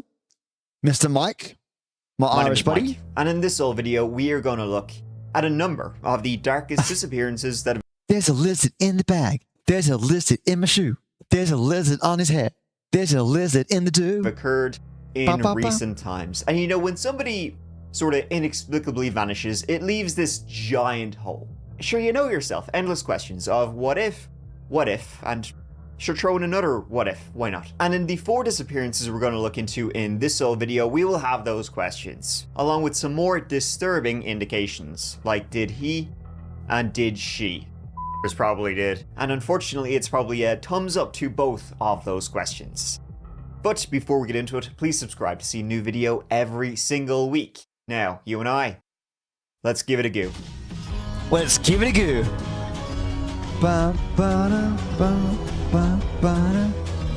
And this is one of the newer of that chapter as well. And you guys can hear it, right?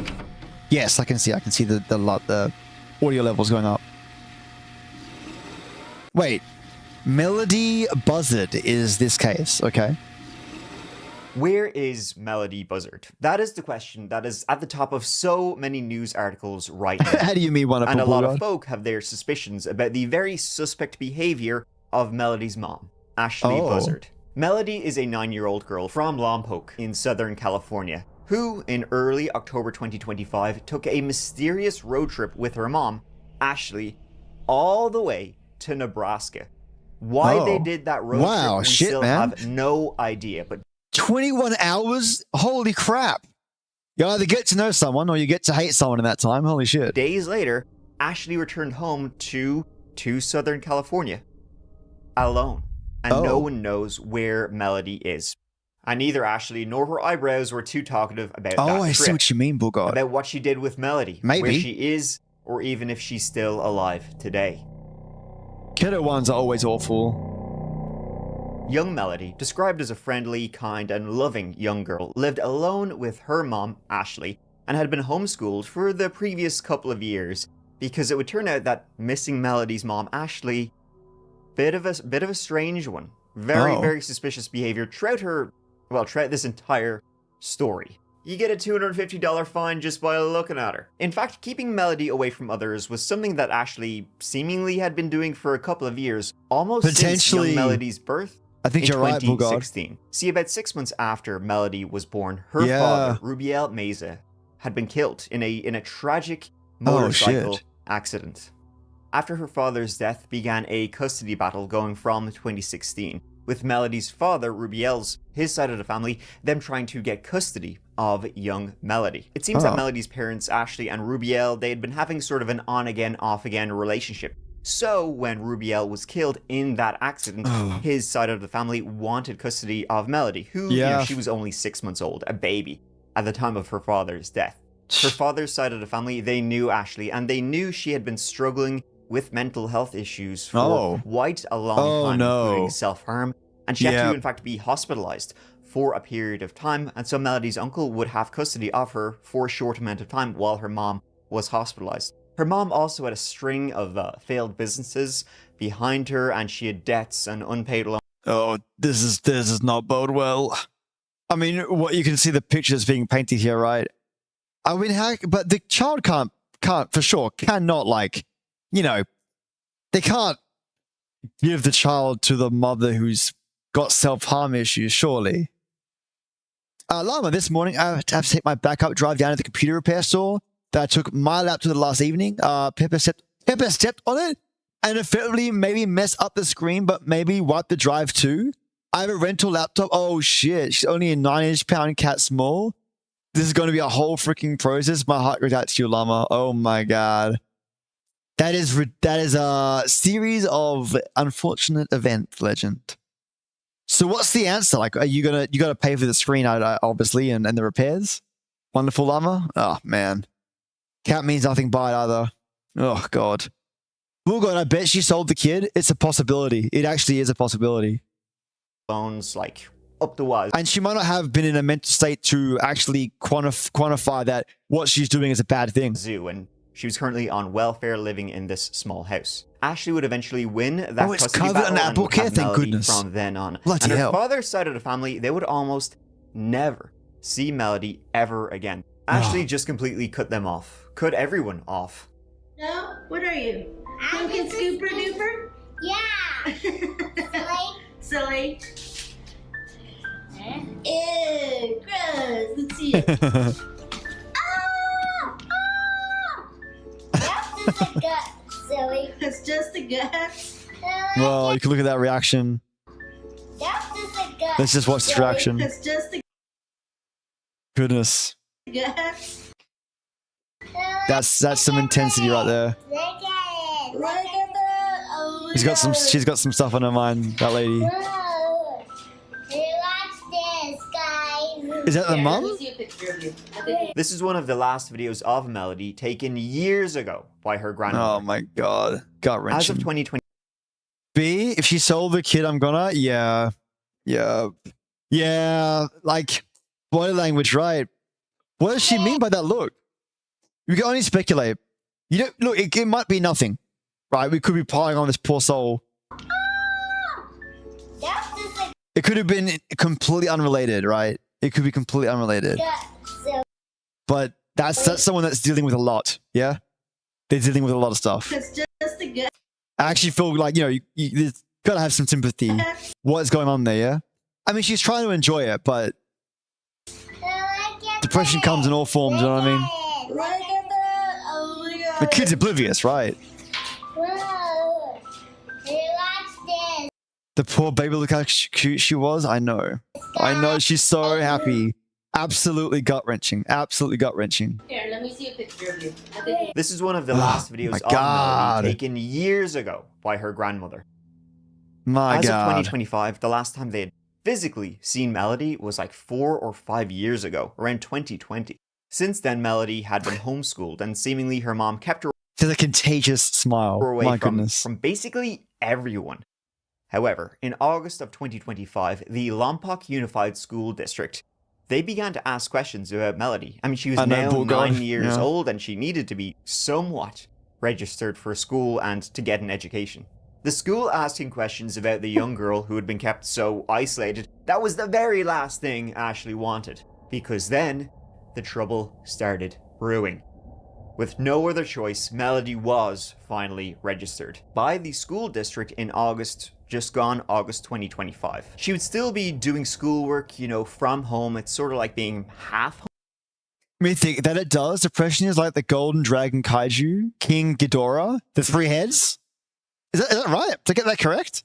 Am I like off my rocker? Homeschooled, but she would get assignments and such work. Melody and her mom Ashley would have to go to the school to collect assignments regularly, so the school could. I normally get them wrong. Just like sort of keep an eye on her and making sure she's not being taught strange and weird things, because Ashley is a strange and weird person. In fact, the last verified sighting of young Melody Buzzard was in that August of 2025 when she visited the independent school to enroll in it, so they'd making sure she got a proper education.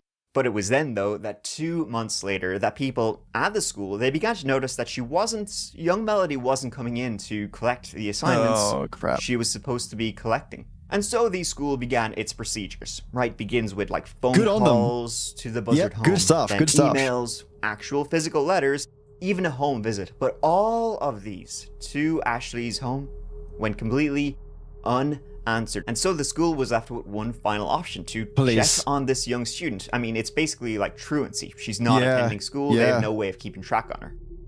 That was to call the police. On October 14th, 2025, they called the local police department to go and do a welfare check at the Buzzard home. This was in Lompoc, Santa Barbara County. When the police arrived and they knocked on the door, Ashley opened. But her daughter, 9-year-old Melody, was nowhere to be seen in the house. And when Ashley was questioned by the police about her daughter's whereabouts, Ashley had no explanation to give them, like at all. You're kidding me. That would be like an immediate arrest, right? Ashley pulled a shit. Now that you mention it, I have absolutely no idea where she is. What the hell? The following day, a search warrant was issued for the home. The police went in, they had a goo around the entire place, and it's not a big home, and they found absolutely nothing. Since then, October 14th, 2025, this has been big news. I know, B, right? Whoa, this is recent. Holy crap. October 14th, 2025? The hell? Calls and calls have been made to the home, police, family, friends, social workers. But throughout all of that, Ashley has always... Yeah, I know, right, Ambi? Now that you mention it.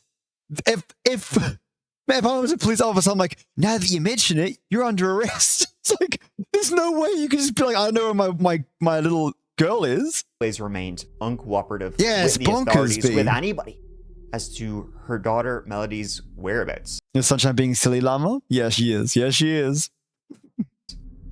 No one really knew what was going on inside that home. Ashley had about 1 million debts and was living off welfare. No one was ever allowed to see Melody. In fact, Ashley even told her family one time when they were inquiring about, oh, how's our niece? How's young Melody? Not until they then either find a cadaver or they get evidence showing foul play. So an immediate arrest can't happen just yet. Wouldn't you think, though, Mythic, right, that if a child is absent away from the care of the parent and the parent has no idea where the child is, wouldn't that be grounds enough to pull them in for questioning and to try and identify the problem? Like, what law protects them when their child's missing? I don't get it. I don't get the math. I don't get like the justice math.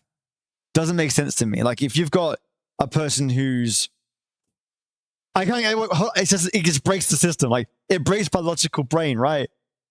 You've called the police. You've got all this evidence stacked of her not turning up for days. You can't prove that there's foul play, but the absence of that girl and the lack of explanation from the mother, I do, but sadly the justice system is screwed up. But like, okay, so does that mean that if someone goes missing and you report it and they don't turn up and they were last seen with a person, they just forget about it? That's kind of insane. Like Where's the searching? Where's the digging? Where's like the high alert? For a kid, it should just be like alarm. It should just bypass to alarm. The mother who's got custody and is responsible for the child is not pulled into questioning. What on earth are you doing? Every minute, every day that goes by is a risk to that child. Unbelievable callousness in a society like that. B, let's also add that the same parent doesn't seem to... Yes! That's the point. Yeah, exactly. Seem to care where their own child is. I mean, they're legally bound to care for that child. So either way you look at it, if that child is missing, then and they're responsible, isn't that kind of like the opposite of kidnapping? In a way, like it's reverse kidnapping, like letting your child go completely free and just, oh man, where's the duty? Where's the time? When is it okay for the police to arrest someone when their child is missing? If there's no law for that, does that mean that a child can go missing indefinitely? Like, I don't get it. If she didn't report the child being missing either, then like, what happens? It's the classic if like no one's around to like hear a tree fall in a forest, did the tree fall? But without being like facetious and weird, like this person doesn't know where their kid is. You're a cop and your duty is duty of care. I don't understand why it would stop at her doorfront when the kid is effectively missing by her own admittance. I feel like it's just cause. Yeah, I would. Yeah, has something to hide. Even just a lack of communication is just terrifying, and her behavior is just like badonkers. Ambi, you said neglect, Bull God? Yeah. Ambi, at minimum, she's getting negligence and child endangerment. True. SCP Foundation Site 575. Hello, SCP Foundation. You just missed us going through. SCP Foundation is in YouTube land. Wonderful Twitch friendos. A big hello, SCP Foundation. This is a special event where I'm working through SCP stories, and we've got Starlight Morph in chat and Bra Brother in chat, and we're all going through SCP. We've gone through which ones we've gone through today. We've gone through SCP 096, 466, and 1146, and 2148. Wonderful SCP Foundation. But welcome on in. Happy Friday. And we're learning a lot about SCP. And Starlight Morph is actually part of the MTF. Mobile Task Force, level 3. Wonderful to meet you. Welcome on in. B, wait, I swear to God, if there's another scenario that's worse than being sold, I'm gonna kaboom. I know. Casp, I wanted to say hidden to a raffle, but it'll be gone for a few hours, so I won't be here for it. No walkers, Casp. Thanks for the good days. I saw you a little bit earlier before, and you might have just missed me as well. So we're all good, Legend. Love you to bits. Hope you're okay. And happy wonderful Friday, Legend. Welcome on in again, and welcome home. Spicy Doggo. Mythic. So with the justice system, if an immediate arrest is made, it means that evidence or cadaver was already found. So with that being said, they have to question first, gather evidence and suspects, get the story together from witnesses or other suspects who know the main suspect. So it's a long and maddening process that never makes sense. When the kid is missing and the parent doesn't know, I know it might seem crazy to jump the gun and go on high alert, but the parent doesn't know. So you got to ask the question, well, who does? And if that parent can't give it to you, then I don't understand why you're not putting her under arrest. Like, some people don't equate responsibility until they have to pay consequence. And I think that's the crazy thing. Like, there's no consequence for this lady. I don't understand. Oh, thank you, Cass, for the lurk. I really appreciate you. I love my lurkers. I really do appreciate lurkers. My backbone, literally.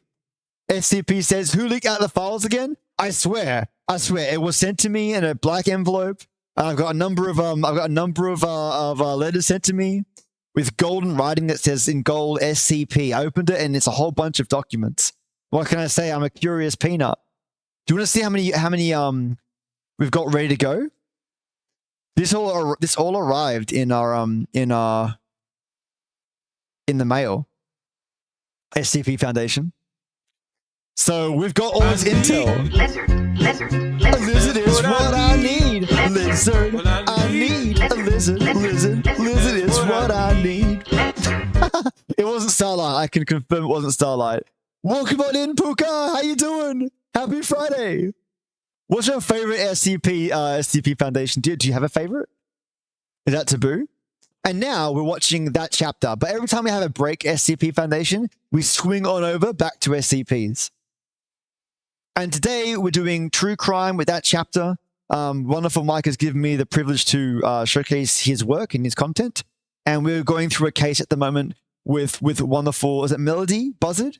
A small girl who was gone missing, and we're discussing rather, of all the issues with the justice system in regards to like, this should be high alert. This should be high alert. And it happened like the 25th of October, the 15th of October this year. Like not too long ago. I can't believe it, guys. I can't believe it. Bra Brother might have been LS sounds, like something she'll do. Ooh, who's LS? Who's LS, Bra Brother? Ambi, yep, they're not pressing charges until they have a case. Yeah, okay. Wasn't me from Starlight. Ambi's dancing. So when it comes to kids, the case is put on high alert because now she's deemed missing due to the school. Okay. So that's why this case is starting so slow. Makes you mad at points or question a lot, but it hiccups. B, to be honest, there isn't much in terms of SCP lore because there is more than that, or there's so much more. There's so much more. Oh, hey, Astra, you wonderful sausage. Ashley said she'd been given up for Left adoption. is more handsome. How dare you give me that wonderful compliment, you peanut. Thank you. Thank you. Mwah. Love you. Strange indication of where Melody could be, though, it's a disturbing one. Ashley's half-sister, she showed up during the search, and she didn't know, where to begin, where the young girl could be. Nobody knew anything about the Buzzard home. I mean, Ashley was just the privatest person who seemed to just like lock themselves inside this little house 24/7. I don't know if they were like conspiracy theorists or paranoid or whatever.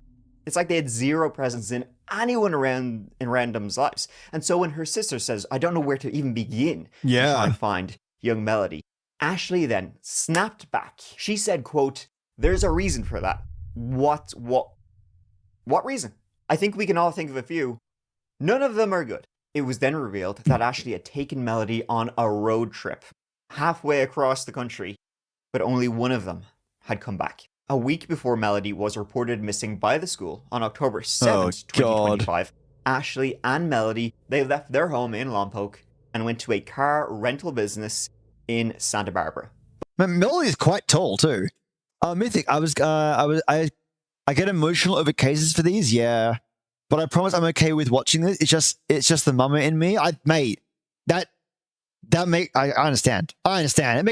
For me, I'm just shocked with regards to the reaction timing. Like, I'm sure they're doing the best they can, but it just doesn't seem right.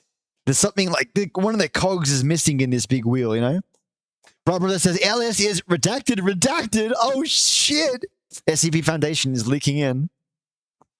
I got you, Mythic. I got you. Both were caught on CCTV. She looks so nervous, and every look I know it's just circumstantial, but I just can't help. All that I get from that vibe is like resentment. I don't know why. Both wearing wigs. In disguise for... I thought so. Why the hell are they wearing wigs? I was like, hold on. Her hair isn't like that. And her hair isn't like that. Like, wow, she really grew her hair out. Yeah, exactly, Mythic. I don't understand. But look, it's all speculation. But all I can do is speculate, right? Some strange... It doesn't mean what I'm feeling is the truth, right? People express their disdain and their feelings differently to people. Amazing job with the disguise when, combined with the fact that you don't need identification to rent shit. And another thing that makes this case so hard, all of the pictures of young Melody that I've shown you and all the missing persons flyers and all of that, those pictures are all from years ago when she was like 4 or 5 years of age. Because she's There's lot almost taller. nothing on Melody since. That's how isolated Ashley kept her.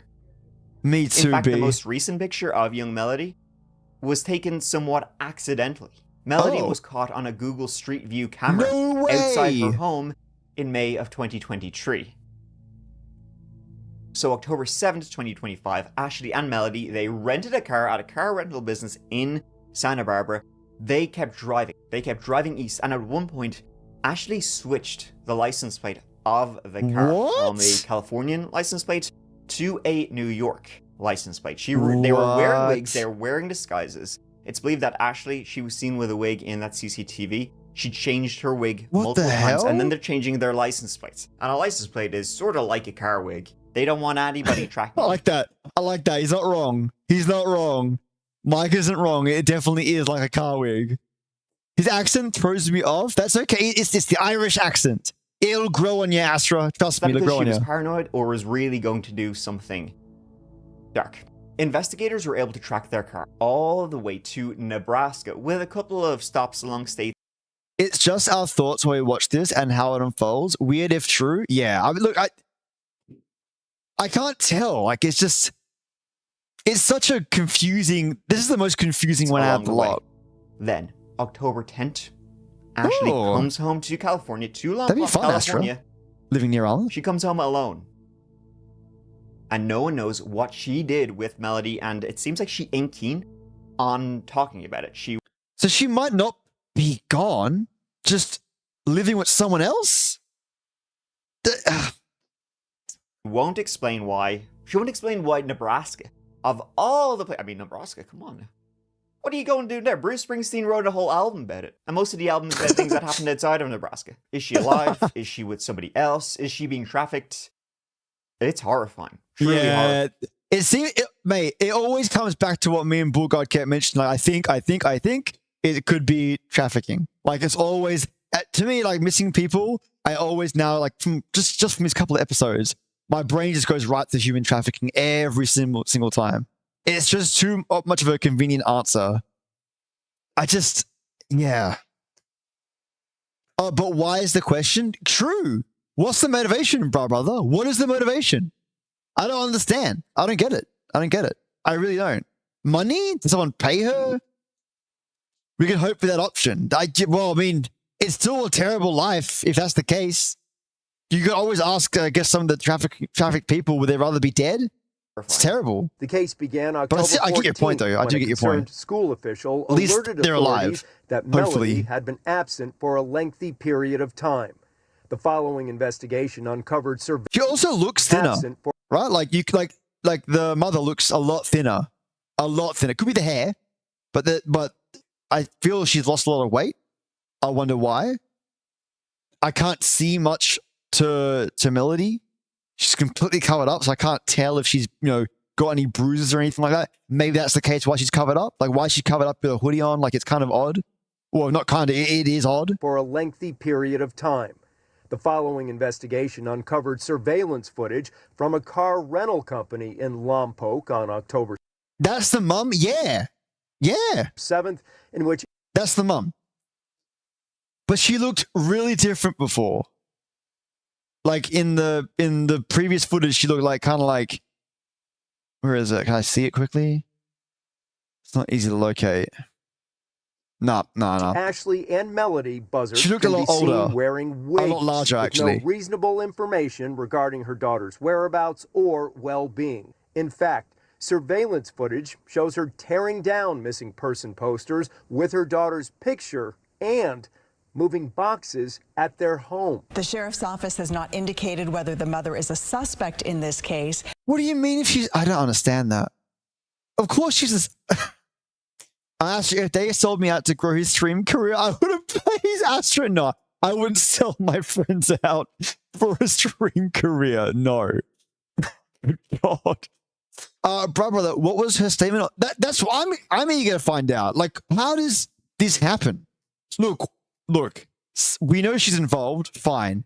We can't assume that she's guilty in the most negative way, okay? But, suspicious, at the very least. I just, like, I can't understand. A girl by that came out different than I had in mind. You sausage, Astra. My heart, yeah, poor God. But they did say a search warrant served at the home last week did not provide answers about Melody's whereabouts. Melody's father's side of the family organized the vigils, oh saying my God. they refused to give up hope. If she's listening, we love you. We're here for you. Oh my God. This is so bad. We just want you to be happy and call me. The FBI is now helping search for this missing. Hey, Hey, Carl, how are you doing? Happy Friday. How's your Friday going, legend? Welcome on in. Welcome home. We're going through that chapter, a true crime podcast. You're coming in at a sad moment. You can join in on the sadness. A poor young girl is reported as missing. But we're sort of in disarray when it comes to the involvement of the family and the mother and where all this is going. It's just crazy town. Crazy town. My heart, I know, Mythic, I know. Carve Master, good thanks. As of 2 hours ago, I don't have to work until next year. Fan-freaking-tastic. My little lady has 3 weeks off. She's going to relax. I'm going to be working all the way through because I haven't got any leave to utilize, but I'm a happy peanut nonetheless. B, the family isn't going to be having a great Christmas this year, huh? No, sorry, Bob. I'll be hiring detectives, mate. That's what I'll be doing. I'll be hiring a shit ton of detectives. Not one, but at least 2 or 3. This happened recently. It did, Astra. Yeah, it did. It happened on the 15th of October this year, which just blows my mind. Seeing 9-year-old Santa Barbara County girl. They believe she was with her mother earlier this month on a road trip that took them as far as Nebraska. Angry community members have been putting on the pressure outside the mom's house, but sheriff's deputies told them she hasn't been there for 48 hours. I don't get it. On October 18th. I don't get why the police can't question her. I don't get it. The FBI joined in the search. Melody now being considered an at-risk missing child. And all along the route, it's believed that authorities have been requesting anybody with surveillance cams, CCTV. Yeah. The mum is involved, Astra, but I don't know. We don't know in what capacity. That's the problem. They're just doing it by the book. I know, right? When they heard the FBI are involved, I'm like, fantastic. Look, there's no guarantee, of course, B, but it means that like there's a lens put down. You know what I mean? A kid just doesn't disappear. Look, a kid disappears, right? They're wearing wigs, strange behavior, and license plate shuffling. What the heck's going on? What is going on? Like, I don't think death is the outcome, but trafficking potentially. Don't know. Only speculation. Mythic, I have a really strong hunch. I don't like it. Yeah, me too. To provide it to the authorities. And then on November 7th, Ashley was arrested. Just not for anything in connection to her missing daughter and the case we've all got a million questions about. She was arrested for false imprisonment. Ashley had, quote, what do you mean? Prevented a victim from leaving a location against their will. They have not said who the victim is, though, or anything else about the case. Basically saying, though, quoting again, although this arrest occurred during the course of the missing person investigation, it is not directly related to Melody's disappearance. They did, Bulgard. Sheriff's they did. detectives remain fully focused on locating Melody and confirming her safety. The alleged victim of this imprisonment would himself come forward. Name of Tyler Brewer, a legal document assistant. He said he's been a friend of Ashley since about 2014 and had come over to speak with her about Melody. Maybe he could talk some sense into this batshit lady. Now, he didn't share much about the incident. Well, he looks like... Is that him? Right, that's him, right? Right? I think? Or is that the mother? Just without a wig and curly hair? I can't tell.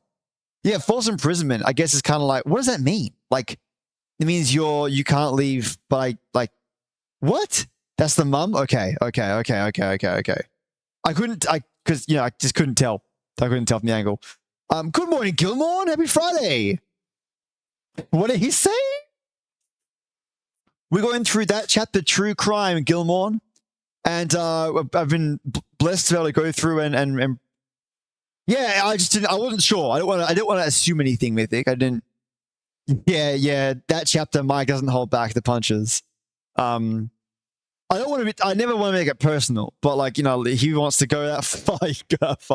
False imprisonment. Boy, her kid is missing and she didn't care. Imprisonment is a must at this point for the kid being missing for weeks and months. That's what I don't understand. I guess the FBI are probably thinking that the kid is missing, but not necessarily in danger. Like maybe it's the kid isn't actually missing. It just is a matter of divulging the information. But for all intents and purposes, right? To the public, to the people around her, the kid doesn't exist.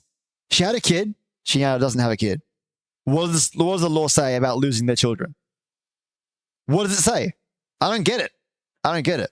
And Gilmore, we're also doing SCPs in between.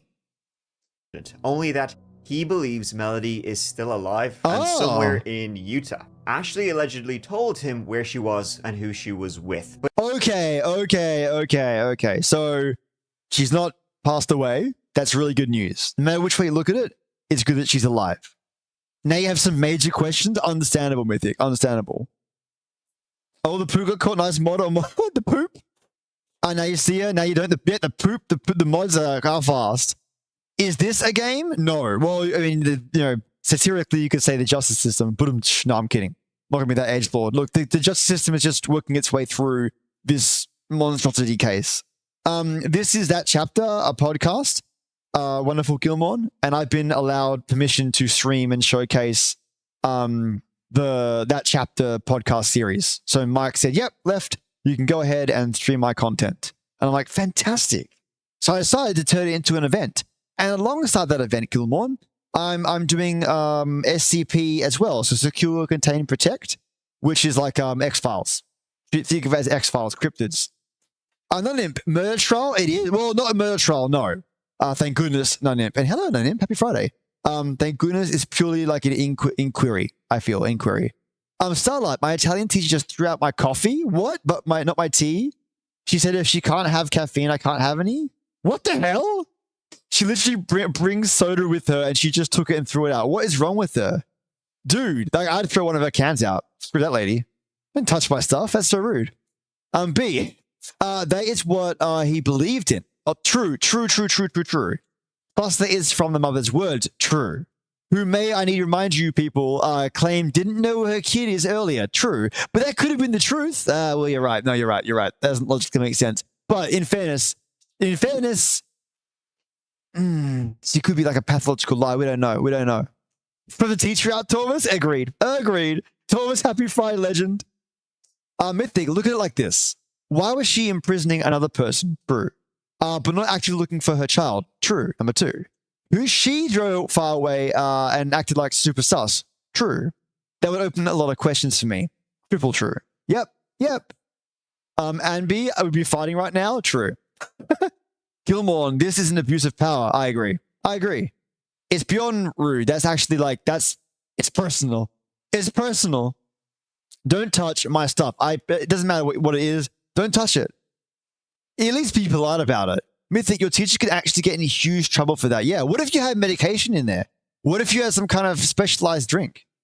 Like it was made just for you in a particular way so you can ingest it. She doesn't know that. Starlight, she said, I don't need caffeine. I'll get too hyper. Her entire class is Nero-spicy. In some way, caffeine makes me focus and less hyper.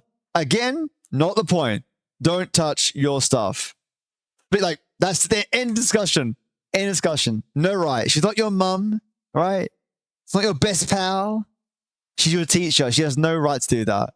And I know it seems small, but that's like a severe invasion of privacy and ownership. Good God. You're the real energizer, says Sunshine. No teacher can dim that spark. Keep bouncing bright. Yeah. I would borderline hold on to that and build a dossier. Hopefully she doesn't do anything else like this, Starlight. Either way, says B, we literally have a video evidence that she had told the Popo that she didn't know where the kid is. True. Not even telling the Popo where the kiddo is until way later. Also true. But he does know if this is true. He said, quote, teachers are not allowed to touch a student's personal belongings. It's actually illegal. There you go. I would jump on this, Starlight. That's not on. What else did she taken or done? No shits to that, mate. No shits to that. She can't handle the truth? Fair. Ashley produced a box cutter and refused to let him leave her home after she... What? She produced a box cutter? Look at her eyes. I don't get it. What is she thinking? What is she thinking, man? I just don't understand. Something seriously sad is going on here.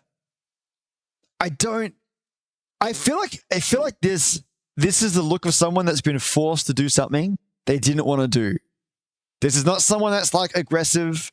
It's like I think it looks like she feels like she's got nowhere to go. I'm not sure if you guys and gals are picking up on that vibe, but look at like that 1,000-yard stare. I think it's I don't know. Again, I could be reading into it way too much. The damn witness or defender isn't sure as well because they're friends. They don't want to hammer her too hard, but she still needs to be like punished, right? Man. Became visibly distressed after sharing information she appeared to regret disclosing. Ashley has since been released. Hold on, what does it say? A box cutter was produced, and despite multiple requests to be able to exit the home, I was not immediately permitted to leave. Huh. Interesting. Okay. Starlight, she never actually teaches classes and only talks about her personal life. Oh God, one of those teachers. And when we have our holiday party, she's like, oh yeah, by the way, this is everything that's on the test tomorrow. She half the time claims we're using AI when all the AI is blocked by the class Wi-Fi. She gives us stuff we've never learned when she's absent. Time to report this teacher, Starlight. I would report this teacher and get your money back and do it again later. Man, oh man. She sounds like an absolute menace. Oh God, A Few Good Men, 1992 movie. You can't handle the truth. You can't handle the truth. We're on it? Yeah. This is not on. Because she won't stop there. And also, like, if she's upset with her, like, her own personal life stuff, she's taking it out on you by putting you in a bad position and making you suffer. She's a bully. She appeared. I got zero tolerance for bullies. Zero. Disclosing. Ashley has since been released and is now wearing an ankle monitor. I swear he was going to go and is now wearing a wig. I swear to God he was going to say that. I'm a big fan of the wigs, as you can see. But she needs help. She legitimately needs help, and here's why. In getting the help that she needs from a therapist, right, she will divulge the position of where her daughter is. I swear, those two connected. With a therapist, you will find Melody. I shit thee nay. Dollars to donuts. I can see it in her face that she wants to share or she cannot share, or she's in some serious depression, right? One or the other. And that is the issue. If she got the help that she needs, then that'll unlock the doors. Obviously, her chatting to a friend was therapeutic. And then that switched back on. Obviously, I feel like there's something that someone has over her, and is as a result of that is, grabbing leverage, and that's like the leverage of the collateral is her daughter. Again, just a guess, just gesticulation.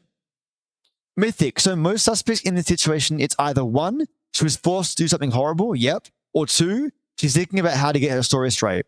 I don't know about number 2. She looks way sadder and not in a pity way, but actually demoralized. Like, oh my God, I have this, there's no way out. A freaking psychologist, yeah. B, that is a big if, true. She would lie about it, making finding the kiddo more worse, also true. But I think that route's still a better route than just hammering her, because she's not going to divulge any information if you hammer her.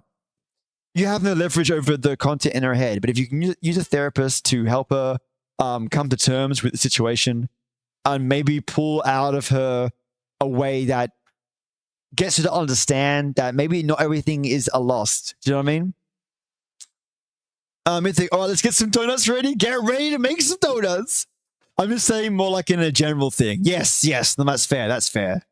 Unfortunately, I feel that. She is better at hiding her daughter than she is at hiding her real hair. If anybody has any information on missing Melody, and the Lord knows where she could be, please call any of the numbers. Oh, nice. That's good. That's good. This is a horrifying case. I'll buy some donuts, Llama. I don't see how the story of the Buzzards and Ashley could have any sort of positive ending. I agree with that. Yeah. Mythic, but she looks hollow, empty, and as if someone pulled a light away. Exactly, Mythic. I haven't seen a face like that in a long time. Could be a misread on my behalf. I could be completely wrong. It's disturbing in all the wrong ways. Although, is there a right way to be disturbing? I just feel like she's been snookered, and I don't know what it is. That that she's in a position where it's like that. It's just odd. I don't think so. Folks, guess what time of year it is? I mean, unless you've been living under a rock, it is almost I'd holiday love 2 season, boxes of when donuts. you gotta spend a lot of Jelly donuts, cinnamon, or chocolate with sprinkles. What would you pick? His accent is bringing my accent back out. Oh, wonderful, Mike. time with friends and with family. But you know what's really helpful in Oh, is these this an trying ad? times, and let's be honest, It's Raycon. I know what it is. It's Raycon. It's getting double the advertisement here. Shit. family Okay, hold on. Go back. headphones, I mean, There it is. Okay. Jared McCulloch. McCulloch? Jared McCulloch. Okay. Ooh, thank you for the disappearance donuts. of Jared McCulloch, or McCulloch, is one of these, it's one of those strange, inexplicable disappearances that sort of makes no sense, because in every aspect, it seems Okay. like he was doing it willingly, then he vanishes just sort of completely. Okay. In late 2023, Jared McCulloch was 33 years of age, living in Marion, which is a small village in northern Louisiana. He worked construction and was known as a serious but sort of silly guy. Like serious, you know, when it comes to work and construction, which Oh, is... yeah. Fair. When you're dealing with heavy machinery, I guess you sort of Yeah, do want to be pretty that serious makes sense, about it. yeah. But then, you know, when he's off the clock, he's just an absolute goof. He's Starlight. happy to goof around. One of those sound fellas, you know. Now, he had been in a bit of trouble in the past. Back in 2013, he did 5 years in prison on drugs charges and had then been on 5 years parole. But he had since cleaned up. He had moved to Louisiana. I'm going to be baking for you guys so much in the future. Yay! I'm going to put on so much weight. With his family, though... With all the donuts you give me, I'm going to like store them. All his family were, and himself, they were actually originally from Illinois. They had moved from Illinois down south to Louisiana soon after their home burned down, which was sort of a Do not traumatic underestimate the incident power of good for vibes. Jared. And then also his brother ended up oh shit. Well, and ending his own life, which was another tragedy in Jared's life. Though living in a house on fire or Louisiana, that's a tough one. He did have a son back in Illinois, but he wasn't in a relationship with the child's mom identical. at the time of the disappearance. And he was actually hoping to get custody of his son up in Illinois and bring him down to Louisiana so they could live together. I mean, Jared is definitely a guy who made some poor choices along the way, like a lot of us have along the way, but he had, totally cleaned up his act. And by late 2023, things were looking up. Work was going well. He was hoping to get custody of his son and bring him down so they could live together in Marion, Louisiana.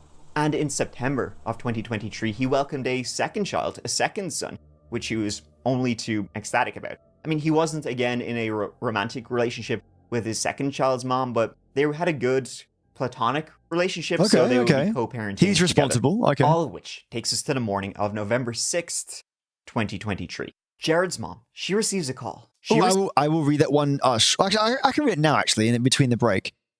004 is a barn door, and point 1 and 12 rusty keys, and number 2 and to 13. Oh, that's 12 rusty keys. Okay, gotcha. SCP-004 is a barn door, -1 and 12 rusty keys, -2 to 13. Okay, got it.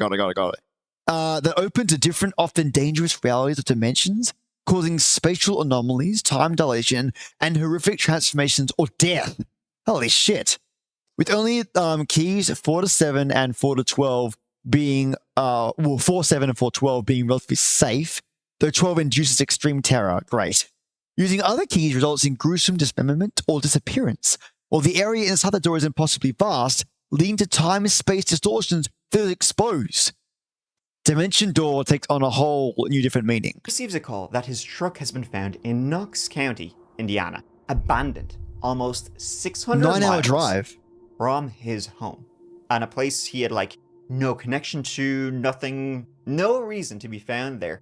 And he had just spoken to his mom a couple of days prior, and he had never mentioned any sort of road trip that he was planning on going on. In fact, technically, Jared couldn't go on any kind of road trip. He was still in his parole period from that drugs charges and the time he did in prison. He had been imprisoned in 2013. It was 5 years in prison, and then 5 years probation. His probation period was about to end November 18th, 2023. So until then, he couldn't leave the state. But he left Louisiana on November 4th, 2023. Oh, what the hell? Breaking his parole. So this has been a good reason for him to for him to leave the state. And looking at the things to do in Knox County, I doubt it's any of these.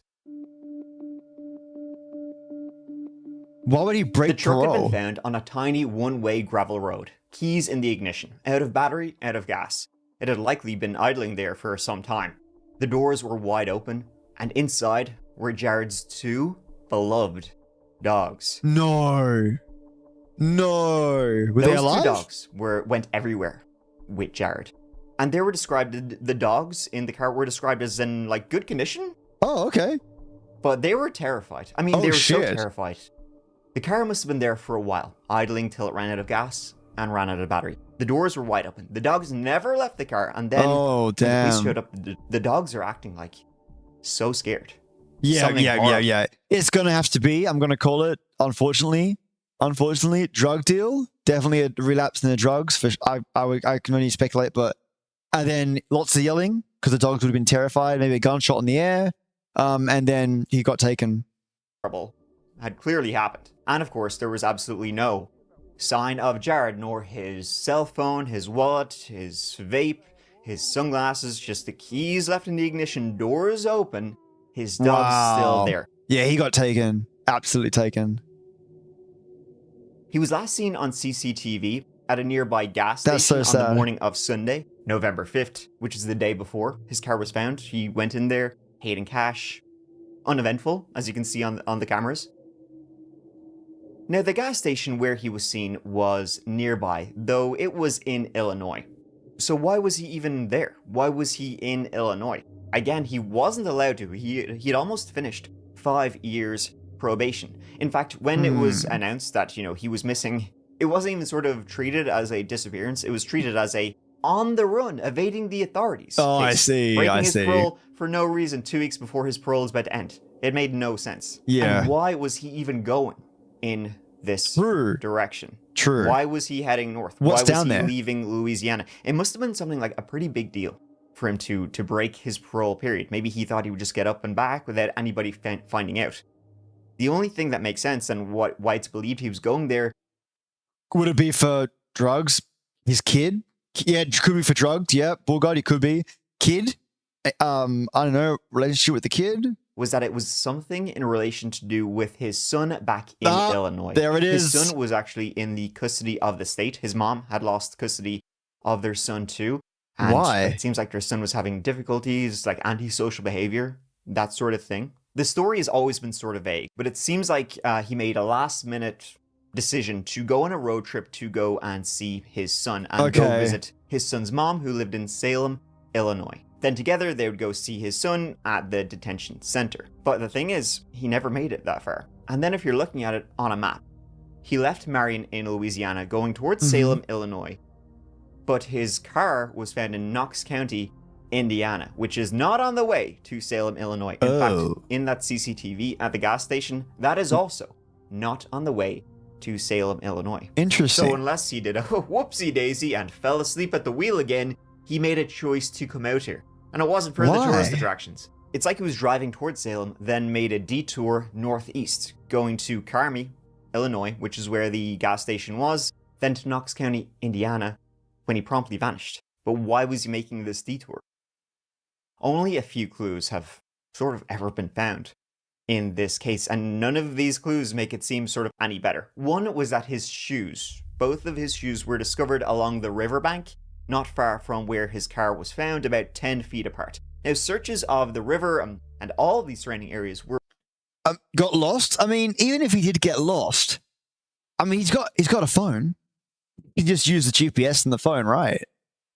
Were of course done, but nothing was found. And your initial indication might be he slipped into the water, or he decided to go for a swim without coming back out, if you know what I mean. Oh, yeah, yeah. When he disappeared, the river was extremely low. Like, you could walk out into the center of the river. No, it's not that. It's not and that. Stand up, and you'd be fine. So him going in for a swim or accidentally falling in didn't make any sense, especially because he was on a mission. He was going to go see his beloved son, who he would do anything for. Speculating he's going to see his son, but he definitely is on a mission though. And this was just so far off the beaten track, it didn't make any sense. Tracking his cell phone, he had been driving towards Salem, Illinois, towards his baby mama. But then, at around 9 a.m. on November 5th, he sent a text to his mom. The text he sent to his mom read, "Where is that?"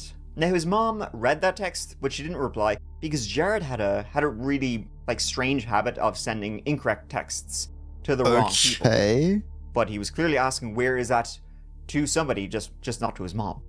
Was he asking where is that as in where he would be found? Because somebody was asking to meet him out there. That's likely the only explanation for where he ended up, where he did. It's been 1 week since a man was reported missing in Knox County. Many people have been coming together to look for Jarrett McCulloch. Whatever happened, he didn't leave willingly, like he never would. Those two dogs were absolutely beloved. Whatever happened, it seems clear that the truck was left idling. Jared had popped out, expecting to hop right back in, and then didn't. Why was because the keys were in the car. So that means that if he intended to actually leave, he basically thought he'd just kind of go over there, grab something and go, right? But they grabbed him. There on that lonely road, who was he meeting? It all seems pretty dang nefarious, if you know what I'm saying. And one possible witness, one of the only, this isn't confirmed, but it's one of the only possible sightings we've ever had of missing Jared McCulloch, was that a witness claimed to have seen Jared with two men in a restaurant in San Francisville, Illinois. They said they recognized him from missing persons posters. He was with these two men, and they said he looked terrified. Oh, shit. Ever since then, there's been no indication about whatever happened to Jared. So yeah, I'm definitely going to suggest, I'm with Bull God on that one as well. I think it's going to be a drug deal gone bust. The disappearance of young Darius McDougal, it's an ongoing one. Sad as well. It's an ongoing one, but it remains just as baffling and inexplicable. And it began on September 21st, 2025 in southern Alberta, Canada.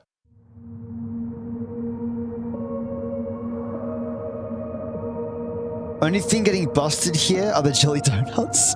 Sprinkles everywhere. Call on the backup for cleanup. I got to back up. I need to back up. Crow's Nest Pass is a stunning area in the south of the province, part of the Rocky Mountains, and it's definitely a place known for camping and all sorts of outdoor activities. On September 21st, 6-year-old Darius McDougal was camping on public land with his father, Dallas, his father's girlfriend, Buffy, her daughter, the kid ones are the worst, and a few others. His mom, Megan, wasn't there. His parents were, as you probably guessed, they were split up. But he's binge watching missing people. No, from it. I definitely am not bored, but binge watching missing people is a luxury of mine, thanks to wonderful Mr. Mike. Have you never seen that chapter, crew, before Astra? Is this all brand new to you? True crime is definitely a unique experience. Grandparents, uncles, all sorts of relations there. I did eat some cheese, though. About 2 days now, camping, since September 19th. And it was a little celebration, as a few birthdays were all coming up close together.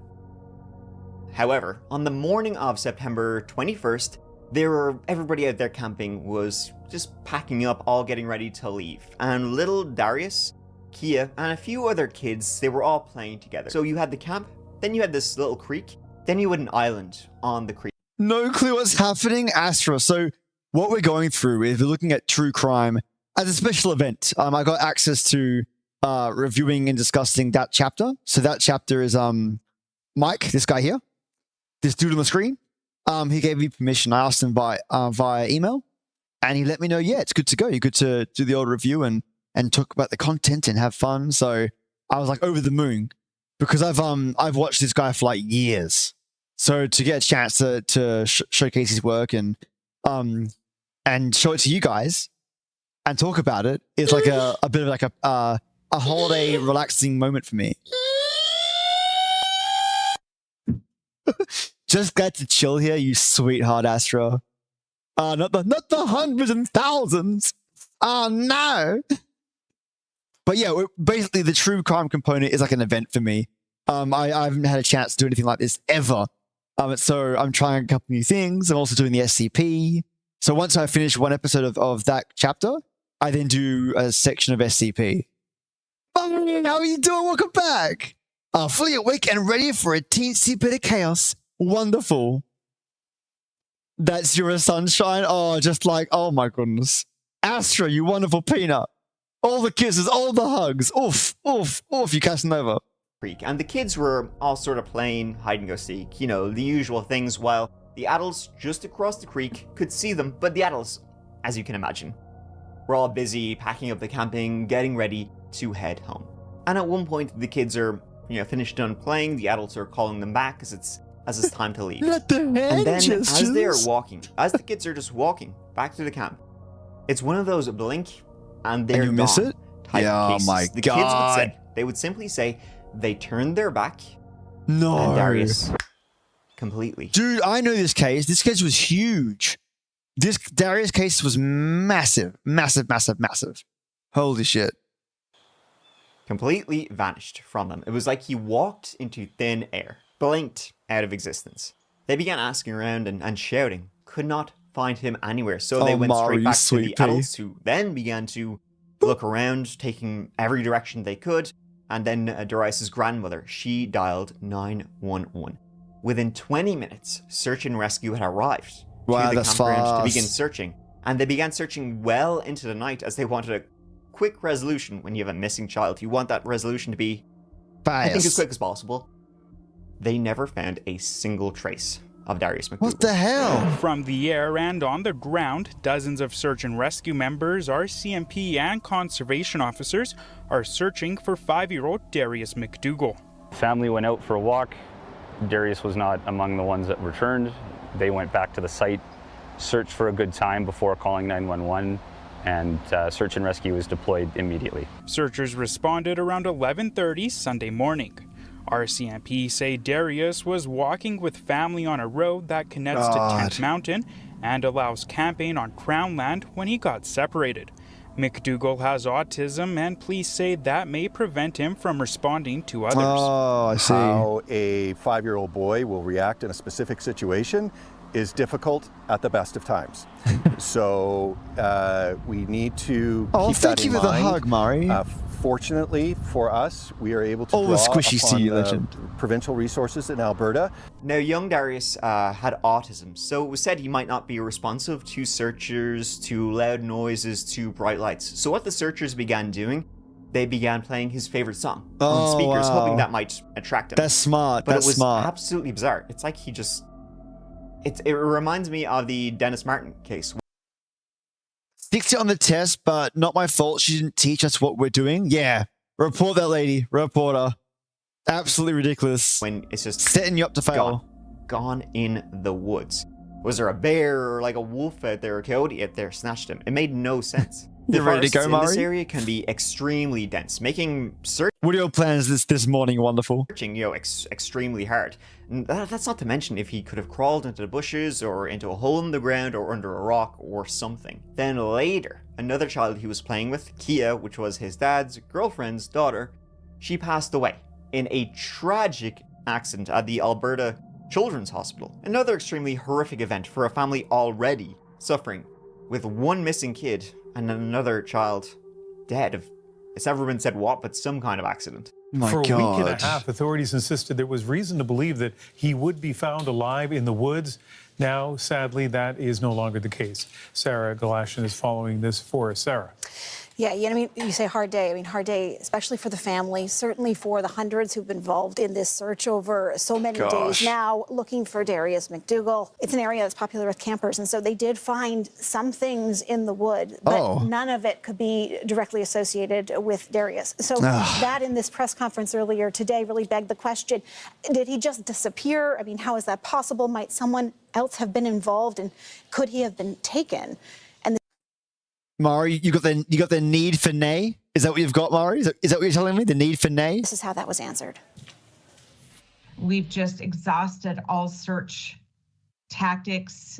There's just nothing else for us to search at this time, but there is nothing to indicate foul play is involved. That being said, we're still investigating. We're still there to take tips, any information that anybody may have to help us with this investigation. And please, if anyone knows anything, just contact us. Is it weird to mention the eyeliner and the lipstick? I don't understand that. Am I the weird one? Is it me? You're going on like a national news and you're putting on eyeliner. I don't understand and that. within 10 days of the search beginning, the need for nays and straubs. They've since. Yeah, I understand people wear eyeliner. So like, I'm just thinking like, you know, I don't know if I would wear like that on like a national. I don't know. It just seems like it's not suitable to go on for like a live national news as a cop with those additions, you know? Days of the search Maybe I'm being presumptuous. It was called off. They've since never found out what happened. It's like conflicting. You've got like a cop that's like all like professional and formal, right? And then you've got this like eyeliner and lipstick that sort of like counter swings it. Maybe it's just me things. McDougal. And it's remarkably similar to another case that was ongoing at the same time, but this time in Australia. On September 27, 2025, 4-year-old Gus Lamont, he vanished from his family home in remote South Australia. This will be the fourth, and all indications are it's unlikely to be the last either. Grant Stevens today revealed police are making plans to return to the remote Yunta sheep grazing station owned by Gus's grandparents, where the 4-year-old vanished without a trace more than a month ago. They lived like out in the bush. I mean, practically, if you look at pictures of it, I mean, I think that's not even a bush. There's very little bushes. That's plain up desert. Mate, I've got no issues at all with makeup. Let me be clearer. I just think that when you're a police officer on like national news and you're wearing the officer uniform, I don't think that you would want to wear makeup. I think it's a clash in direction, right? Because you want to be like, you're not here to party. You're here on a serious note. So I think I would not have worn makeup. That was my perspective. Zero issues with eyeliner, makeup, and lipstick. But just I thought that would be a conflicting message visually to send to your audience. Last seen at about 5 p.m. that day. Maybe she did that to feel less conscious about being on the news. Okay, fair. Give her some confidence. Dad says, I agree. Astrid, no, I don't mind being challenged, mate. By his grandmother, she said she's seen him like just said. I know. I was talking to Salah. I forgot to add them lol. Oh wait. Oh, I got you. Okay. But in fairness, I don't mind being challenged. If I'm in the wrong go, let me know. Yeah. From my perspective, it's a bit weird. Be squished now. Oh, the make a squish. Either way, she's going to be judged by her looks. That's fair. That's fair. For me, I thought like if someone's in a national capacity as like an enforcer of the law, I just kind of, it doesn't sit, like, gel right. It doesn't speak anything about a quality of content or quality of character, but it just seems a bit of a clash to me visually. Like it just seems distracting. The home, mucking around, like playing around with a pile of dirt. She then left. She came back 30 minutes later to call him in as it would start getting dark soon. And when she went out there 30 minutes later, fault taken, bestie. Nowhere to be seen was young Gus Lamont. Police today back at the Mid-North property going over old ground a month after little Gus Lamont went missing. What we're doing is we're going back through every aspect of the search. This is the third major search on the station near Yunta. You need the dogs out there, man. Are still high.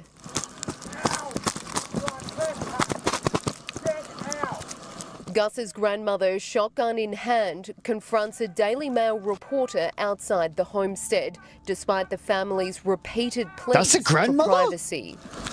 We'll have the police on you because you've been warned not to come here. Now get out! Get out! The outlet's behaviour drawing the ire of top police. The person had the gun for a legitimate purpose. They were dispatching a snake that was... Bob, you're allowed to have your own opinion about things, but I know you will say, you are.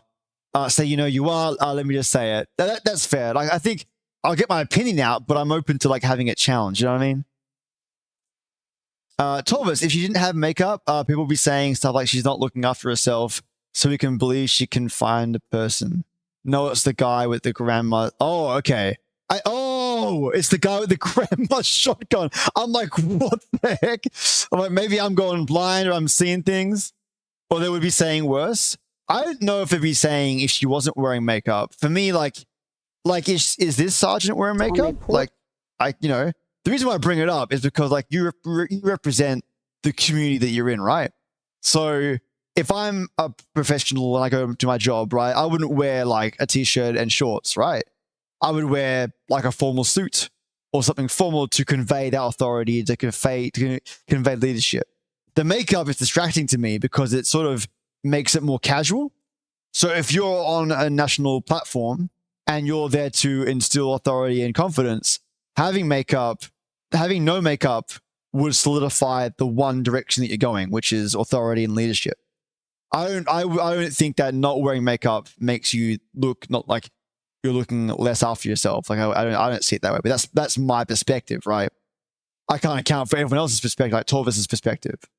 But I would never say any. I wouldn't even register if she had no makeup. But now that I've seen her with the makeup, I'm like, interesting, because I'm not sure what this person does. No intent by the person having that firearm at that time to be threatening in any way. And a stern warning to leave the family alone. If this persists, then action will be taken. You will either be reported or arrested. This is completely disgraceful conduct.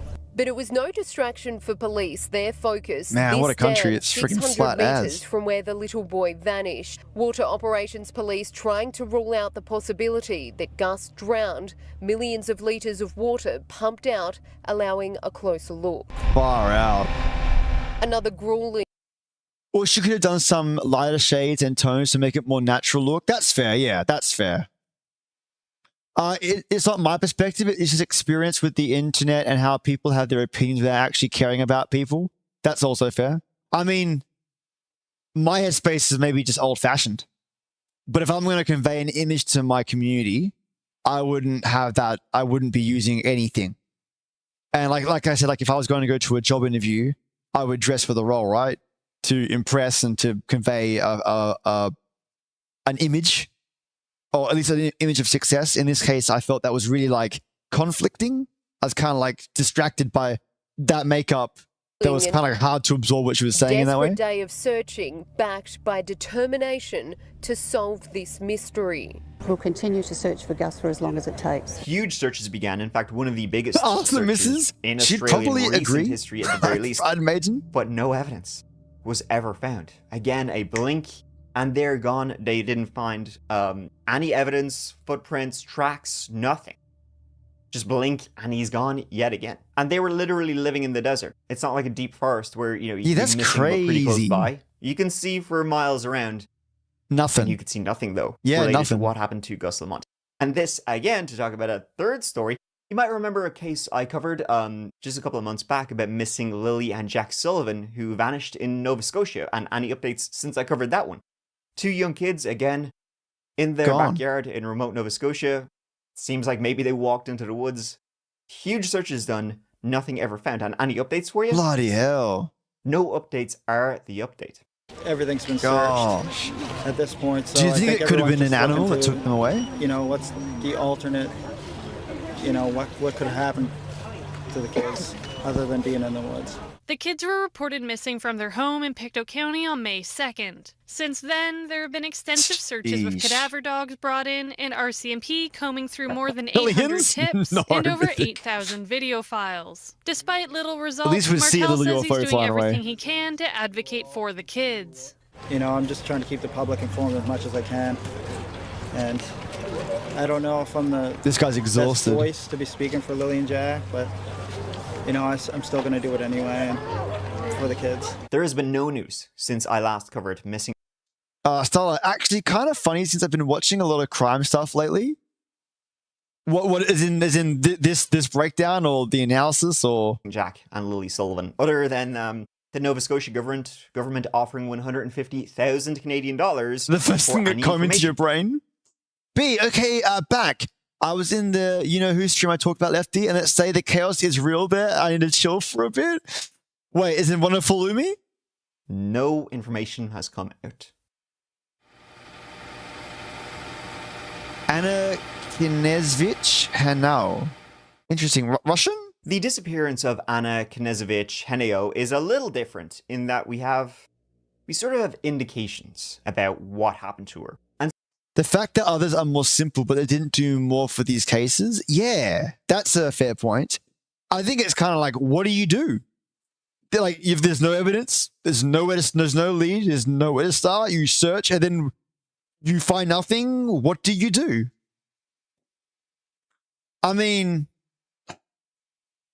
you can't get water out of a stone, right? That's the challenge that all the police have. And it's not like a crime scene where there's evidence everywhere, and you can backtrack and figure out where things are. But I tell you what, like walking into the woods, that's it. If they just kept walking and they got lost, I mean, what's the extra effort? I guess finding the body, right? Unfortunately. God.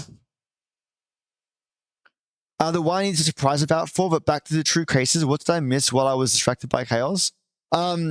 Missing kiddos, unfortunately. Darius, kid went missing in thin air, and 2 other kids walked into the forest.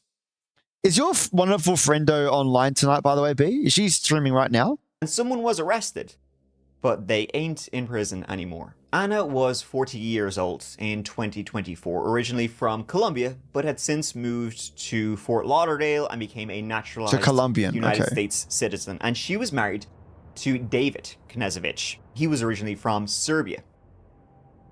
Ooh. And together, Anna and David, they owned a tech company. They had been married since 2011. David was the founder of EOX Technology Solutions, which is I haven't seen much with the 48-hour rule. Oh, that's true.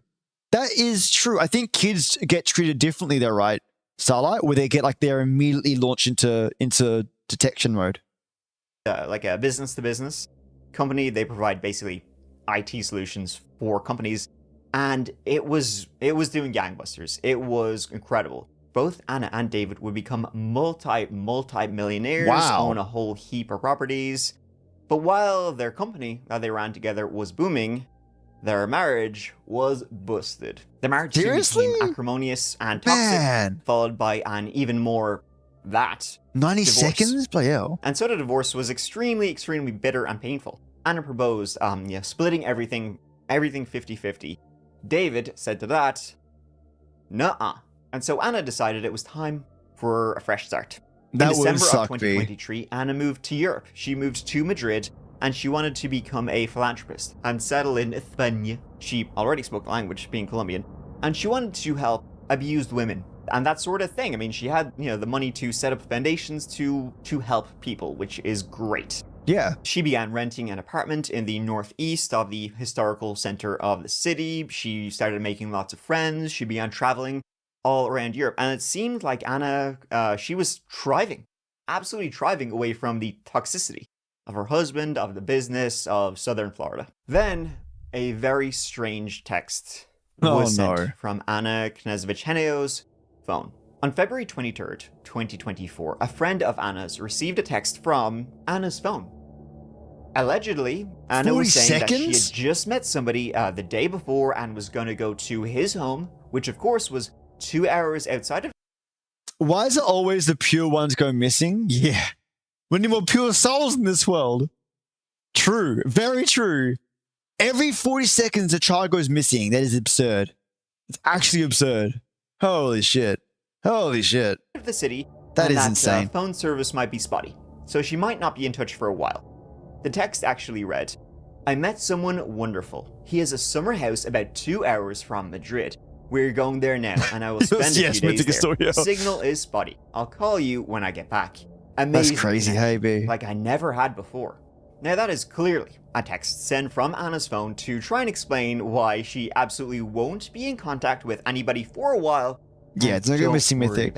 It's all gravy, my friends. And of course, you're probably thinking, hearing that text, it did the exact opposite. Anna's friend thought this text was really, really strange, did not sound like Anna at all, and she contacted emergency services right away. Because Anna's friend who received this text, she had just been speaking to her the night before. Yeah, and Anna never mentioned meeting anybody. Yeah. Never mentioned that she'd be going anywhere. Yeah. So she clearly was like, this is absolute the whack of bullshit off this text. Yeah. Off the charts. Yeah. This is a voice message Anna sent the day before she went missing. So that text, bit of a shit cover-up. Hey, good morning. I woke up, went to the gym, got the apartment ready. I'm gonna buy some cleaning stuff now. And I fixed my hair, my nails, and now I'm just heading back. How are you? She sounds a bit I miss you drugged. too. Bye. Suddenly she's found a man of her dreams and you'll never hear from her again. What? That's so weird. There's a color guard show on it to raise awareness if you want to check it out. It's from Mechanicsburg, HS South, is it South Wales or SW? 2015, every 40 seconds. Bonkers. Ain't no one getting a chance to nab me. I will fight back tooth and nail. Screaming and yelling, I hope. Oh, thank you, Carved Master, for the love. You superstar. 7 consecutive streams. Absolute legend. Love you to bitsies. Man, I'm impressed. Exactamundo. Jay is close to bedtime LC. You are right. But I think I can finish this one off and then do the old game spinnerinos. But thank you for the heads up. Only one of those things was true. The police immediately began an investigation and they went to Anna's apartment building. But before they even gained entry to Anna's apartment, they could see, just like in the lobby and in the hallways, they could see something was very, very weird and disturbing. The surveillance cameras in that apartment building had been covered with black spray paint. Oh, what the hell? In her apartment, they found absolutely nothing. But going through these surveillance cameras that had been covered, with black spray paint, they found these final images. So, wait, look at whoa.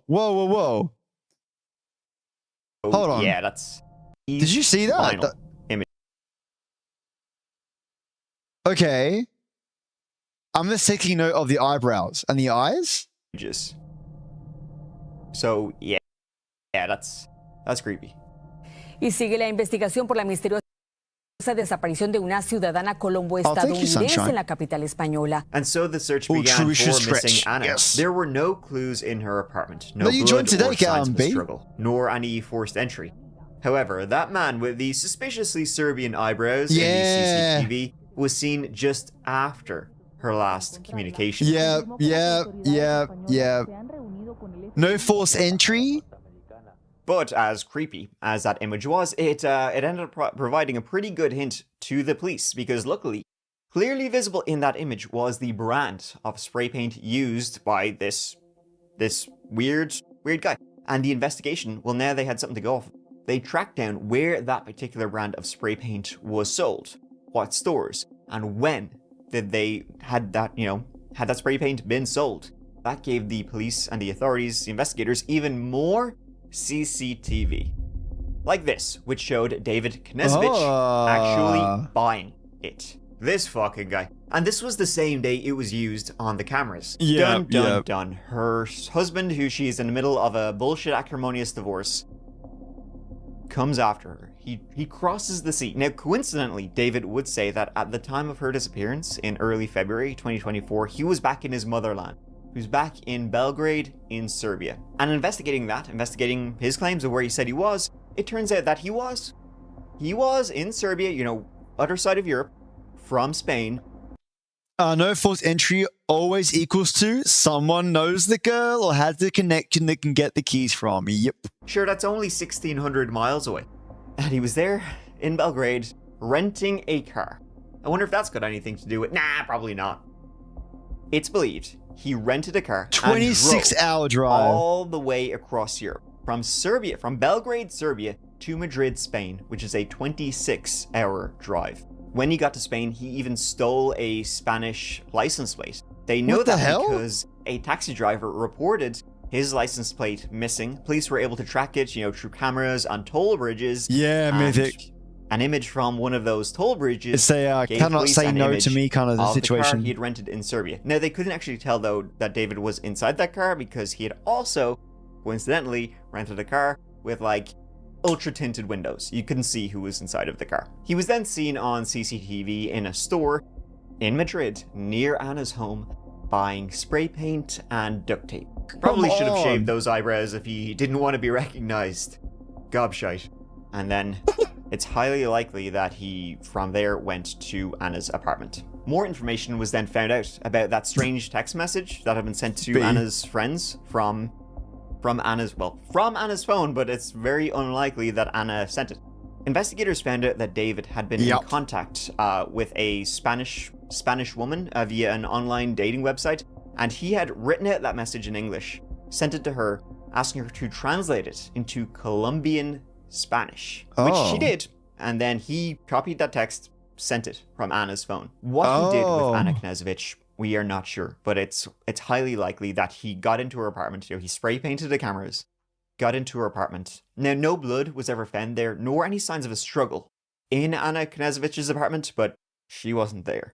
So it's highly likely he went in, perhaps strangled her to death, stuffed her in a suitcase, and then drove all the way back across Europe with her in a suitcase in the back of the car, across Europe back to Belgrade, likely dumping her body along the way. And he probably did that in, police believe, and searches have been done in northern Italy. New details tonight in the case of Ana Maria Henao Knežević. She is the South Florida woman missing in Spain. According to a social media post by the Spanish National Police, investigators have expanded their search to Italy. The operation is a joint effort between police, firefighters, and the Rome office of the FBI. The South Florida woman was briefly living in Spain when she was reported missing by loved ones. When he returned the rental car back to Belgrade, it had also clocked up about 5,000. Is there not like enough evidence to get this guy already, though? Kilometers, which is about the distance between Belgrade to Madrid. Poor guy, the American authorities, they did take over the case as Anna was an American citizen, cool too. And also their lead suspect was an American citizen. And they wanted to speak to David, who, once again, much like in the divorce proceedings, said, nuh-uh. Since then, David refused to travel to Spain to help in the investigation. Oh, that's true. That's true.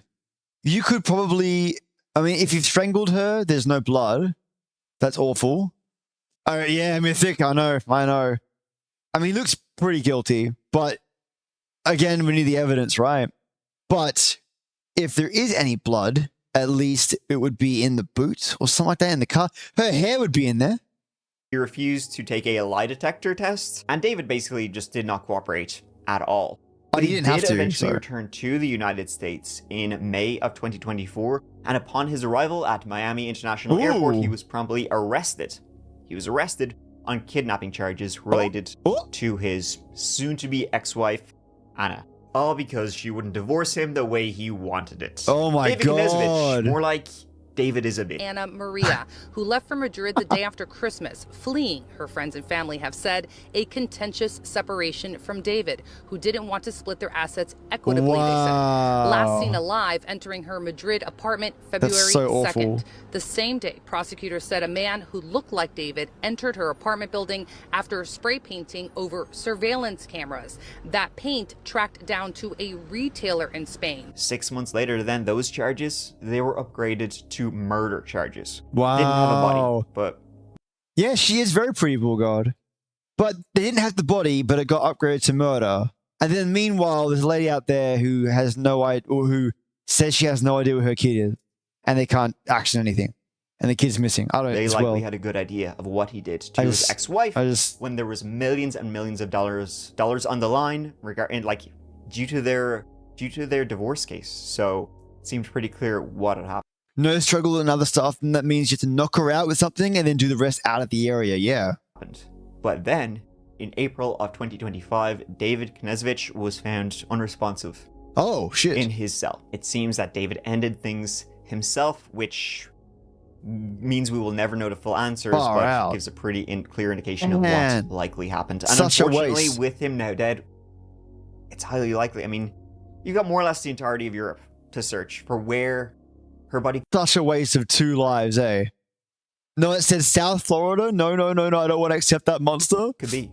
She still remains missing, though in this case, it's less mysterious, though a still very, very dark case that what happened to Ana Knežević. This is one of those cases where hopefully we will get an answer one day, but unfortunately, likely we won't. I don't know if we will get an answer in any of the cases I just talked about, but please, folks, let me know your thoughts on those cases down below, on those, each of them horrifying and disturbing disappearances. But as always, thank you so much for watching, folks. I will see you in the next video, which will be up when it's up. But until then, please take care of each other. Please Please take care of yourselves.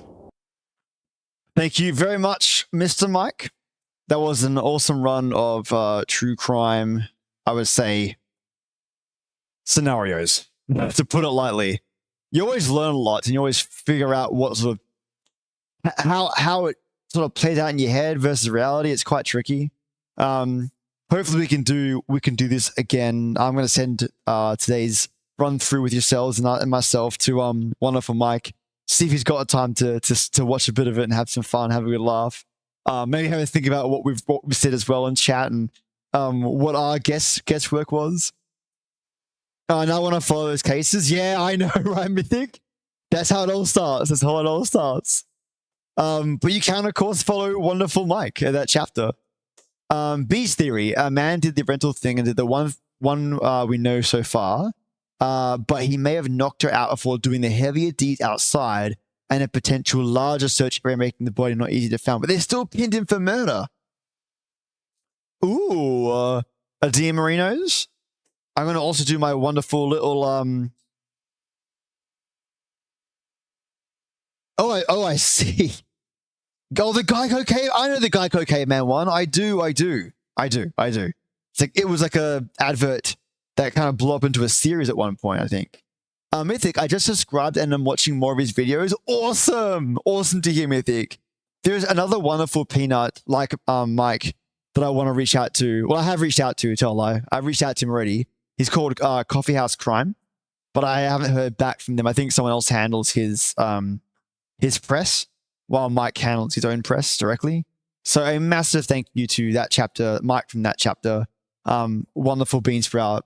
What a really good dude. I took him like, I think, a day or two, or if that, to respond to me. So I'm really appreciative of that. So I can kind of, bring this all together. Massive heads upsies to Starlight for the wicked SCPs. I had such a really good time with SCPs, Secure, Contain, Protect. And I'll be doing this event at some point again as well. I'll have a think about when to do it. But I hope you all had a fantastic time tonight. Mythic, if I want to run something by you if possible, go for it. Go for it. I haven't got work tomorrow, so I'm okay. I can hang out for a bit more. It's not a big deal. B, even without the body, the evidence is stacked against him unless he has a twin or someone impersonating him, then that'd be another tricky case. Well, that's also fair. I mean, what's stopping the other case with Melody where someone just makes up the fact that he heard from her that she lives in somewhere like Utah? Like, if you lie, that will then at least force the police to search. Yeah, it's just like, then you'd be like, oh, well, obstruction to justice left. I'm like, yeah, fair enough. It's so tough. It is so tough. But ask away, Mythic. Ask away. I'll get the wheel up and running as well. I've got to swap out the wheel to bring in the Wheel of Games. Wheel of Games flying high. I'm going to open up. My other one. It'd be the game giveaways. I'm going to grab that one. Bazam. I'm going to move it like this. I'm going to move it ahead. So technically it'll pop up. Where's my Wheel of Names? Where's my wheel at? Where's my wheel at? Okay. I swear I had it a second ago, but it's like, there we go. Game giveaways. Bam.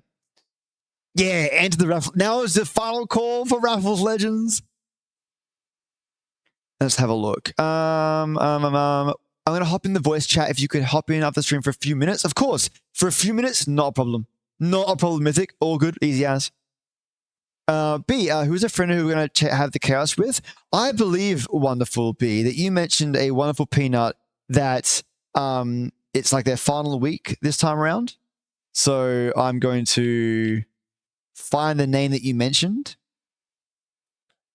Starlight, what did you forget, legend? Starlight. Comfy Kiwi. Is Comfy Kiwi on? Is wonderful Comfy Kiwi on? Oh, don't worry. I'll add you anyway. You legend. That's the spirit, foe. That's the spirit. Oh, mate. It is always wonderful to have friends in the raffle. If you're not sure, you can type it again. It's free to type it again. Don't worry about it. But she's going to be crying then. She's already in tears right now. Okay, fantastic. I will do the Raffleino. And then we'll turn around and send some lovelies to wonderful Comfy Kiwi. Good luck, legends. Like, let me get the names in there. I'll do it right this minute. I'll do a quick refresh. And then, of course, Submarinos will get double the chance. As always, 24 friendarinos. I love it, love it, love it, love it. I'll grab those friendos in here. We'll add CJ from YouTube land. I'm just going to double add all those with number 2. Bullgod, you are in, I believe, but it's always good to double check, legend. Always good to double check. There we are. Wonderful, wonderful. Namo's been added twice. Frez is added twice. Mythic. Cool, I've not missed anybody. Oh, are you in, buddy? I'm going to add you. I think you reminded me. Dude, thank you for hanging for so long, legend. I appreciate you very much. You'll see your name popping in a moment, brother. Legendo. Llama, are you in? Wonderful sausage? You are. Great, you are. Wonderful, wonderful. Let me go into my Twitch activity to make sure I've got all my friendos. Emma is in. I'm going to add Emma. Oops. Put a space in there. Phoebe is in. I'm going to add Phoebe. Thank you for the raid, Phoebe. A really good friend of mine. It's Allison's Wonderland. Wonderful to meet them. The amazing I Eat Crab Cakes. An absolute... Please follow him. Please follow Phoebe. We've got VTuber, and and that was it for now. Brilliant. I think I've got everybody. Yeah. I don't need the game.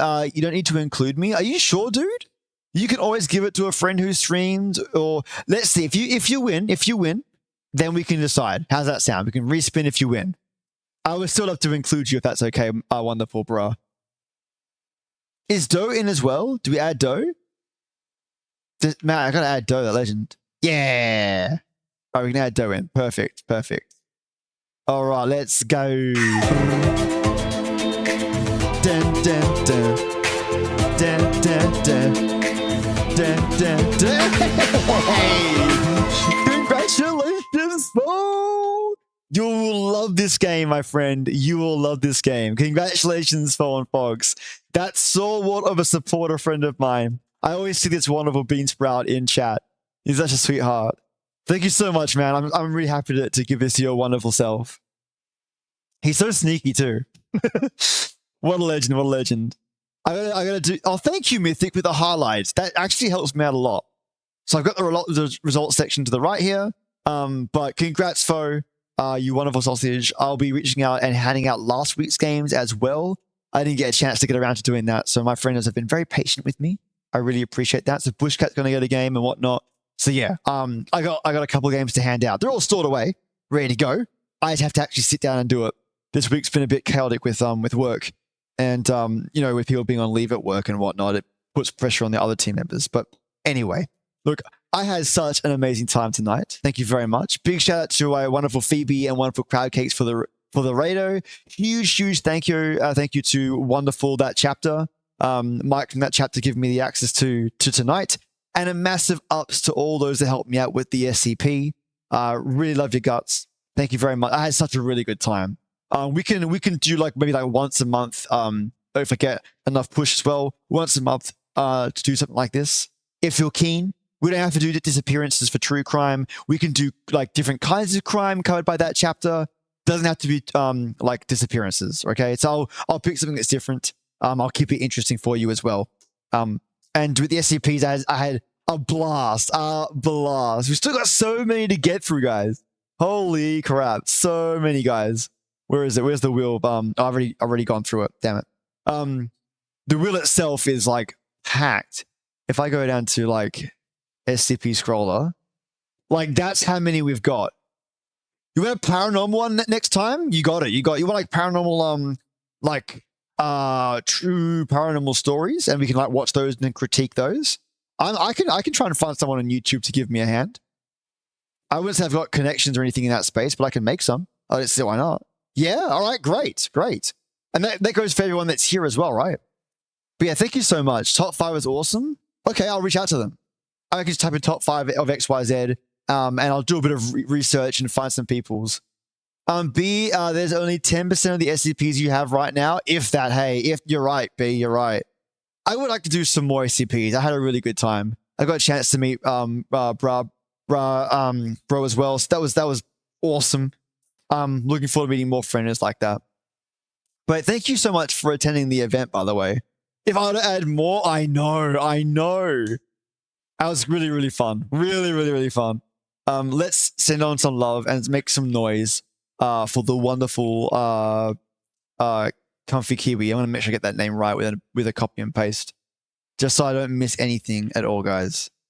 There we go. Comfy Kiwi. Wonderful. Wonderful. Perfect. No. I'll hop in. I'll hop in as well to chat to you, Mythic, after I've raided out to that wonderful peanut. There we go. Great. If you're following my silly self already, then raid chat will be the ones you want to use. If you're subscribing to my silly self, firstly, thank you so much. And secondly, you can use the big boy crazy repo modes just like that and kick their door down, please, on my behalf. Good night, Jade. Thank you so much for hanging, by the way. I know it's like different crazy times and hours for everybody, but honestly, I had such a really good time. I wasn't sure if friends would be free on the Friday, but you really made my night. And I had such a good time. I'll relay all this back to Mike. If he's interested, we'll see. Who knows what happens in the future with that wonderful sausage. I could maybe one day get a chance to interview him like live on here. You never know. Like we could think of questions to ask Mike and he can chat to us and all that kind of stuff. I know you mentioned wonderful B that this is like her last day, like last stream of the year, and you want to make it special. So I hope we really make it special for her and put a smile on her face at the very least. But yeah, grab a raid message. Thank you so much. I'm going to be tapping on wonderful Phoebe and Crabcake's door to say a big thank you for their raid. And I'll give you a call just shortly, wonderful Mythic. Thank you so much, though. Again, can't say enough for the company. I will see you Monday, legends. Can't wait. Looking forward to it already. All right, we got 3 seconds. Okay, love ya. See you soon. Mwah. Oh, so sweet. Absolute units. Absolute units. Oh, they are so lovely. Dun, dun, dun. Dun, dun, dun, dun. Dun, dun, dun. Dun, dun, dun. LeftClicktoHit, thank you so much for the raid. Welcome in. Welcome in, raiders. No more group groaning. Yeah, I'm the boss here now. How's it going? What did you guys get up to? Bionic Llama, thank you so much for coming in with the raid. Mythic Moments, thank you so much for coming in. Bolgot77, Starlight Morph, thank you for the follow and coming in with the raid. Oh, B is also there. Can I thank you for a recommendation? Is that possible? Brother, great name. Welcome in. My friends are your friends. Let's go.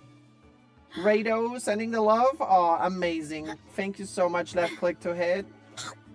What sort of special event? Wait, what? Brought here due to the lovely bee. Such a high recommendation. Let's fucking go. Surprise, Kiwi. 100% true. I'm already following. Greetings. Thank you so much. Can I get a shouty for LeftClicktoHit as well? You guys are actually here just in time, everyone. My parents we're about to end the giveaway. Oh my god, shut up, Marissa. God damn it. So what we do, chat, is we have a Kiwi calendar going on, advent calendar style. And you can win all sorts of things, including free video games. There are 6 doors left on the advent calendar, and we're about to roll twice because we're going to roll for the door yesterday and the door today. And of those 6 doors, 4 of which are still video games that you can win for free. So if you are interested in getting some free games, do !giveaway or !G in chat, and you will be put in the list of possible winners. This is my early Christmas gift for you, Kiwi. Aw, thank you so much, B. Thank you, thank you, thank you. And thank you, LeftClicktoHit, for the raid. Once again, if you need to raid and run, you know, I don't feel bad about it. Self-care is sexy. Make sure you take care of yourself. But particularly today, it might pay to be here because you might literally get a video game. I'm Northern German. We don't hug back. Okay. All are eligible. You just have to accept a DM from me on here. That is fair, yeah. That way we can reach you. You don't have to follow. You don't have to do any of that. You just have to put !G or !giveaway in chat. That's all you have to do. And we're about to end it. So make sure you get in on that if you guys are interested. If you want to know what you can win, let me quickly see. There is still some comfy coins in the giveaway, which we use to interact with our virtual pet here. There's VIP until the 1st of February in there. And then there's 4 video games in there for free. There's Polybridge 2. There's Risk of Rain Returns, Transport Fever, and the game that, in my opinion, is the main prize, because I loved it so much, is What the Golf. So there is that. Raiders, you're more than welcome to join the giveaway. You do not have to do anything. No, you know, social media crap, no following. Nothing of that is required. Great selection. Hear me out. The thank you goes all to my wife, Kitnange in chat. She sponsored all those games for the giveaway.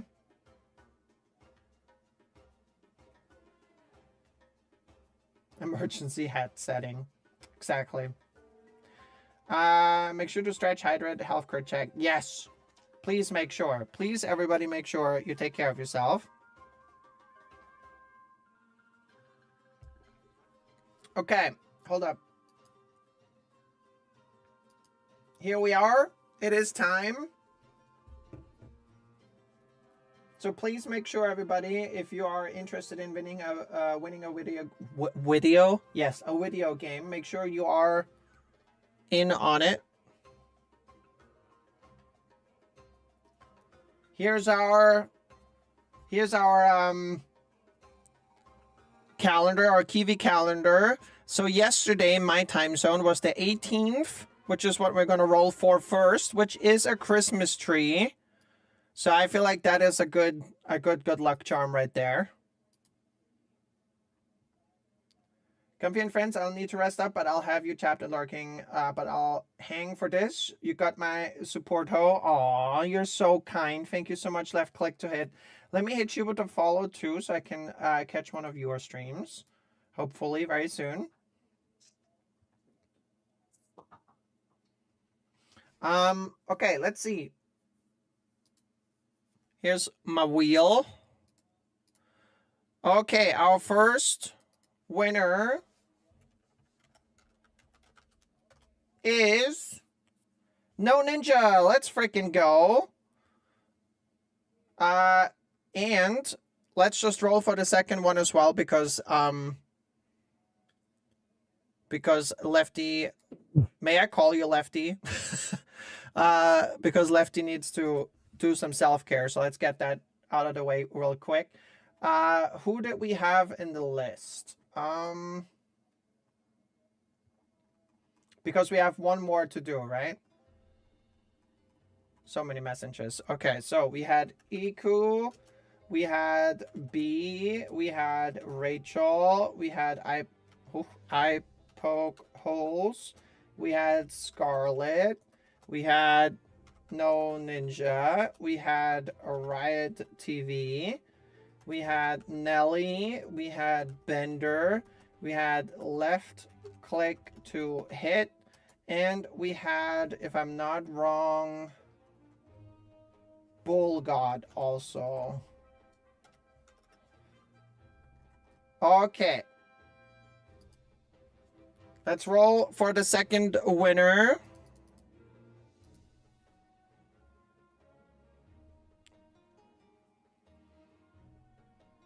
Oh, Rachel Hates a Lag is our second winner. Let's go.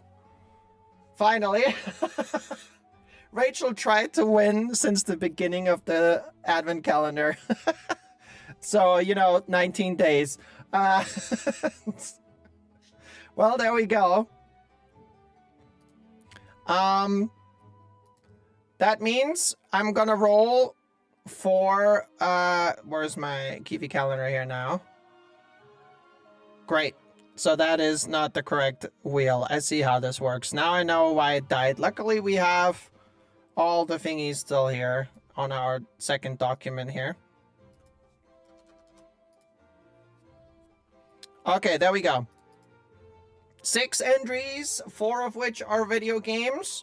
I will roll for No Ninja first. But before we do that, let's see what Rachel's good luck charm today is. That would be the 19th. It's a gift. I feel like a gift is a very good luck charm, right? There's a present right here for Rachel. So we had a Christmas tree and a present for good luck charms. I feel like both of those.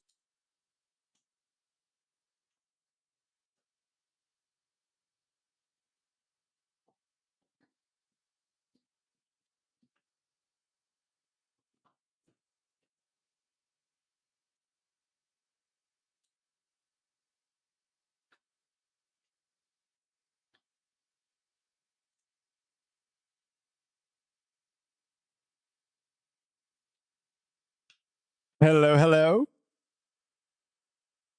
Hey, how you doing? Oh, I did a lot. That's normal. That's normal.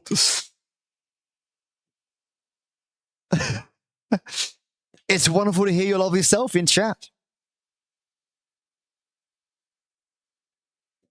Did you have fun with true crime today?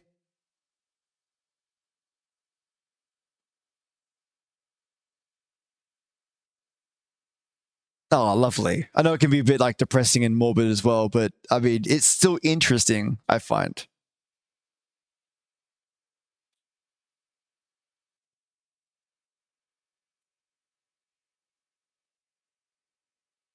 Yeah, and how quickly it can happen. It's nuts.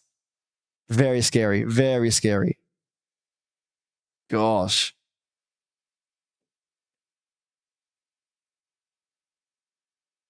No. You got really good like noise cancelling.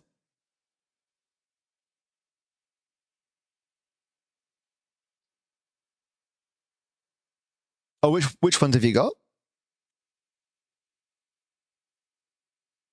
Is it like a HyperX or a...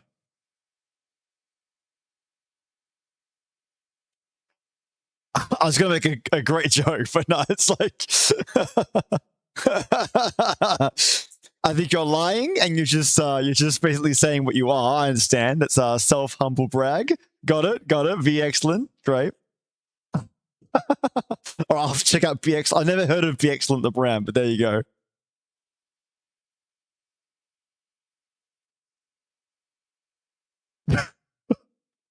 I guess they're getting really good these days with all the tech and the brands. Be Excellent is not on my brand list, but I'll add it. It's quite effective. Quite a good headset. Or Discord is doing the heavy lifting. GM7. Be Excellent. GM7. Oh, I haven't looked at it now. Let's have a look. Oh, yep. Yeah. Yeah, I get what you mean. Yeah. Be Excellent. Yep. 50mm drivers, 7.1 headset. Okay, nice. Got RGB, blue in the background. You can choose the color that you want.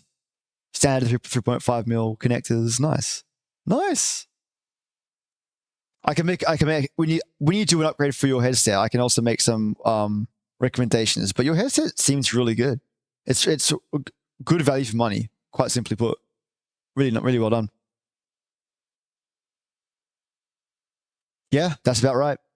Yep.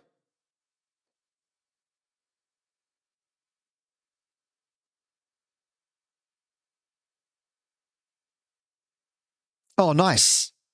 Please do. And you said you needed some assistance with something as well?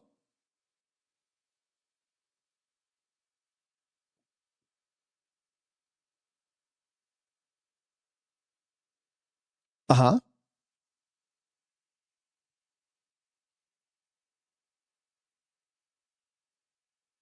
Yeah.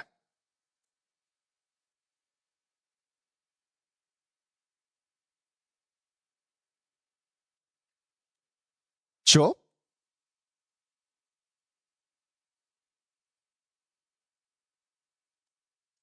Oh, absolutely. I can do my best. Yeah.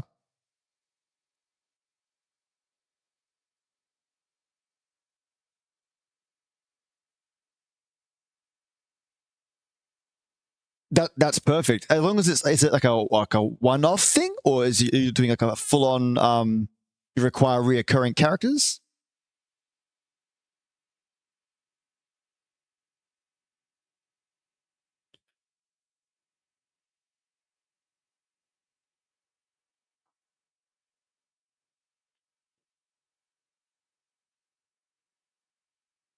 Cool. I can definitely sign me up for at least the one, because I've got usually like you, I got the weekends free, or it's packed full of in the flesh friend pulling me left, right, and center to LAN parties and stuff. However, if you give me like a week and a half or like at least 2 weeks notice, I will block out that whole time. And okay.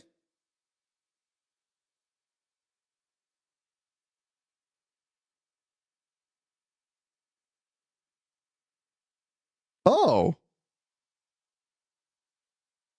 Okay. Damn. That's crazy. So next year, April 11th. Like, that's plenty of time. So I'll just remind me, of course, but that's loads of time. I can definitely, yeah. But if you can still give me a heads up.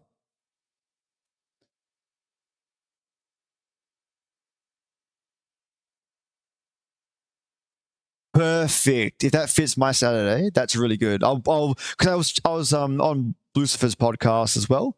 But like he gave me like not the same. He gave me like at least 1 week at one point. I had to scramble. So like this is good to have like, the two well, more than 2 weeks in this case, months. But if you can give me ages. Yeah. So I'll definitely say, I'm free. Just if you can give me a bit of a heads up reminder, then I'll like, I'll lock it in. If you give me like 2-3 weeks anyway, I will lock it in regardless. So I'll, yep. Oh yeah. I'll always be yes. So yes is the answer. It's just when. So I'll do it on the time you want. But I'll make sure that I haven't got anything booked with the lady and any of my friends or birthdays or anything like that. None of my friends have birthdays in April, I think. Most of it's July, June, and December and November. It just happens to be the way. So that's good. So yeah, if you give me a heads up, I'm down for it. Let me know what you want me to prepare for. So like, I'm not sure if you know how, like character-wise or chat-wise or...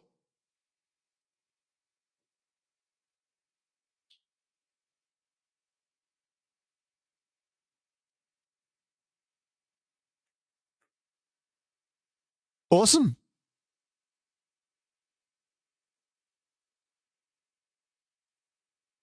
Yeah, absolutely. She'll have a blast. Yeah. She's definitely a shy sausage, that's for sure. But I will gather the intel from her and I'll relay it and I'll separate it into like lefties questions and like little ladies, little left, I guess, little left questions. Little left. And if you have like a theme that you want me to work by, otherwise I'll just have any questions and I'll send them to you prior so you know what to to work with, and if anything you want me to stay away from or omit completely. This is not my first rodeo for podcasting. So you'll so you'll be you're in safe hands with me at least. I'll come prepared. Oh, excellent. That's fantastic. Oh, that's great. If I had more time under my belt, I would love to even just co-host together. Because I've been on friends' podcasts for 10 years doing sound engineering stuff.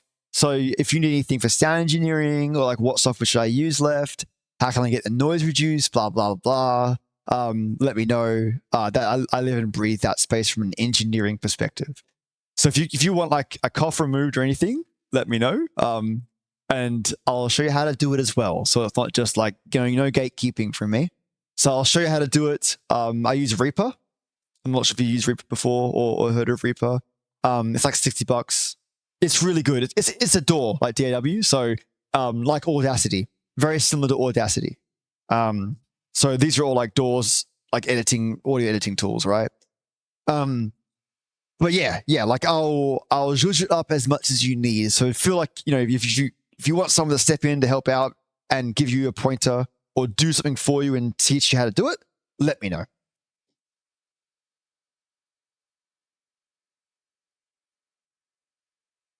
Awesome. Yeah. Yeah.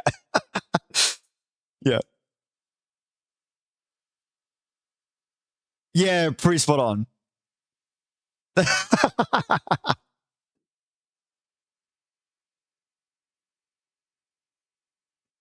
Yeah, effectively. Yeah. And I have a big brother. It's just daisy chained up. We're nothing alike. Well, we're similar in some ways, me and my bro, but energy is just different. We have the same passions and likes, but the way we communicate is just different. He's much more reserved. So if you can imagine a reserved version of me, it's very parallel university. I've also got access to RX 11. So that's like an Irish bit of software, right? So this is the big boys, heavy hitters. If you get any audio where you have to like pull out like some scratchy noise or whatever, I can do it manually. So that's calling in the big guns. It takes a bit of time, so you have to maybe have some patience with me. But I'll do my best to clean up any audio. I don't think you'll have an issue, but just so you know, I can pretty much band-aid fix anything, upscale audio, and we can denoise it as well. So what I tend to recommend is don't apply any filters. So record naturally. So you might already know this. You might already know this, Mythic. But like, just two recommendations: record about 10 seconds of background audio, and then like unmodified, unfiltered, and then you can record the whole episode with it unfiltered. I actually would recommend you include clicks and pops in the mouth, and lip smacks, because I find if you filter all that out right, you will lose fidelity in the audio, and I can just strip that out for us later. So don't worry about it, and I'll show you how to do it. So if you don't already know, so. Go for it. Yeah, I do, yeah.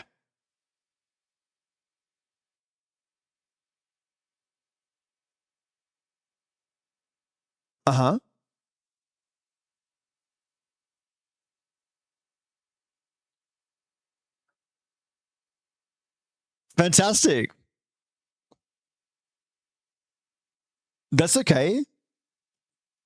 So there's a couple of strategies that you could deploy to do this, right? So the first one is, which you already know, is go to Etsy and pay $1 dues to get it done. That's one way you can do it. If you're looking for a cheaper alternative with a lot more control, you could take on the AI route, which is what I do, but you're still paying money, just not as much. So, or you can... Yeah, because I know dealing with people like freelancers is really hard, and you often don't get what you want, and you pay through the nose for it. So if you're not averse to using AI, and it's not easy, like I'm not going to pretend that it's easy to do, but what you can do is you can effectively teach it how to create it. So what I recommend is grab some example content online, copy and paste it, like literally like snip it into pieces, and then feed it into the machine, right? But don't tell it to replicate it. What you want to do is create your own style. So like any artist would do, grab all the content, put it on the board, paste it into GPT, paste it into Gemini, right? And specifically say like, these are references not to be used to create for identical outputs, and just type it in and say, create emojis for these based on these character references, and see what it produces. But what you want to do is have your own persona, right? So once you start creating those images, and they're not going to be perfect, like even for me, like they're not perfect, right? They take about 20 to 30 tries. But the good news is you can burn through like 50 tries a day and it won't cost you extra. So like, it's a cost-effective way to test ideas and push the envelope. I think I might be able to get you access for a whole 4 months on Gemini for free. So Gemini is really good at image creation, pretty much at everything, but it has flaws, like big flaws. I'll talk to my little lady because she might have access to some special URLs or links to get you access to the 4 months. If you're up for that, it'll save you 4 months of paying for Gemini, which is Google. So let me chat to my little lady and go, have you got any, like, any keys left to send to friendos? So leave that in my court. That's a lefty situation. I'll handle that. And then if you've got any spare dollary dues, I still recommend using ChatGPT. That's an option.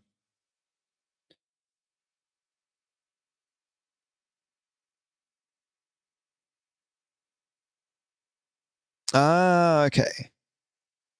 Nice. That's perfect. But the image creation will be a little bit trickier. So it's more about learning how to talk to the AI as an artist. So what we can do is, if you want to do a couple of batches of your own tests in ChatGPT, there's a section that's like when you go to ChatGPT, right? It'll have a plus symbol next to the chat, and it'll say create image. So click on that, go create image, and then say create an emote spreadsheet or an emote list or an emote, I guess character sheet's probably quite good. You could do it a couple of ways. That's the cool thing. So try them out. And then what you want to do, once you've found what you want, we can create a module that creates emotes using that criteria. A bit fiddly, but it's a future goal we can achieve. But for now, let's see if we can get you close to where you want to be for your emojis and your emotes. And send me your outputs in DM and go, I'm trying to achieve this, how can I fix it? And even I'll even give it a shot and see how we can fix it if possible. Sometimes it's easier to grab the image and start again. I know it sounds awful, but my little dude that I made with on screen, the VTuber, it took me about 100 tries, if not more, to get where I want it to be. And then I had to cut him up to pieces and pay an artist and all that kind of stuff. So AI is not as easy as I think everyone believes it to be. It's only, garbage in, garbage out. So we'll get you to a point where you can nail it. We just got to figure out, what are you doing now? And I can look at that, send me a screen capture, and I can go, oh, that's where we want to correct that, or we can try and fix this, or let's push harder on this part here, or, what don't you want to see? Let's try and fix that. So it's, trial and error.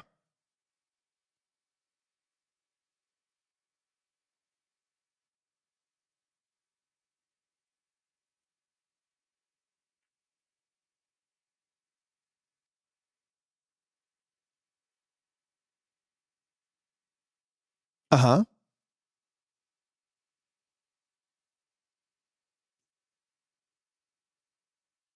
Oh, good on them. Good on them. They're transparent. It's important to be transparent. Because that way you can basically say well, that's a trustworthy source. You can also... Oh, sorry, go on.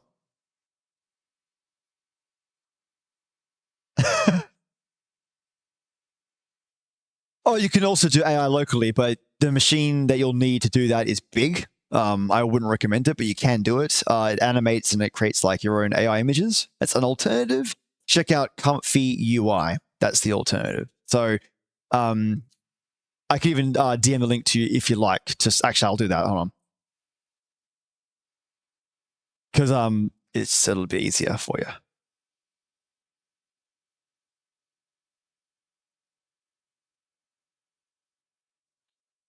Is there a chat in this chat? Oh, there we go. Yeah. There we go. Oh, wait, hold on. That's got everyone's chat. Oh, yeah, I can't. Wait, is that? Oh, wait, that is the voice chat for this one. Yes. Cool. There you go. It should resolve the name and the address. Yep, wicked. So download Comfy UI and just grab it's in the chat for our current voice chat, Mythic. And that's look, that's you can play with it, give it a shot. It's very intense in the PC. But it produces amazing outcomes. It really does produce amazing outcomes. Trying to find some assets that I had. For example, like this one here. It's not letting me touch it. It's not letting me grab it. Why?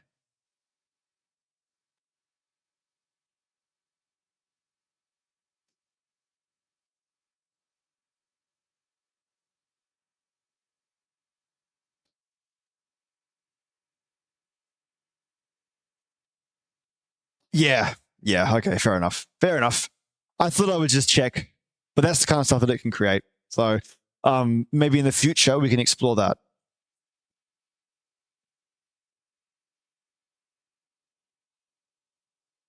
Mm-hmm.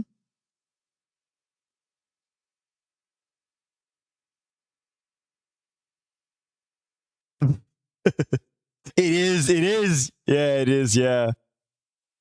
I've actually animated it as well. Oh, absolute legend you are. Oh, nice. Actually, that's not... If that produces what you need, excellent. Great.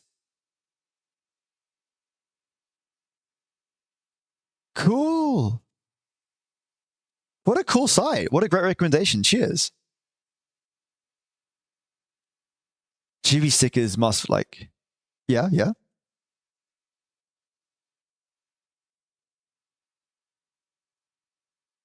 Uh-huh. Of course. Of course. Of course. Yeah. I appreciate you asking, but yeah, you're fine. Oh, you can pop it into just chatting as well as I think just chatting I recommend there because people will always see it and I'll pin it. Or I'll add it to my pin and I'll say like, you know, please check out Mythic. I'll do a proper like morning hellosies and include you in there. So if you put it in just chatting, I'll scoop it up and I'll put it in there as well.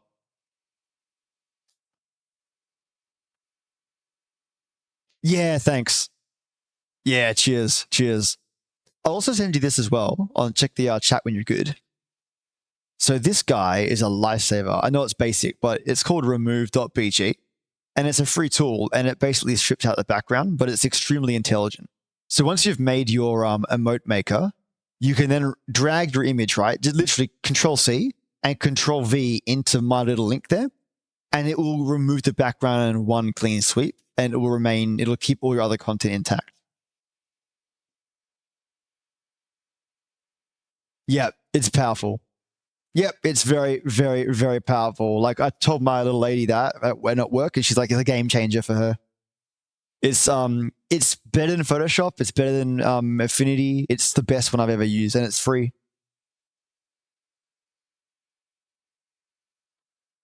But I'll try the emote maker you've got there as well. Maybe I can sort of I can see what it does with my big picture of me. That'd be really fun. I really like the idea because ChatGPT is good, but it's got problems, and Gemini is good, but it's got problems. I use them to do research a lot. I use them to do like titles and all that kind of jazz. So things for like YouTube and YouTube ideas.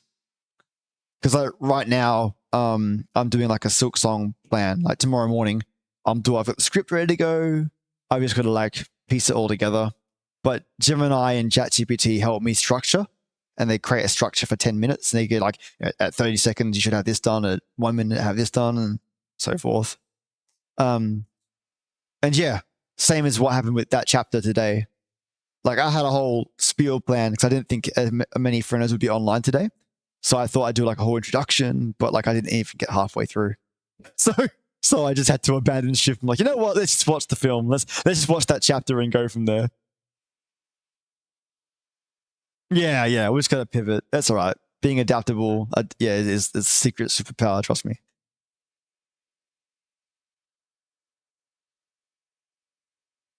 Oh, I'm gonna hopefully play it tomorrow.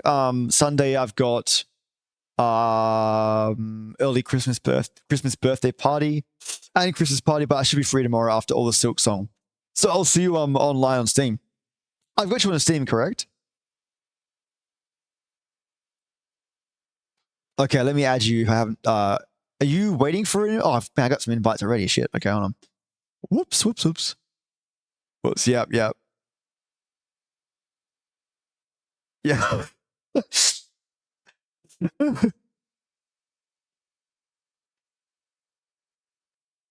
A little sneaky sausage. Okay, so your friend's code, mine is, I can paste the code directly to you. I can put it in chat. Like, it's no harm in hiding. Oh, yours? Easy? Great. Perfect timing. I'll add that on. Let's have a look. And Frank, there we go. Yeah, perfect. Cool, off it goes. I think we're pals now. My image is going to look a bit weird, by the way. Yeah, that's the real me. Yeah. That's how I look like in real life. No, I'm kidding. I don't like that. But you should see my friend's face. Yeah. I'll send you a link of my friend's one. It's ridiculous. He wanted me to make one for him. I'm not sure you can kind of see it, but it's a bit small. I'll bring it up. It's a bit small. It won't expand any further. Dang it. I'll view his profile. It's there we go. He loved it so much.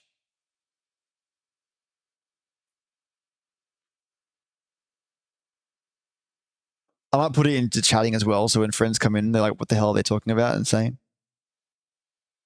just a weird like Mario out. Yeah, there we go.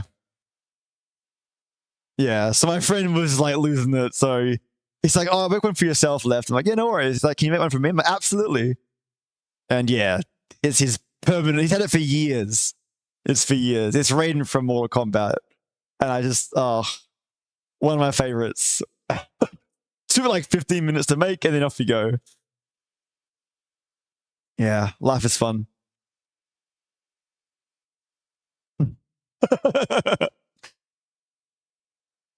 Bring on the madness. But yeah, I'll be on tomorrow for Arc Raiders. I'll keep an eye out for you. If I'm not on immediately, it'll be because of Silk Song and editing. Oh, actually, while I'm here, this is more on the expensive side, but if you want to check out a place called Stream Ladder, and it auto clips your. It's expensive, but it's up to you. Maybe just starting out, avoid it, but just so you know, it's like $400 or $360 a year, but it replaces an editor. It uses AI to clip your footage. So I've got let's say I've got 5 hours of footage. It'll go through it all and do its best to clip out all the highlights. So I'll post a link in here just for reference. I'm not sponsored by them at all. Okay, I don't get any kickback.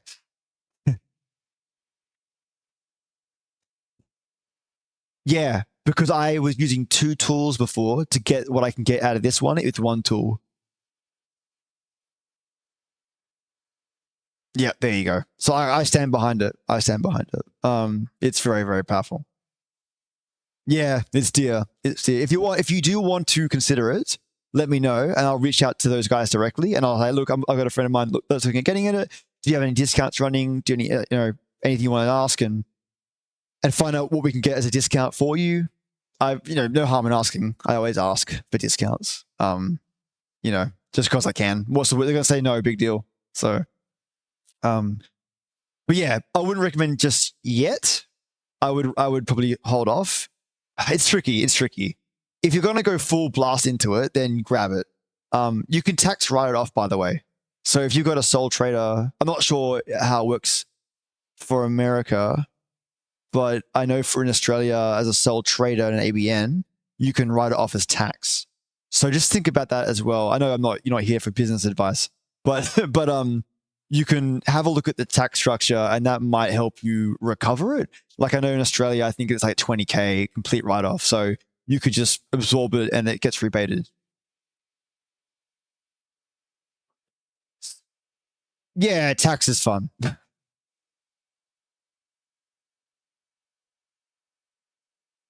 Oh, mate, yeah, it'll be fun. It'll be a blast. Oh, it's relaxed.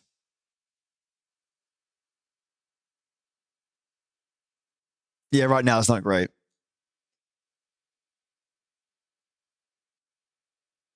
Yep.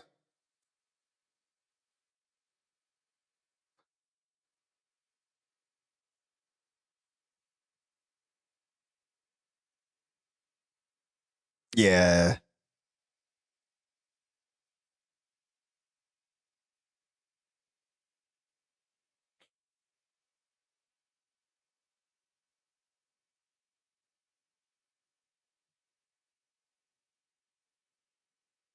Well, this is a place for it, really, because Perth's super chill. So it's got a lot of opportunities, and I would say like anywhere the housing market's abysmal. But that aside, because I know you've got solutions for that yourselves as well. But in saying that, the market's pretty good. I never seem to have an issue, thank goodness, touch wood. And the education here is really good. So it just depends on like what you want to do. But if you're looking for like a relaxed place, yeah, Perth is super chill, super chill. Yeah, and there's events running all the time. Like there's like D&D events too, and there's a whole bunch of different clubs and yeah, loads. So like, you know, I don't go to them because I haven't got time. It literally is that. I haven't got time. I work a lot. Yeah, I love D&D. Yeah, I love D&D. Yeah. Yeah.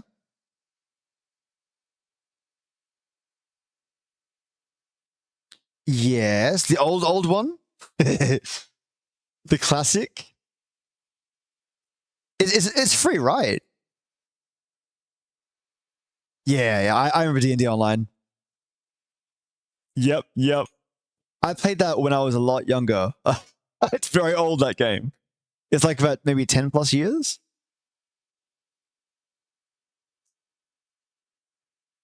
But it is very, very old. Yeah. But the gameplay itself is really good. It's always going to be time for me though. That's the issue. That's why when I asked you, like, let me know in advance, like, thank you very much, because I'll move all the stuff that I've got going on. Because streaming is one part of that, and I've got 2 other projects as well. So it's just full on. It's full on. So I appreciate, yeah.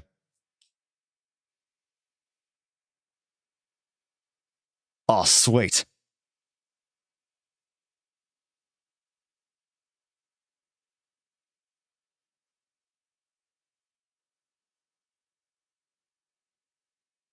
Oh, awesome. Well, I'll always include you into any events that we do anyway. So like all the streaming stuff, I'm going to bring in a whole bunch of new friendos. So you'll see a lot of new blood that I've met through just during the week through Cloudheim and through just randomly watching people and saying hello.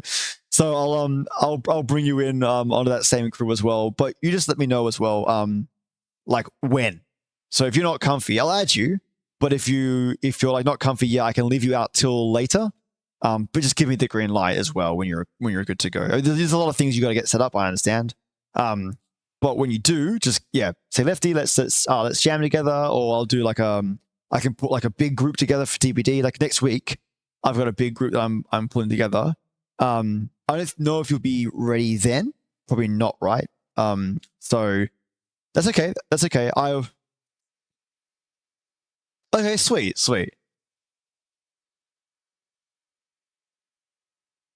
Mm-hmm. Oh, sweet, great. Then you'll have all the key games you sort of rotate around, and maybe I can. I'm trying to think of what I can do with the creator program. I don't know what the heck that means to me, but I'm in that creator program now for DVD, so I'll figure out what I can do. Yeah, cheers, thanks. Yeah, thanks. I got to play that as well more now. So I got to play some games as well. On top of that, we've got Keymailer. I'll get you included on that as well. So there's 3, without talking your ear off, because you realize how I operate now, which is like from one idea to the next. So yes, great. Wonderful. Well, it'll all be useful. So, and it's from me spending like, years trying to figure out what the best path is, right? And for me, like the silver bullet is like collaboration, right? So, but like authentically, like obviously, right? So, people that you vibe with, and then just pick a time and just jump on them. I know it sounds crazy, but like I've changed the way I looked at networking. I used to be like, oh, I'll just do it. And if someone invites me to a game now, I always say yes.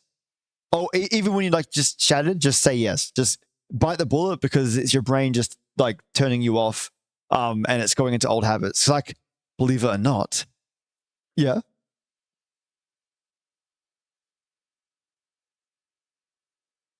Yeah. Yep.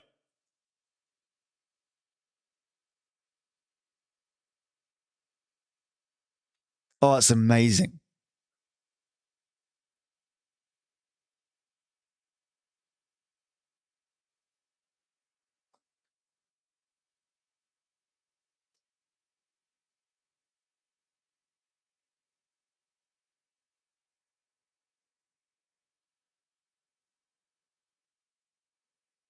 May, you're very fortunate. It's not a cheap game, so very, very, very fortunate. So that's great.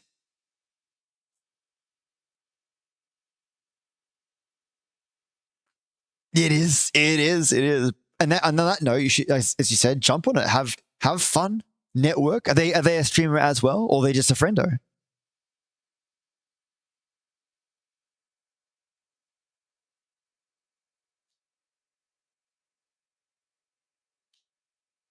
Wow. Wow.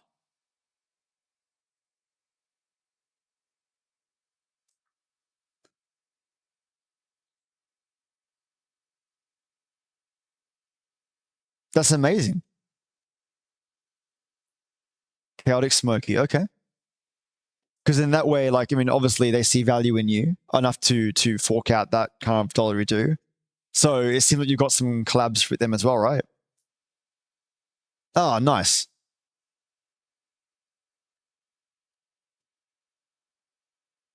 Oh, that's awesome. Oh, it's very sweet.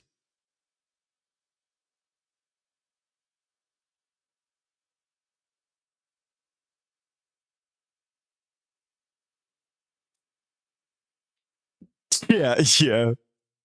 I mean,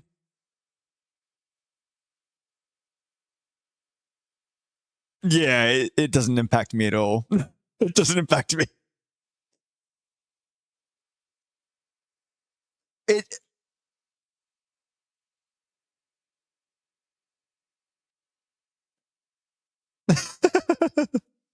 Look, honestly, it.